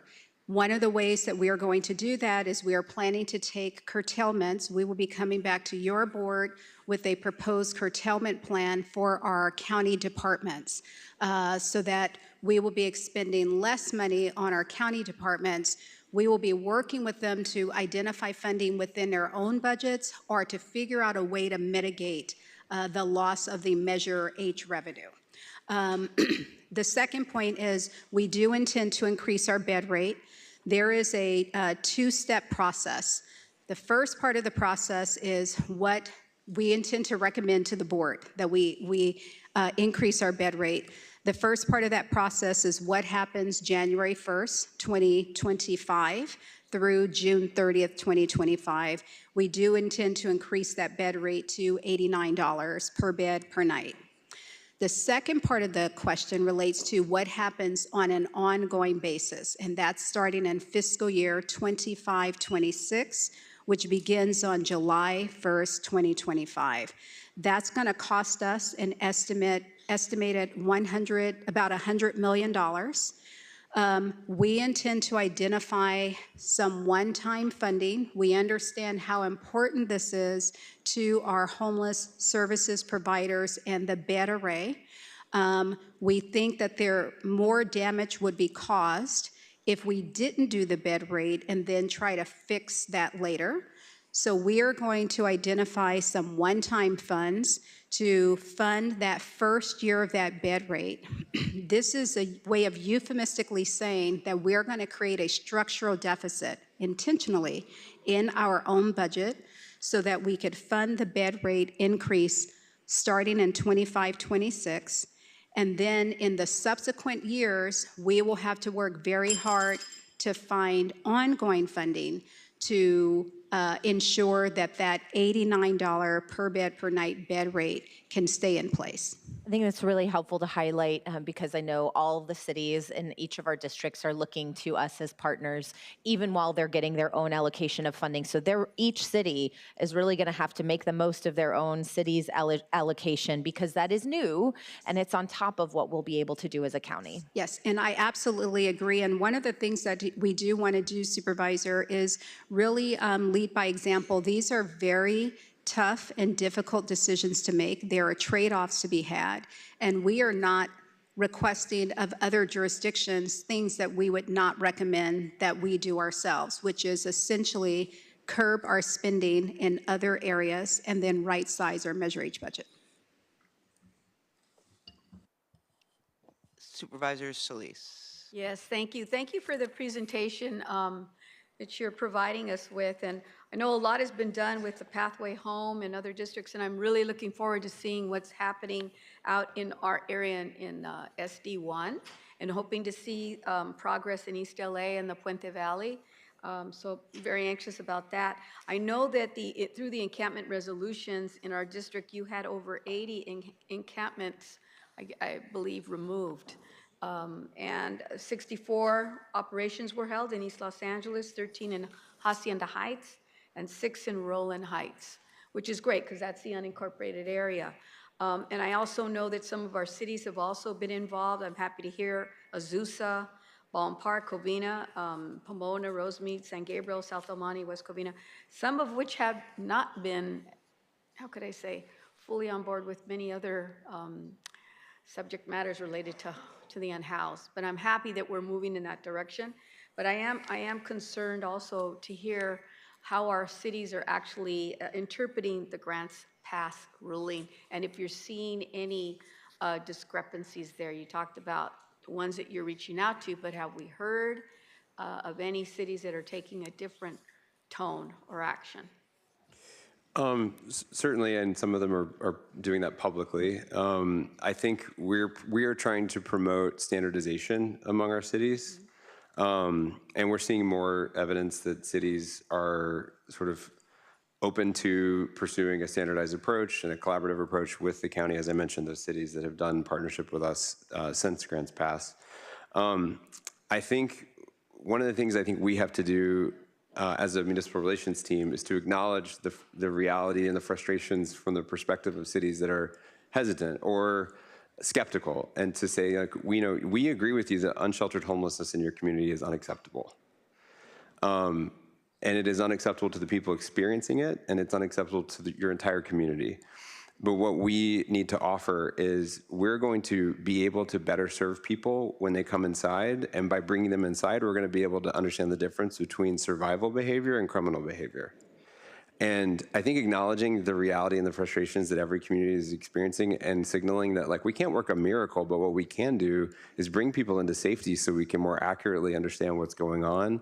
We're seeing a little bit more, that acknowledgement is leading to a little bit more collaboration and partnership between some of the cities that might not instinctually take a housing-focused approach. And is there a difference you're seeing between those city policies compared to those that are served by LASD? Know how LASD serves some of our cities, yeah, in terms of. No, ma'am, I think one of the things that we're very grateful for was the host first responder training that was funded by this board.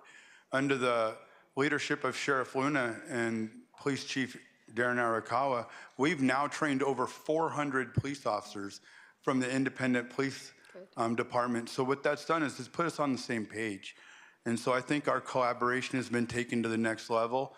There was also multiple calls right after grants passed that Sheriff Luna led with the police chiefs throughout the county and also with contract cities. It discussed the LASD policies and how we had already adhered to the constitutional principles that came out of grants passed, and that how the host team strategy would not change. And so for us, we've been in a very good place, and our collaborative partnerships have never been stronger. Good. I hope that those continue as we move along, especially with this news that there may be a reduction in funding. And that takes me to something that may not be public totally yet, but I know my staff has shared a draft of where potential cuts will be looked at. And some of them I'm particularly concerned about because I have co-authored motions on these subject matter. One is mobile showers, TAY direct cash transfer payments that help to keep some of our young people housed. With respect to also LASD, the jail in-reach program that we know has been successful is getting off the ground, but to see that these programs that we just started can be on the chopping block, I'm very disturbed because I think a lot of folks are going to say, wait a minute, why is this happening? Well, how did this priority come about? So we're going to have to do a lot of meetings or discussions on this.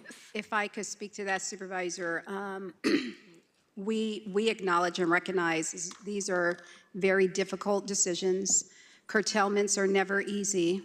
And one of the things that, and there was a slide that Cherie went over that kind of described like the factors that we considered, but one of the things that we looked at was core mission. If we didn't have any other money to do anything else, what are the core mission types of things that are the foundation? They are prevention, which will, a lot of that will hopefully be funded under Measure A through La Casa. One is encampment resolution. The other is interim housing. The other is permanent housing. Over the years, because we had Measure H dollars, we added on other things that are also very important, and they are supportive to the core mission. So for example, we fund public defender to do expungement work. Is that work important? Absolutely. But if we had to choose between our foundation of moving people from encampments or moving them from interim housing to permanent housing, there's a very difficult choice that had to be made. One of the other things that we were mindful of is we did not, in this plan, recommend that we curtail services. So we're not doing a sleight of hand where we're increasing the bed rate, but then on the other hand, reducing the number of beds. We're not doing that. And so the choices were difficult. We are not proposing that we cut any of the provider contracts. And so essentially where we landed, the recommendation is for the county to essentially cut within. Hopefully that will be sufficient. And none of the decisions were easy. I think from our perspective, we're trying to insulate the network from additional or from curtailments, particularly since we know that they are struggling with the bed rate. And that's why the recommendations that you will see come from our office are these very well-intended and probably in some cases beloved county programs. Again, I would just piggyback on something that Supervisor Horvath said, and that is that the responsibility is going to rely on us, but also to get our cities and our COGs more engaged. And obviously going after other dollars like CalAIM and others. I'm sure that's on the radar, but I really think this is an opportunity to get our cities to understand what we have been supplying them, and if they feel so moved, then defend it, because you're now going to get funding for it. And that's a hard thing to do with some of our cities, but I think it's going to be necessary. So outreach, it should include that. And I say that because I also feel that we need to be using an equity lens here, because we are going to hear that as well. Okay, just a word of caution. Yes, and to that point, Supervisor, we have already started to, years ago, the board directed that the Measure H funding recommendations be moved up earlier in the year so that we could better collaborate with LASA and help LASA get prepared to modify contracts, et cetera.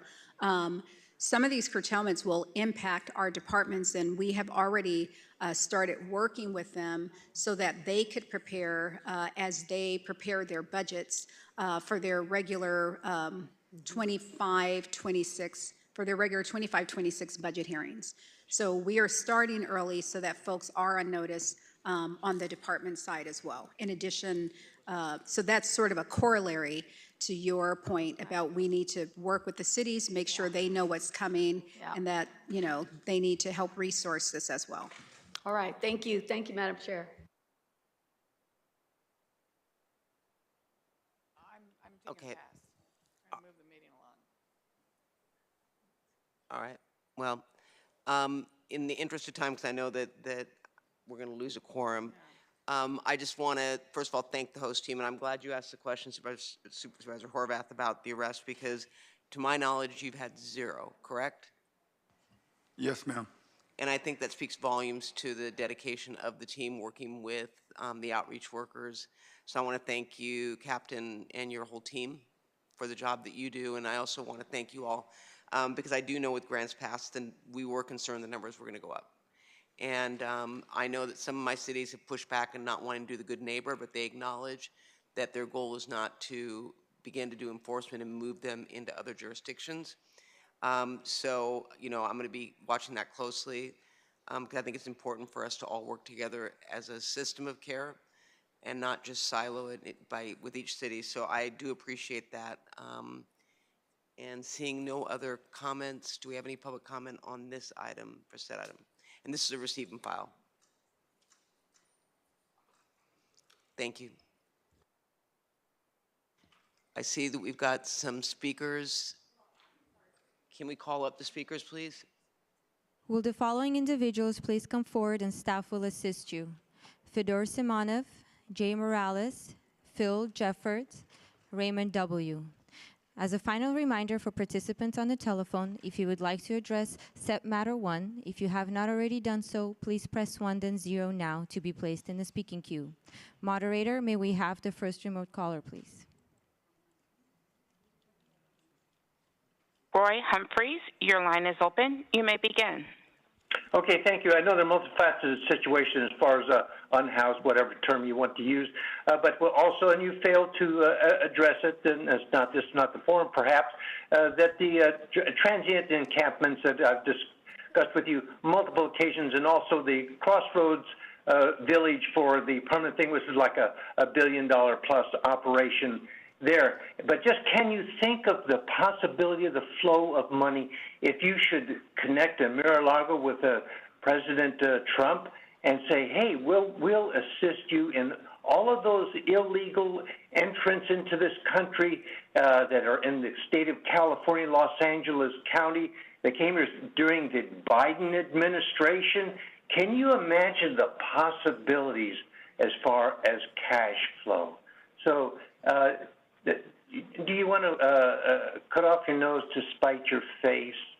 And I want to thank Supervisor Barger for standing up on this particular issue. Thank you. Your time has expired. Next speaker, please. I got 14 seconds. Madam Chair, there are no other remote speakers in queue to address the board. Thank you. We will now go back to in-person speakers. Please begin. Good evening, dear board and everybody. I very appreciate your effort to end the homelessness here in this county. But let me clarify, as a homeless person, and I was homeless for a long time, it's a little bit false term, permanent housing, because that term means it's a consideration of homelessness run by super rich people who running non-profit, and this place doesn't belong to people. They can be kicked every time, every hour, every day, and it's causing stress. So I propose to keep people in their land, they own the land, and does not implement and prohibit for county to removing people aggressively from their land if they won't develop that. And it will help to improve that problem and can resolve homelessness. And I ask you not to destroy people's property if they make makeshift homes in their own land. Thank you very much. Thank you. Madam Chair, there are no additional speakers to address this item. Thank you. In the interest of keeping a quorum on the 4-vote item, Executive Officer, what items are 4 votes required? Or better yet, I'll ask County Council. What items are 4-vote items so that I can call that item up and have public comment? So item number 19, 40, 42, and 29? And then also 36. And 36. 36? Correct. 38. 38 and 52. We're going to call those up first for public comment. Anybody that would like to speak on those items? And we might as well call it 30. None. And If you would like to speak on the 4-vote items, please come forward and staff will assist you.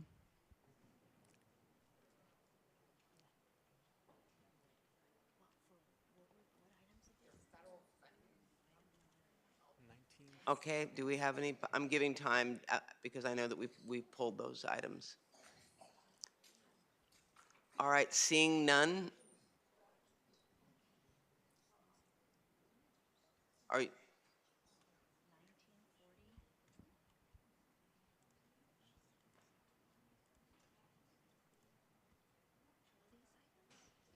Are the? Go ahead. Can you state your name for the record? I'm sorry. Yes, Supervisor Barger. Jesse James Morales, Veterans Advocate, octogenarian, retired cancer survivor. What else? Senior citizen, Veterans Advocate. I've spoken to you before, and today, Supervisor Solis, I am so glad of this issue of homelessness because we have been advocating, and a coalition of veterans organizations is getting together. I spoke to one of the gentlemen, Ray Delgado, today. One of the major problems we have in Los Angeles with homelessness has been addressed by Federal Judge Carter in West LA. But the problem is in Los Angeles. Which item are you speaking on? What item I'm speaking on item 1, and my name was up there, and then it got taken off, on the homeless issue, and this grants pass this federal law. Yeah, and I don't have time. So basically, I'm going to provide all 5 of you with some specific recommendations for public housing, public safety, and public transit. And this issue is important to all of us. And Thank you. Thank you. Yeah. What item are you speaking on, sir? Or 19. All right. Your name for the record, I'm sorry. My name is Daniel Ramirez. I'm a supervising deputy probation officer. I'm the probation officer in charge of our specialized enforcement arm operation for CLEAR. I was the chairperson for the bargaining of our union contract. This contract, for whatever reason, we were bamboozled. A lot of the information that was given to you in that document was not true. It was basically, they just ran the contract right through us. All I asked at the very end was that if they were going to impose the transfer rights on us, that I wanted some type of unilateral salary step, basically good faith bargaining.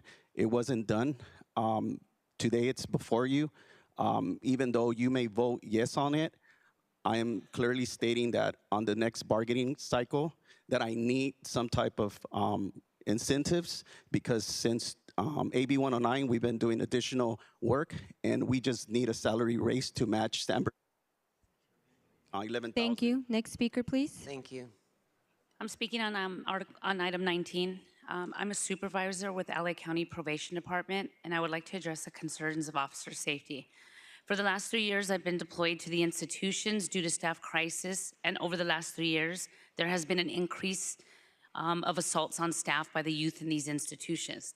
Last Wednesday, on December 11th, while I was deployed to Barry J. Nardoff, I was assaulted by being punched in the face by one of these youth. I'm a single mother, and I had to explain to my children why my face was swollen and bruised. This puts a lot of stress on myself and my family, as well as for other probation officers that have been assaulted by youth at both facilities. Staff need to feel safe in their workplace, and I've heard many of you speak earlier that the big issue is staffing and getting staff to come to work, but I'd like to say that when coming up with a plan, consider staff safety and hold these youth accountable for assaulting staff. Maybe then staff would show up to work, and maybe then the department could. Thank you. Next speaker, please. Thank you. My name is Eric Walton. I'm here to speak on item number 19.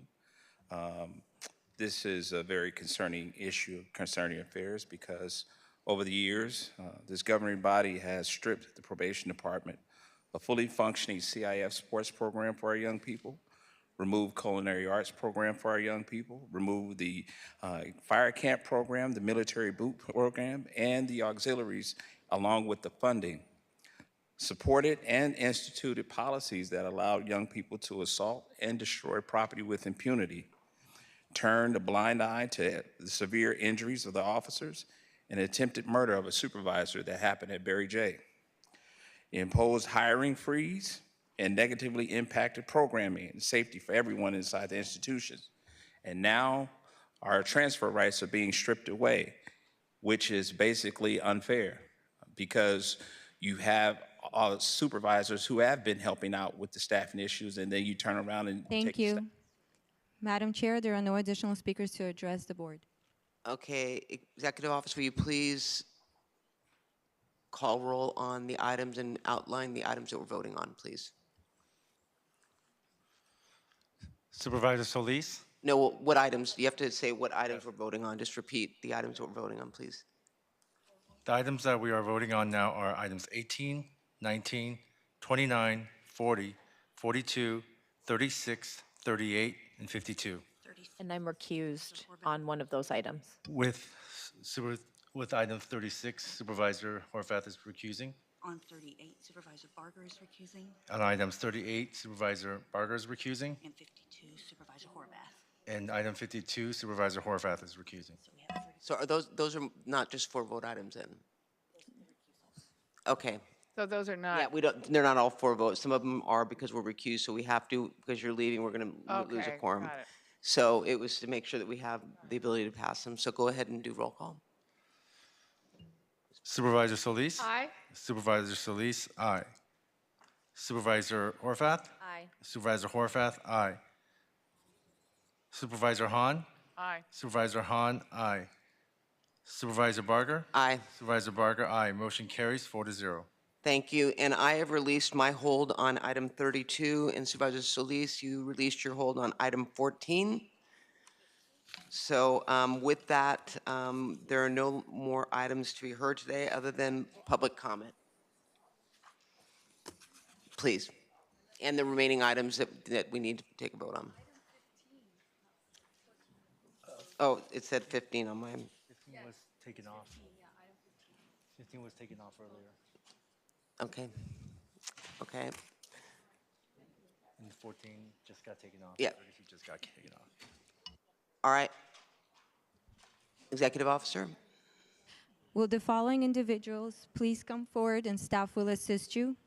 Ines Ruiz, Adelide Hernandez, Rosine Villasener, Juan Rodriguez, Bev Palmer, Ross Barker, Leslie Amaya Yanez, Lisa, Vivian Zamorano, Rebecca Overmere Velasquez, Greg Fritschel, Marta Huerta, Marilyn Kamimura, O'Shea Orchid, Hugo Turner, Jennifer Elkins, Kaylee Elkins, Nathan Elkins, Diana James, Leah Martinez, Adelaide Vasquez, Andrea Gordon, Daniel Ramirez, Eric Walton, Ruth Tyson, Kylide Green, Joseph Laskowski, Diana Cruz, Zaira Bernal, Jay Morales.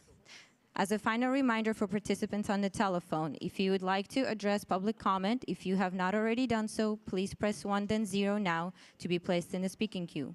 Moderator, may we have the first remote speaker, please? Madam Chair, there are no remote speakers in the queue to address the board. We will now go back to in-person speakers. Please begin.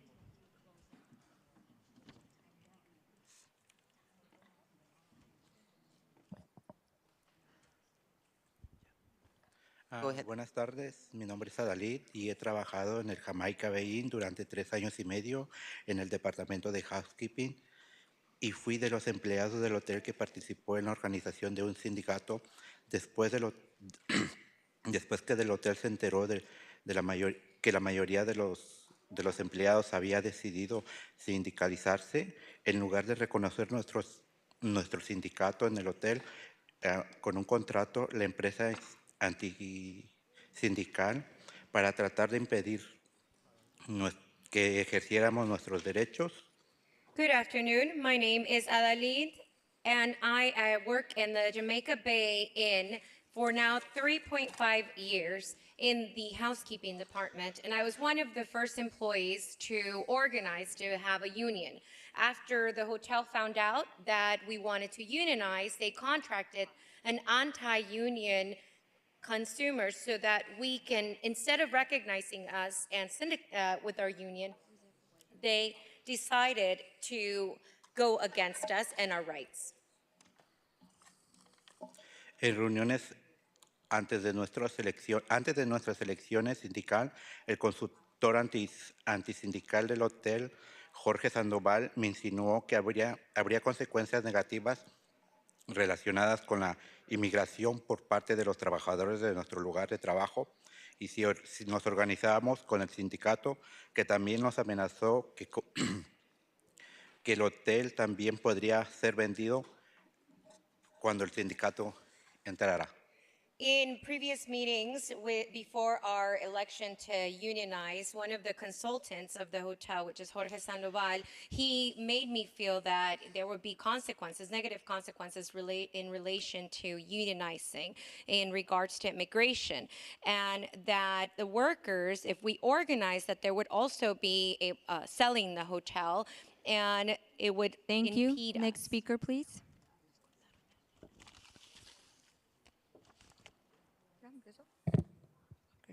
Buenas tardes, mi nombre es Inés Ruiz. He trabajado en el Jamaica Bay Inn en Marina del Rey por 14 años en el departamento de limpieza y fui una de las principales empleadas de hotel que participó en la organización de un sindicato.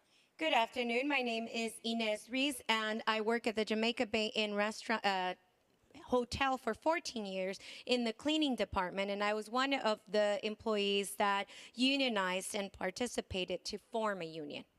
Okay. Inmediatamente antes de nuestra elección, el hotel utilizó amenazas y sobornos a nuestros esfuerzos por sindicalizarnos, pero a pesar de la intimidación de la empresa, ganamos nuestra elección el 12 de noviembre y sin embargo la empresa está impugnando nuestra elección y sigue negándose a reconocer a nuestro sindicato. Immediately after our election, the hotel used harassment and threatened us to pressure us and our colleagues so that we can then leave our unions. But they intimidated us, but either way, we won our contract on November 12th.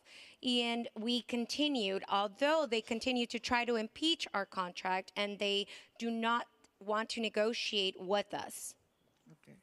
Aproximadamente a una semana después de que ganamos nuestra elección, el gerente general del hotel me llamó para decirme que me estaba despidiendo porque supuestamente había sido irrespetuosa con mis compañeros en el trabajo. Approximately a week after we won our election, the manager for the hotel called me and told me that I was being fired due to me being disrespectful, supposedly, to one of my colleagues. Okay, ahora este. Okay. Agradecemos al equipo de la supervisora Michelle por reunirse con nosotros y esperamos poder hablar con las demás oficinas. Gracias. We appreciate Mitchell's office, Supervisors Mitchell's office, for meeting with us, and we do hope to hear from the rest of the offices. Thank you. Thank you. Next speaker, please. Buenas tardes, mi supervisora. Mi nombre es Juan Rodríguez. He trabajado en Jamaica Bay por 7 años como buzzer en el Departamento de Alimentos y Bebidas y fui uno de los empleados del hotel que participó en la organización del sindicato. Good afternoon, supervisors. My name is Juan Rodriguez, and I work at the Jamaican Bay Inn now for 7 years as a busser in the Department of Food and Beverages. I was one of the employees that participated in organizing ourselves for a union. En el periodo previo a nuestra elección, sentí que la empresa nos intimidaba a mí y a mis compañeros de trabajo para intentar desinteresarnos de nuestros esfuerzos por sindicalizarnos. En un momento dado, uno de los consultores antisindicales de la empresa me amenazó con que si ganábamos las elecciones, el hotel podría cerrar. There was a period previous to our election where I felt that I was intimidated or being intimidated by myself and our colleagues. They were trying to make us lose interest in unionizing, and they were trying to also make us not join our union. And if we did win the elections, they said that the hotel could possibly even close. En otra ocasión, un gerente me dijo que el hotel estaba tratando de solucionar nuestros problemas en la cocina, pero que con el sindicato eso no iba a ser posible. Después de que ganamos las elecciones, luego de una semana después de que ganamos las elecciones, me dieron un ultimato de advertencia por escrito por supuestamente haber tocado a mi compañero de trabajo. And there was occasions also in where they told me that they were trying to resolve issues for the kitchen, but with a union, then that wasn't going to happen. Later, weeks later, after we won our elections, they gave me a last Thank you. Next warning. speaker, please. Thank you for allowing me to speak today, County Supervisors. I appreciate it. Janice Hahn, on July 17, 2023, I came and spoke before you, Sheriff Luna, and the community for help. I stand before you a week before Christmas, brokenhearted. I've been with the people concerned since April of 2024. They have been less than truthful and accountable. People concerned finally told me that the apartment I was getting in May, they never even filled out an application or submitted it. The only other application in all of that time, they did not fill out timely, and I lost that apartment as well. I ask that you meet with me, please, Janice Hahn. I have had well over 10 meetings with people concerned. Nothing is moving forward. They have been less than truthful and accountable. I ask that you meet with me, Janice Hahn, to come up with a solution so I can move forward and get on with my life. Janice Hahn, please meet with me. I am working directly with Ivan, and I've called your office on multiple occasions. Thank you. Next speaker, please. Can I just, Madam Chair, just take a point of privilege that we have been working with Lisa for quite a while now, and she was losing her tenancy, and we offered her many options, including the Hondo Center in my district, which she refused. And then we rented a storage item for her just so she wouldn't lose her items. And when she was going to lose her housing voucher, we referred her to people concerned in Brilliant Corners who showed her units repeatedly, and she's refused them. So they continue to work with her. My office is working with her, but we really need her to cooperate with us. And as you can see, she came in today raising her voice at Ivan, kind of screaming at him, which if any of you know Ivan, he is, has a heart of gold and works overtime. So we're working with Lisa. We just need her to continue to cooperate with us. Thank you. Okay, thank you. Thank you. That's why we don't even. Thank you. If you want to go over here, do we have someone from executive office that can? Thank you. Next speaker. Sorry about that. Good afternoon. My name is Vivian Zamorano. I volunteer with the Clean Air Coalition of North Whittier and Avocado Heights, and we request a BOS motion to oppose the renewal of EcoBat's operating permit.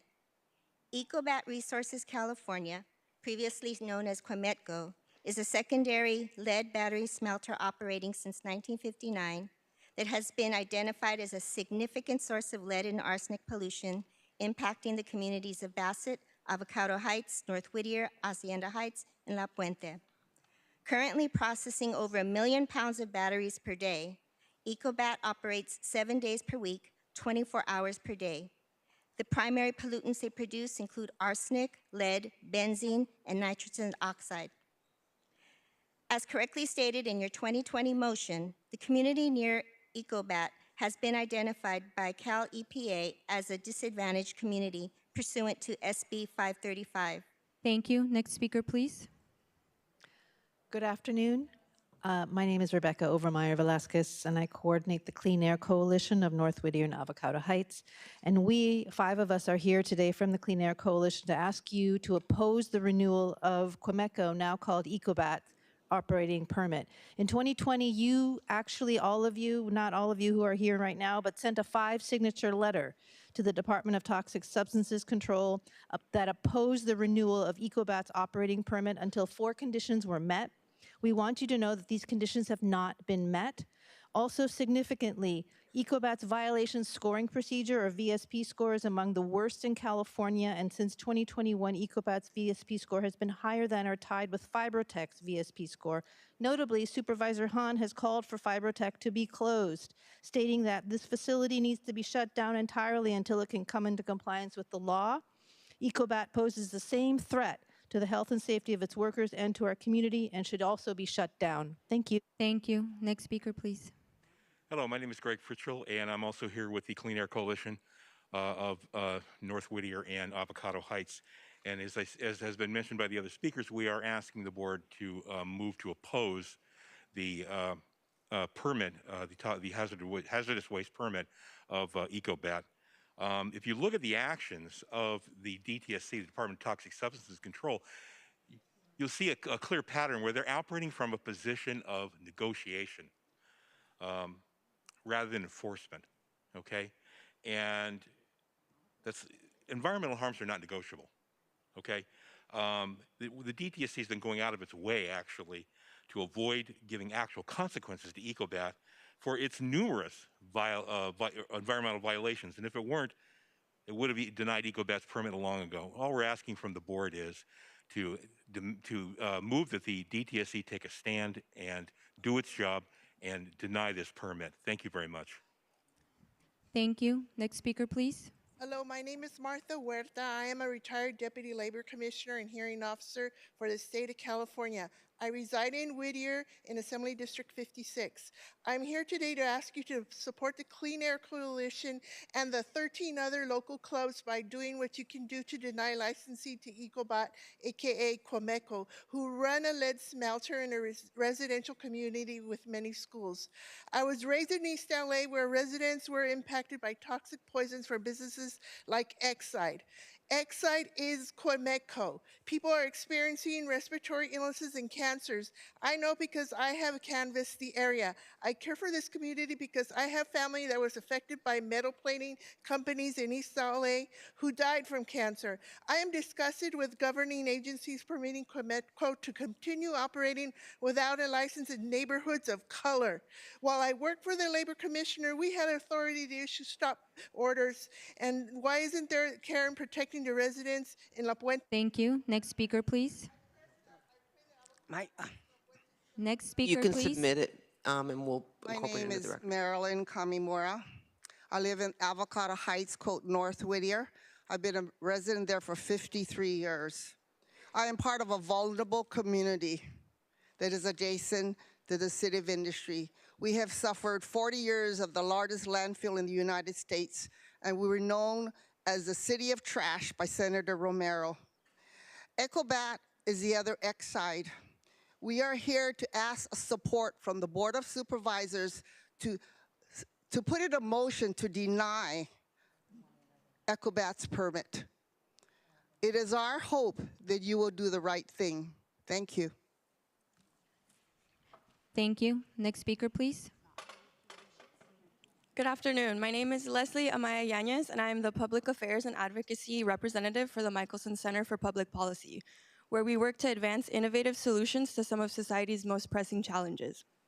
One of our key strategic programs is the Pet Inclusive Housing Initiative, which aims to increase access to housing for families with pets by addressing barriers and promoting policies that support pet-friendly communities.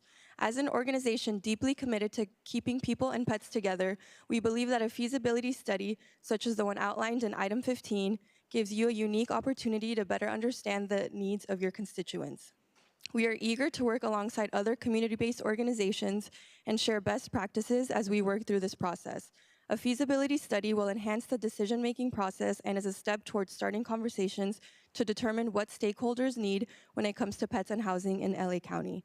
We are committed to being a part of this critical conversation and supporting the county in its efforts to make pet-inclusive housing a reality for all. Thank you for your time. Thank you for coming and showing up. We pulled our item, but I really do appreciate your support. Thank you so much. Good afternoon. My name is Ross Barkert. I'm the Program Director of the Pet Inclusive Housing Initiative, representing Michelson Center for Public Policy. 76% of rental housing providers identify their properties as pet-friendly, yet 72% of renters say that pet-friendly housing is hard to find. This feasibility study provides a pathway for understanding and remedying that disconnect. In Los Angeles County, 67% of rental properties allow pets, and among those, 83% impose breed restrictions, 59% have weight restrictions, with less than 6% of all rental properties having no such limitations. Additionally, pet-related fees are a significant barrier for renters with pets. Average upfront pet deposits and non-refundable fees both exceed $400, and monthly pet rent averages $59. This feasibility study gives supervisors an opportunity to address pet restrictions and fees in housing that disproportionately impact large breed dogs, drive overcrowding, limit adoption opportunities in animal shelters in your districts. Through this study, we will be able to expand housing access for pet owners in a measured way that works for all stakeholders. Thank you for your time and consideration. Thank you. We will now go back to remote speakers. Moderator, may we have the next speaker, please? Andrea McPherson, your line is open. You may begin. Yes, Andrea McPherson, a resident of LA County and LA Care RAC Service Area 5 member. LA Care, honestly, I cannot understand how Hilda Solis does represent the Board of Supervisors, but yet still allows things to happen with LA Care and the decisions being made to not adhere to our necessities. The staff members are allowed to be abusive towards us during meetings and not follow proper protocol, the democratic process, Robert's Rule of Order, and all of those different things. They write our agenda for us, and we are stakeholders suffering from chronic illnesses. But yet we still have not had the right to have our own agenda, our own budget, our own decisions being made with the funding from the Department of Health Care Services. So we need someone Thank to you. step Your up. time has expired. Next speaker, please. Carlos Benavides, your line is open. You may begin.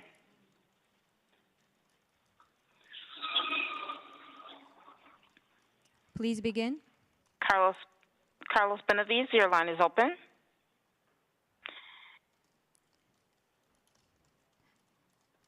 May we have the next speaker, please? Christine Rangel, your line is open. You may begin. Good afternoon, County Supervisors. My name is Christine Rangel. I am a pet owner and also a member of Democrats for the Protection of Animals. I'm speaking in support of item number 15. Thank you, Supervisor Solis, for authoring this motion. Too many Angelinos are being forced to choose between putting a roof over their heads and keeping their pet. This is not a life. For many Angelinos, pets are family. Some of you may know I work with affordable housing builders, and from my experience, this is absolutely one of the reasons unhoused people will reject housing if they cannot bring their pets in with them. On top of this, LA County shelters are currently euthanizing over 200 animals per week. I urge the board to support this motion. Thank you for your consideration. Thank you. Next speaker, please. Christina Gardinas, your line is open. You may begin.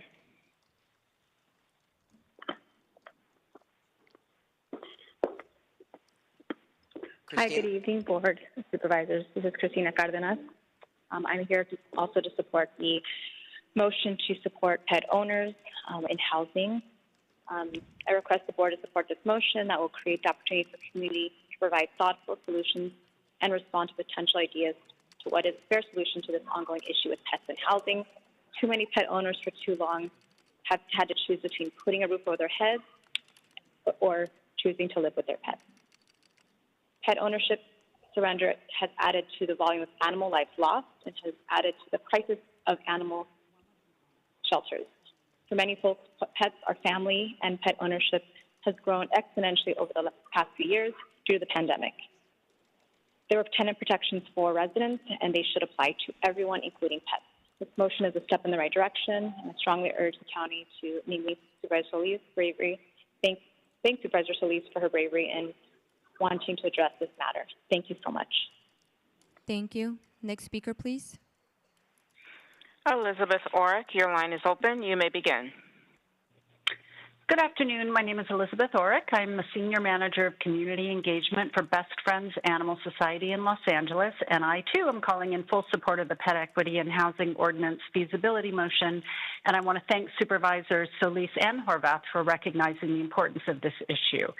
2/3 of American homes have at least one pet, and we know that Angelenos love their pets and consider them family, and yet affordable pet-inclusive housing is still very difficult to find, and that means that in order to find housing, many Angelenos are having to face the heartbreaking decision of giving up their beloved family members to overcrowded shelters where those pets are at risk of losing their lives at the expense of the taxpayers who subsidize those shelters. And that's just unacceptable. No one should ever have to choose between their family pet and having a safe place to call home. We appreciate and thank the Board for taking this issue seriously, and we look forward to seeing the results of this report. Thank you so much. Thank you. Next speaker, please. Gabrielle DeLula, your line is open. You may begin. Good afternoon. My name is Gabrielle DeLulo. I volunteer with United Hope for Animals, and I'm an attorney. I'd like to speak in support of item 15, and I want to thank Supervisor Solis for authoring this motion. I ask that the Board support this motion that will create an opportunity for our community to provide thoughtful solutions and respond to potential ideas as to what is a fair solution to this ongoing issue of pets in housing. Too many pet owners for too many years have had to choose between putting an affordable roof over their heads or keeping their pets. Pet ownership surrender is added to the huge volume of animal lives lost, and is added to the ongoing crisis in county animal shelters as well. For many people, pets are family, and pet ownership has grown exponentially over the past 2 years due to the pandemic. There were pandemic-era protections, but that does not help everyone. This motion is a step in the right direction to formally explore solutions, and I ask the county address this matter. Thank you for your time. Thank you. Next speaker, please. Carlos Benvitas, your line is open. You may begin. Hi, good afternoon, Supervisors. First, I want to commend and say I wholeheartedly agree with this motion that Supervisor Solis is putting on to look into this thing. Everybody's considering them as pets. They're always saying pets are this, pets are that. You know what? These aren't only pets. These are lifelines for a lot of people because these are the only things that they have to associate with. And I think by making them choose between one or the other, you're diminishing their quality of life. It's very vital because, especially since we've had COVID and everything, you know, these pets they're not just an animal. They're not just a pet. They're a family member. And to a lot of people, you know what? This lets them get through the day. So thank you, Supervisors. And I'd like to see the final issue on this. I appreciate it. Thank you. Next speaker, please. Judy Lopez, your line is open. You may begin.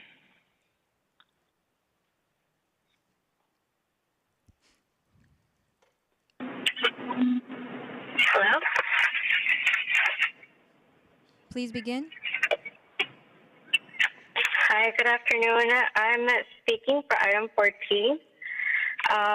As a mother who experienced issues with addiction, not knowing where to get help, and facing the stigma that comes with substance abuse, Plan of Safe Care would have been a resource I would have benefit from. So sorry.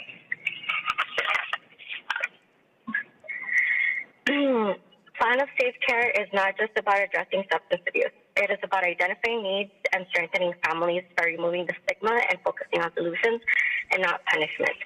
Substance abuse is more than people becoming addicted to a substance. And abusing substances is about coping with our own personal history of trauma and not having the support and tools needed to overcome.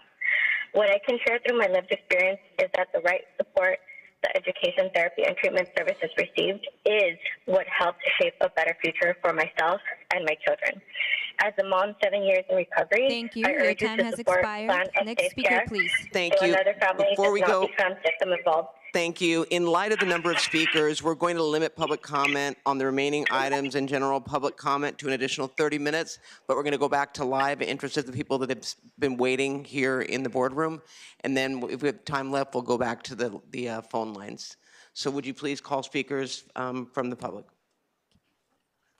Next speaker, please.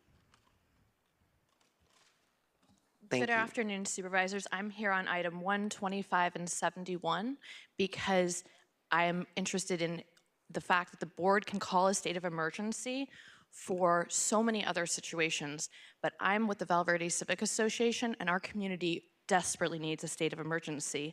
I represent neighbors, some of whom who are children here today, who are going to speak to you about the situation they're in and how badly they need a state of emergency. During this year, all of our local organizations have called for a state of emergency. Also, all of the elected officials who have come out and spent time in our community have called for a state of emergency. But Catherine Barger's office has told us we can't even talk about a state of emergency or the needs of our community during our Civic Association meetings. However, she did send me a Christmas card. Thank you, Supervisor Barger, for sending me a Christmas card. In response, I have a Christmas card, which I'm going to give to all of you today, not just to Supervisor Barger. This highlights the needs of our community, and it invites you all to come out and better understand the situation. Next speaker, please. Hello, my name is Hugo Turner. I just graduated from a high school, K-12 school in Castaic. I'm also speaking on 71. At this school, the children from kindergarten to 12th grade basically refuse to go outside lest they get chronic migraines and allergic reactions from benzene poisoning. I believe a state of emergency must be declared, if not just for our sakes. I have emailed you an article I wrote for my school newspaper last year, which details just how long this has been a persistent and imperative issue. Please, we need motion on this. Thank you. Thank you. Next speaker, please. My name is Jennifer Elkins. I'm a resident of Val Verde. I want to thank the county for finally standing with the residents of Castaic and filing a lawsuit against Chiquita Canyon landfill. My community has been suffering for far too long, and we are grateful to finally have our concerns validated.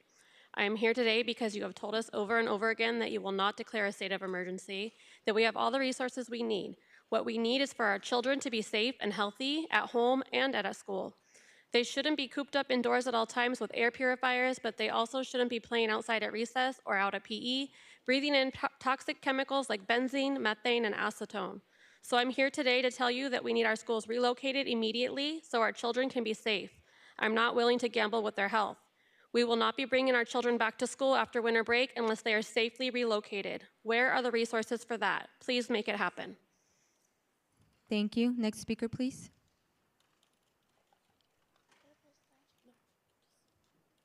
Hi, my name's Kaylee Elkins, and I go to Live Oak Elementary. I don't feel safe at school. We go out to PE in toxic air. I get headaches and itchy skin. Many people in my community have cancer. Please relocate our schools. Thank you. Next speaker, please.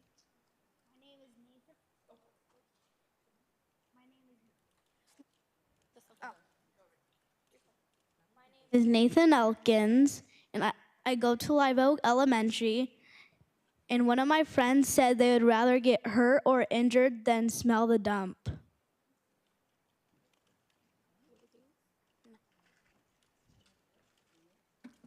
Thank you. Next speaker, please. My name is Layla Martinez, and I go to Live Oak Elementary. Many of my friends and I have been experiencing sicknesses like nausea, dry throats, migraines, headaches, and feeling like we're about to pass out when we're outside, like with this toxic smells and stuff. Please relocate our schools.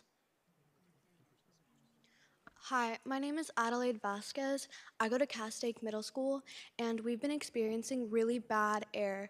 Whenever we go out to runs, we do 15 to 30-minute runs every week. We get so sick. I've had many of my friends throw up, get doctor's letters saying they can't go to PE anymore, and it's very much hurting our health and our grades. We have to skip days at school or call our parents just to go home to even worse air. It's a big problem.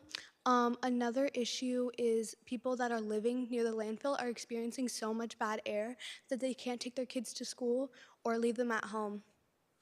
Thank you for your time. Thank you. Next speaker, please. Hi, my name is Kylan Green, and I go to Live Oak Elementary School. Everyone's getting sickness from it because of the landfill, and it's got me sick for 3 months. Every time I try to tell a yard duty or anyone outside, they just say, I know. I say it stinks, but they don't do anything about it. They just say, go on and go ahead and play. Thank you. Thank you. Next speaker, please. Hi, I'm Diana James. I'm a resident of the Valverde community, and I am here because I am wanting to reach out for all of the sick people with cancer and the people with the rashes and the people with the problems that we're having from the landfill. I'm having problems myself. We're tired of being sick. We need something done immediately. It's just a really difficult place for anybody to live.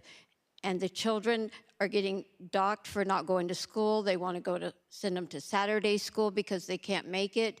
It's not fair. They need to move the schools.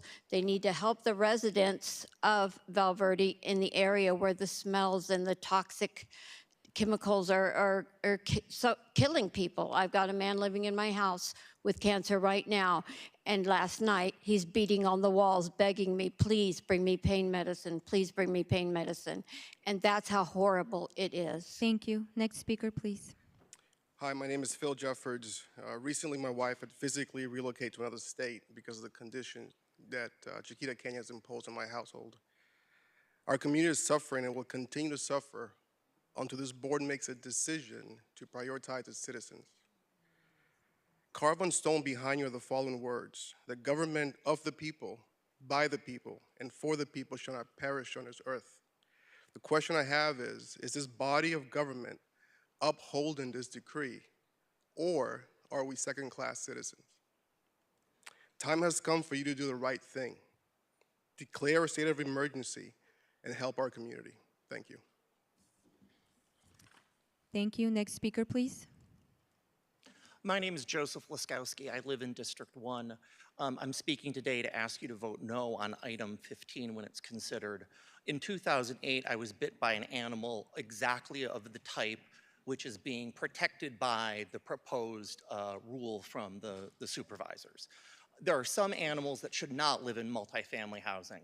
Imagine a 1970s rent-stabilized building, but add 4 or 5 pit bulls to it. Who does that help? That helps no one. What it does is it creates an unsafe living environment. I've been an insurance broker for 21 years in Los Angeles. These animals are uninsurable. If you allow these types of pets, which you're proposing to protect in multifamily housing, the buildings will not have insurance if someone is mauled.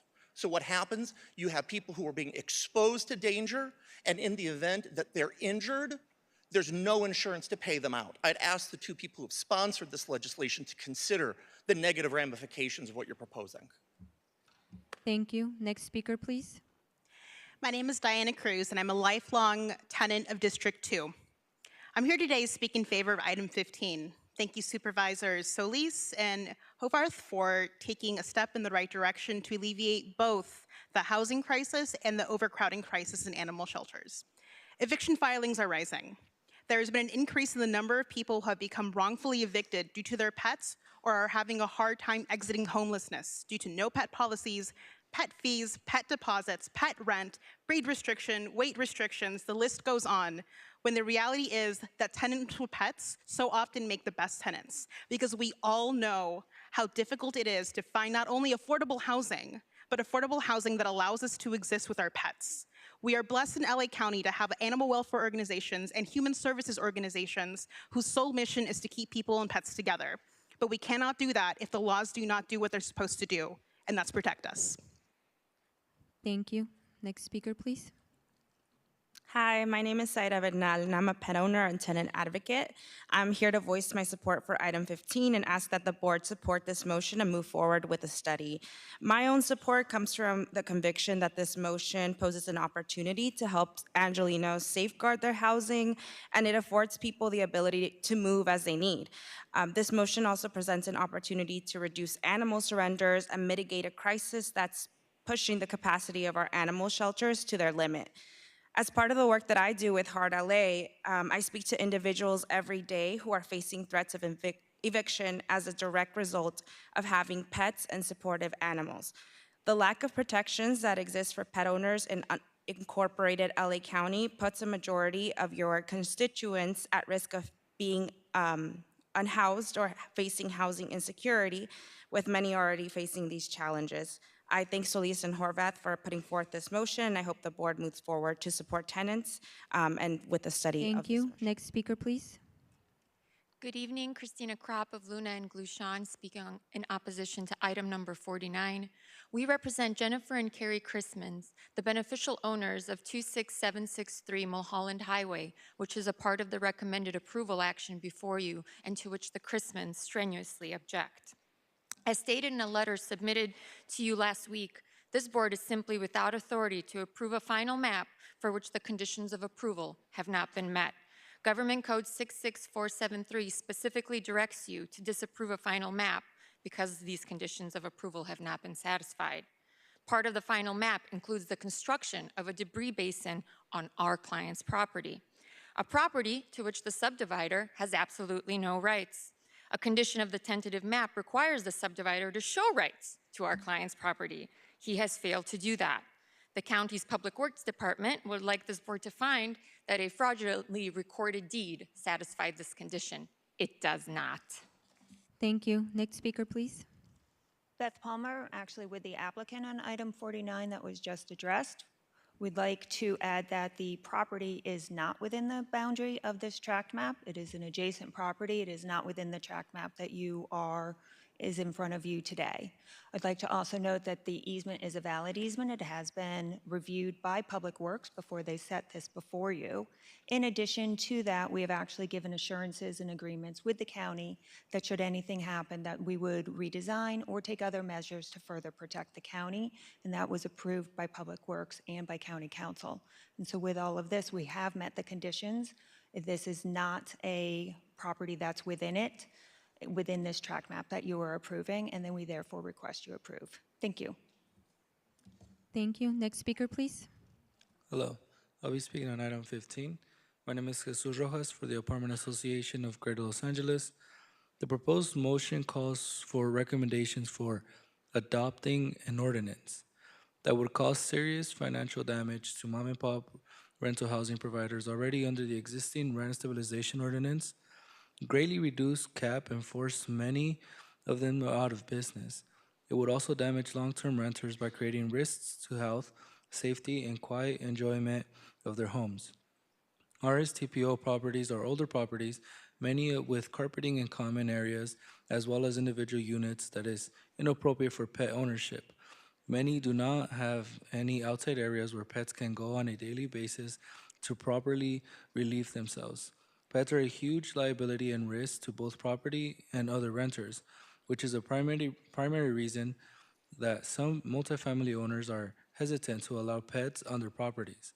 Forcing private property owners. Thank you. We will now go back to remote Before we do that, unfortunately, my constituents left, but I just wanted for my colleagues, I have extensively and thoroughly explored the topic of an emergency proclamation with subject matter experts both at the county and the state level.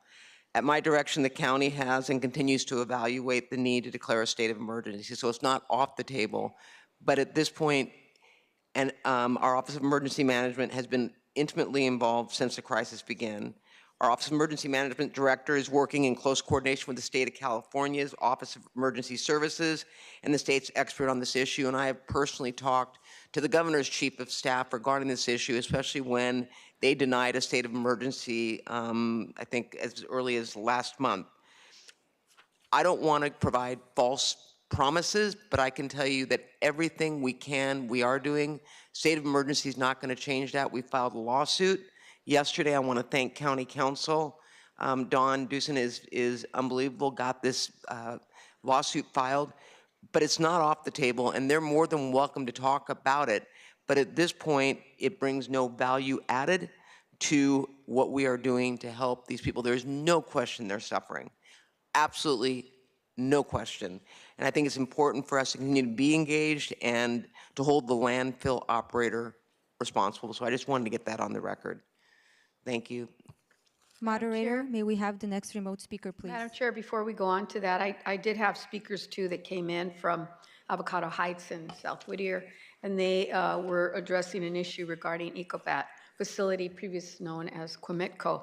It's a battery facility and is not anywhere near Exide, which we all on the board are fully aware of. But since I have been representing the area and I took over from Janice Hahn because this was redistricted into my new district, I've been working with DTSC since 2016 to ask for a full assessment and cumulative impact report on the community. And all of it is based on their permit renewal. We know that there have been several violations, and some have been corrected by EcoBat, but we know that more has to be done. And we've continued to ask them to do more meetings, DTSC, to inform the community. And likewise, we did send a letter, a 5-signature letter to DTSC opposing the expansion of the Quimetco's operation, urging them to consider the prior 10 years of violation. And we move forward. There is a new head of DTSC. They are looking at extending or renewing their permit with some conditions that I have learned that are really restrictive, that have never been done before. And this in part is because of the work that we did with the DTSC. So I'm hopeful that if the company can't come into compliance with this renewal, and it's a 5-year permit as opposed to a 10-year permit, there's chances that we might be able to come in and assist if they're not compliant. But otherwise, I would say that DTSC has held to what I have asked them to, which is to hold public hearings, weekend evening events, canvassing events, speaking to folks, providing materials in multiple languages, Spanish and Mandarin, and likewise to public post all the materials in our libraries. So I would just say to the community, we are doing much more work than is ever seen, and I think we are trying to move forward, but with a cautious eye, and we will not give up. Thank you. Thank you. All right, we'll go back to the phones. Moderator, may we have the next remote speaker, please? Christine Boyer, your line is open. You may begin. Hello, my name is Christina Boyer. I'm an attorney at public counsel and a member of Keep LA Housed, and I want to call in support of item 15 tonight. As folks have talked about, too many Angelenos have to choose between keeping their family member or finding housing that's affordable. This motion is a great step in the right direction to gather community input on this issue.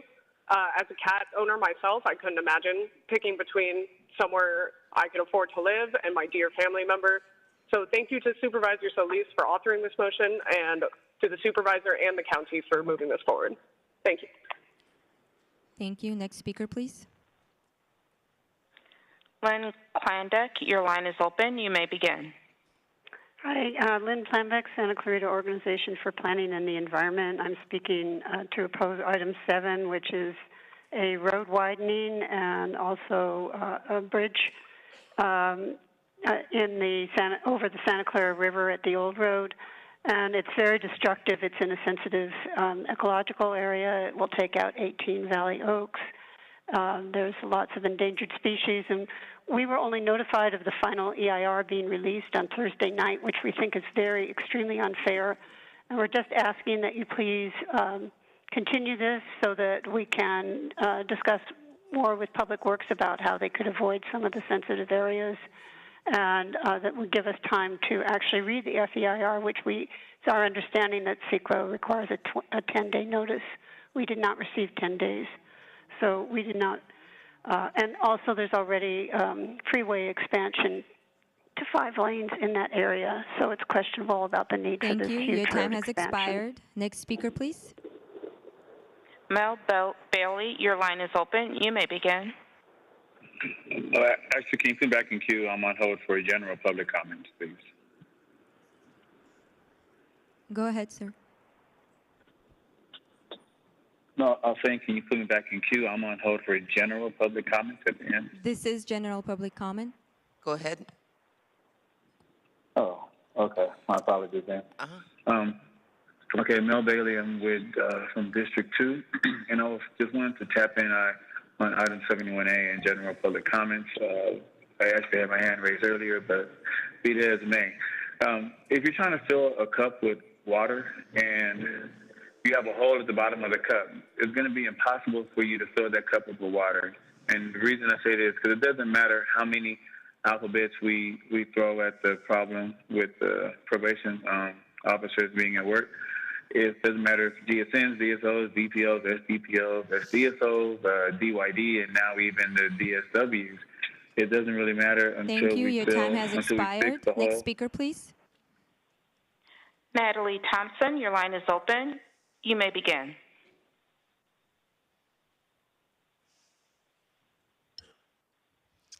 Please begin. Natalie? Next speaker. Roy Humphreys, your line is open. You may begin. Okay, thank you, Supervisor Solis. You have been notified of the Jellic gas station conundrum, as well as the Otterbein vacant property situation over there. And as long as you continue and your staff continues to ignore us and insult us, we're going to bring it back to you, as well as you can see your situation on my YouTube channel. And as far as states of emergency, you have failed to address the Fullerton Road underpass on the railroad situation there, which is years behind schedule, and if anything deserves state of emergency is that. And we're going to keep notifying you and putting it on my YouTube channel, the unmitigated negligence and irresponsible of your offices and your staff as far as the health, welfare, and that Jellic situation. Again, take a look on my YouTube channel. You'll enjoy every minute of it. And we're not going to let it go away. Thank you. Your time Thank has you. expired. Next speaker, please. Susan Winsberg, your line is open. You may begin. My name is Susan Winsberg, and I've been working with Kitten Rescue, the largest cat rescue organization in Los Angeles, for 24 years. And I've noticed a dramatic increase in cats being relinquished because of rental limitations, that they're not allowed to have pets. They end up in the shelters or they end up on the streets, and we try to grab them, but we can't get to them all, and it's tragic. And people are being forced to separate from their family members, which is how they see their pets. So we want to thank Supervisor Solis for measure number 15 and request that the board support the measure. Thank you very much. Thank you. Next speaker, please.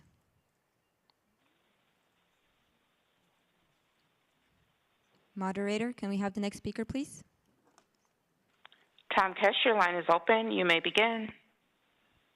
Hi, my name's Tom Keish. I'm speaking on item 15. I volunteer for DACC, LAAF, and LBAX down in Long Beach. Please do whatever you can to keep animals in homes and out of stressful and overcrowded shelters. Everything in this country should not be simply about money. If I could just close with the Mahatma Gandhi quote, the greatness of a nation can be judged by the way its animals are treated. Thank you. Thank you. Next speaker, please. Elizabeth Jeffords, your line is open. You may begin. Hi, yes, I'd like to address the Chiquita Canyon landfill crisis. Ms. Catherine Barger, I'm so relieved that you have me chair, and I'm hopeful that you will bring more awareness to our situation and how critical it is for you to push the state of emergency. I know you've addressed and said that you've done everything that you can and you have all the resources at your fingertips, but I am still relocating myself out of state, and I'm afraid that this time was the last time I can physically recover from the toxic gases that we're exposed to on a daily basis. I urge you to take a look at this situation more carefully and stop waving that $2 million over our heads like you're going to do something. It's not enough. It's too many people affected now. We need to address the situation before it gets worse, and don't wait for Chiquita Canyon to do anything about it. We need your help and support, and we need you to do the right thing and watch over the constituents of District 5. Thank you. Thank you. Next speaker, please. Madam Chair, there are no other remote speakers in the queue to address the board. Mr. Executive Officer, will you please tell us the items we'll be voting on? The following items are before you. 2, with the exception of the appointment of Elizabeth Greenwood, which will be referred back to Supervisor Han's office. 4 as revised, 5 and 6, 7 as revised, 8 and 9, 10 as revised, and Supervisor Horvath voting no, 11 through 14, 15 as amended, 16 and 17, 20 through 28, 30 through 35, 37, except this is the Executive Office is administratively carrying over this to January 7, 2025. Item 39, 41, 43 through 51, 53 through 70, 71B as revised, 71C, 1D through 4D. These items are before you. Oh, wait. Oh, and then we are going to be continuing item 10 to January 7th at the request of my office, or Supervisor Barger's office. These items are before you. Okay, call the roll. Supervisor Solis? Aye. Supervisor Solis, aye. Supervisor Horvath? Aye. Supervisor Horvath, aye. Supervisor Barger? Yeah, aye. Supervisor Barger, aye. Motion carries 3-0. Thank you. We will now move on to, there are no specials, so we'll move on to adjournments, beginning with District 2. I'm going to be doing, I'll let Supervisor Horvath go. Oh, okay. I'm going to do Holly Mitchell's adjournments. Supervisor Mitchell moves that when we adjourn in memory of Robbie Janine Work, who was born on November 24th, 1957 in Los Angeles and passed away on November 15th at the age of 66. Ms. Work graduated from Beverly Hills High School and then enrolled at the University of California, Los Angeles. Inspired by her father, Frank's 37-year career with the county's Department of Human Resources, she also became a member of the county family. She began her career as a children's social worker with the Department of Children's Services, now the Department of Children and Family Services. While working full-time at DCFS, she enrolled at Southwestern Law School, attending classes at night. After graduating from law school in 1992, she transferred to the Office of County Counsel. Throughout her career, Ms. Work continued to rise through the ranks, even becoming a courtroom supervisor over numerous courtrooms. She was well respected and trained many of County Counsel's new lawyers. After 31 years of service with the county, she retired in 2016 as a principal deputy county counsel. She spent 7 years with DCFS and 24 years with county counsel. Ms. Work is survived by her siblings, including Nick Rembert, who is currently a county employee with the Internal Services Department, and a host of extended family, friends, and former colleagues who will all miss her dearly. I believe that's a 5 signature. It's all board members. Supervisor Horvath. Okay, I have 3 adjournments today. First, I move that when we adjourn in memory of Troy Masters, a tireless advocate and journalist who passed away on Tuesday, December 11th. Troy's work uplifted the LGBTQ plus community, and he leaves behind a legacy of visibility and compassion. Born in Gallatin, Tennessee, Troy's path took him to New York City during one of the most difficult times for the LGBTQ plus community, the height of the AIDS epidemic. Witnessing the urgent need for media that represented and informed the queer community, Troy found his calling. He joined Outweek, where he published critical stories about healthcare access, the fight for HIV research, and the rising violence against LGBTQ plus individuals. In 2002, Troy founded the Gay City News, creating a cornerstone of queer journalism on the East Coast. But his vision didn't stop there. Recognizing a similar need here in Southern California, Troy moved to Los Angeles in 2017 and founded the Los Angeles Blade, a sister publication to the Washington Blade, the nation's oldest LGBTQ plus newspaper. Whether it was shining a light on the HIV/AIDS epidemic or responding to MPOX, Troy sought out and amplified the voices of the most vulnerable in our communities. He stood on the front lines of journalism during times of crisis, pushing back against bigotry and stigma with stories of resilience, justice, and hope. His work not only chronicled the fight for LGBTQ plus rights, but celebrated the hard-won milestones and victories of a movement he held so close to his heart. Troy understood that visibility is power, and he used his life's work to ensure that LGBTQ plus voices were heard and valued. Those who knew him best will remember Troy's wit, his warmth, and his unwavering commitment to the community he loves so deeply. He is survived by his sister Tammy, his mother Josie, his former partner and dear friend Arturo, and his beloved dog Cody. Oh. Today, we honor the extraordinary life of Troy Masters and the countless lives he touched through his advocacy and journalism.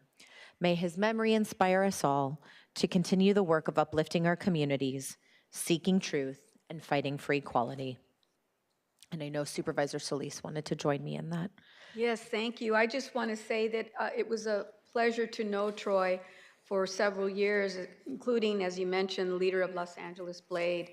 In 2022, during the MPOX outbreak, Troy fought to ensure that the limited number of available vaccine doses were distributed in communities most at risk. My office had the pleasure of partnering with him to host a Spanish MPOX town hall in East Los Angeles College to ensure that Spanish-speaking Angelenos were made aware of MPOX resources and information.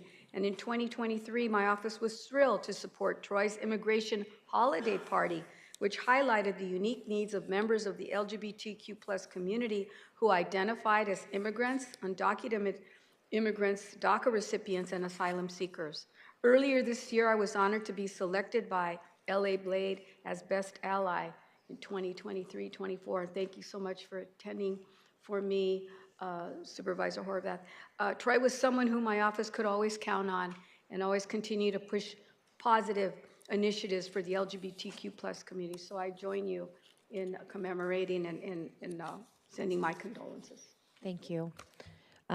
Next, I move that when we adjourn today, we adjourn in memory of Dale J. Sieverding, who was a beloved member of our community who passed away on December 4th, 2024 at the age of 61.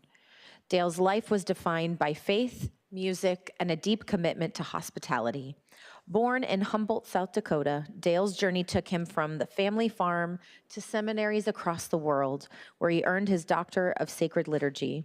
Ordained in 1989, Dale served parishes with a heart for ministry, inclusion, and community.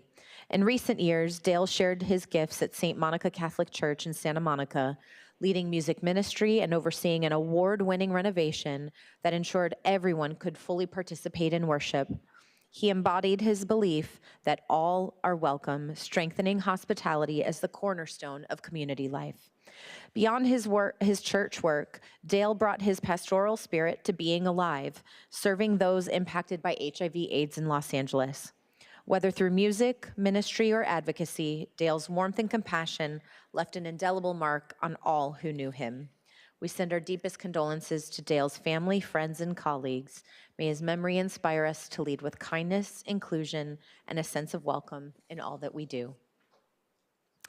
And finally, I move that when we adjourn today, we adjourn in memory of Erlinda Chavez Zuber. Today, we adjourn in her memory, a beloved member of our community who passed away on November 20th, just shy of her 101st birthday. She is the mother of Assemblymember Rick Chavez Zuber, who is joined here with us today, and we extend our deepest condolences to you and your entire family. Erlinda was a devoted mother, deeply cherished by her family and community. Born in Peralta, New Mexico, Erlinda took great pride in her Latina heritage, ensuring that the rich Chavez family traditions were passed on to future generations. Her life was guided by enduring principles: kindness, hard work, resilience, and doing what's right. Erlinda embodied these values not only in how she lived her own life, but in how she raised her family and treated everyone around her. She believed in the inherent good in people and encouraged others to find it too, especially in moments of disagreement or misunderstanding. Erlinda would often remind others that seeking resolution, listening with compassion, and striving to meet others halfway were essential in building a just and harmonious community. Her teachings lived on through her children, including her son Rick, which we see on a regular basis, who carries forward her legacy of fairness and service in his work for our communities. Erlinda's warmth and light will be deeply missed, but her extraordinary life and the values she instilled will continue to inspire all those fortunate enough to have known her. We honor her memory and the lasting impact she leaves behind. Yeah, can we? Absolutely, happy to have all of my colleagues join. Thank you, that was beautiful. All right, thank you for that, Supervisor Horvath. I'm going to read on behalf of Janice Hahn. Supervisor Hahn requests that the board adjourn in memory of Ilardoro Lolo Saldana. Lolo, the honorary grandfather of Catalina Island, passed away at the age of 95. For many years, and in many ways, Lolo was a symbol of inspiration for the island. He achieved so much in his long life, which he attributed to the power of good intentions, love of country, and living with a humble heart. Lolo's family heritage ties them directly to the island's early days when William Wrigley Jr. started developing the area. His father and mother came to the island as young adults believing in the American dream. For 5 decades, Lolo and his barbershop acted as the hub of the community for many of Avalon's residents. Lolo loved his hometown and did everything he could to give back, like starting youth golf and baseball programs that continue to this day. He will be deeply missed by his family and the community that loved him dearly. Lolo was preceded in death by his wife, Lydia. He is survived by his children, Marty, Gilbert, Christina, and Lolo Jr. Also, Supervisor Hahn requests that we adjourn in memory of Sean K. Thiever, Sean K. Thiever. Sean was an accomplished attorney and public servant who inspired many. He was 82 years old. He was a founding partner of Thiever & Associates, which served as a law firm for both LA County and LA City, as well as many other municipalities and redevelopment agencies, including Linwood and Bell Gardens. For the past 5 years, he served as Deputy County Counsel for Los Angeles County. Sean was a trailblazer and a pioneer both in and out of the courtroom, receiving numerous awards and appointments, which included the inaugural Trailblazer Award from the South Asian Bar Association. He was also recognized by the U.S. House of Representatives, receiving a U.S. Congressional Commendation for being an inspiring leader of the South Asian community and a true advocate for political change among the Asian population. He is survived by his wife, Feliz, daughter, Mina, and son, Mark. And then I move that we adjourn today. We do so in member of Areg Adolian, tragically who passed away on December 13th at the age of 15 in Glendale. He was a joyful, smart, engaged, artistic, and loving boy who always wore the coolest clothes. He played the piano and was known to score some great concert tickets. He was a freshman at Hoover High School and a member of the baseball team. He was a friend to everyone with whom he interacted and loved his family deeply. Areg will be truly missed by all. He leaves behind his loving parents, Martin and Nana Adalian, his brother Vahog, and a host of devastated friends and family. Also that we adjourn in memory of Esther C. Gonzalez, longtime resident of Lancaster. Esther began her career at Edwards Air Force Base, where she worked with NASA before joining General Electric. She contributed over 30 years of service to the aircraft industry before retiring in 2001.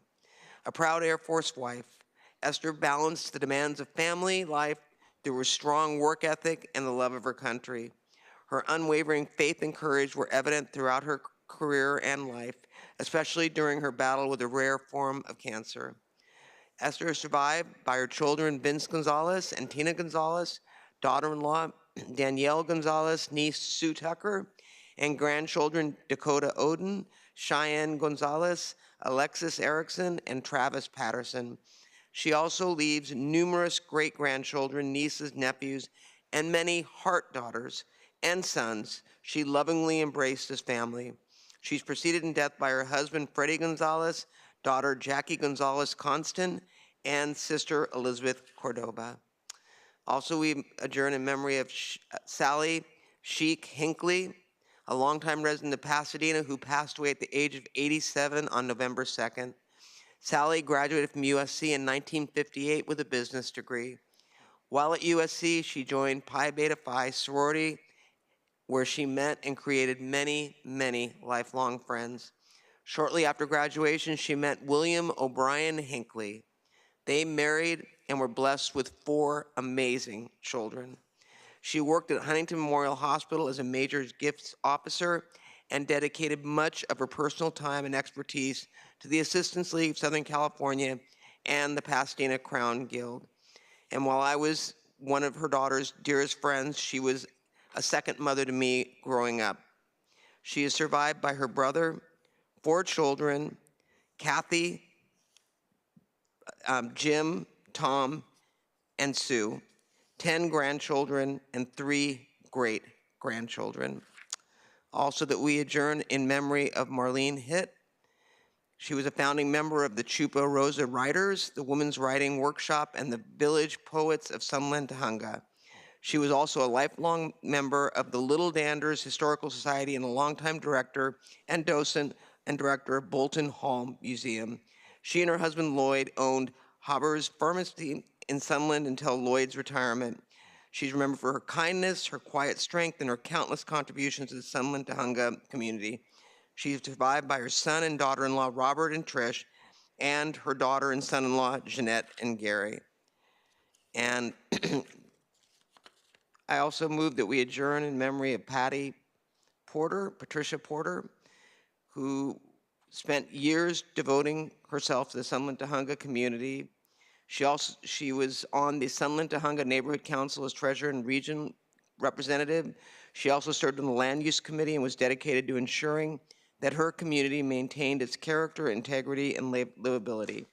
In her later years, she served as secretary for the Sunland Tujunga Elks Lodge. She will be deeply missed and be remembered as an irreplaceable community advocate, a devoted friend, and a neighbor who always displayed warmth, tenacity, and selfless spirit. She's preceded in death by her beloved husband, Jack, and is survived by her daughter, Tracy, and her son-in-law, Dean. And last, I move that we adjourn in memory of Bridget Riegert, a longtime resident of San Dimas, who passed away at the age of 87. She was born on December 20th, 1936. As the only daughter among 4 brothers, she took on significant responsibility at a young age following her mother's passing. After completing high school and trade school, she met the love of her life, Lou, and the couple married in 1967. Together, they raised 2 children and built beautiful lives in both New York and Florida before settling in California. Throughout her career, Bridget dedicated herself to serving others, spending most of her professional life in Intercommunity Medical Center in Covina and at Azusa Pacific University. She was deeply respected and loved by her colleagues. Outside of her work, she enjoyed baking, dancing, and spending time with her beloved children and grandchildren. Her warm and radiant personality will leave a lasting impression on all those who knew her. She will be dearly missed. She's survived by her husband, Lou, her 2 children, Maureen and Dan, and her 3 grandchildren. Those are my adjournments. Supervisor Solis? Yes, thank you, Madam Chair. I move that when we adjourn today, we adjourn in the memory of Daniel Rodriguez. Daniel passed away on Sunday, November 17th at the age of 77. Born in Compton, California on September 28, 1947, Dan was the second oldest of 10 siblings, as was affectionately known as Brother Dan by his family and friends. A proud Compton High School graduate in 1965, Dan was an accomplished athlete during his teenage years, excelling in both varsity football and baseball. His spirit of service led him to be drafted into the Army in 1967, where he completed his military tour in Germany, demonstrating his deep commitment to his country.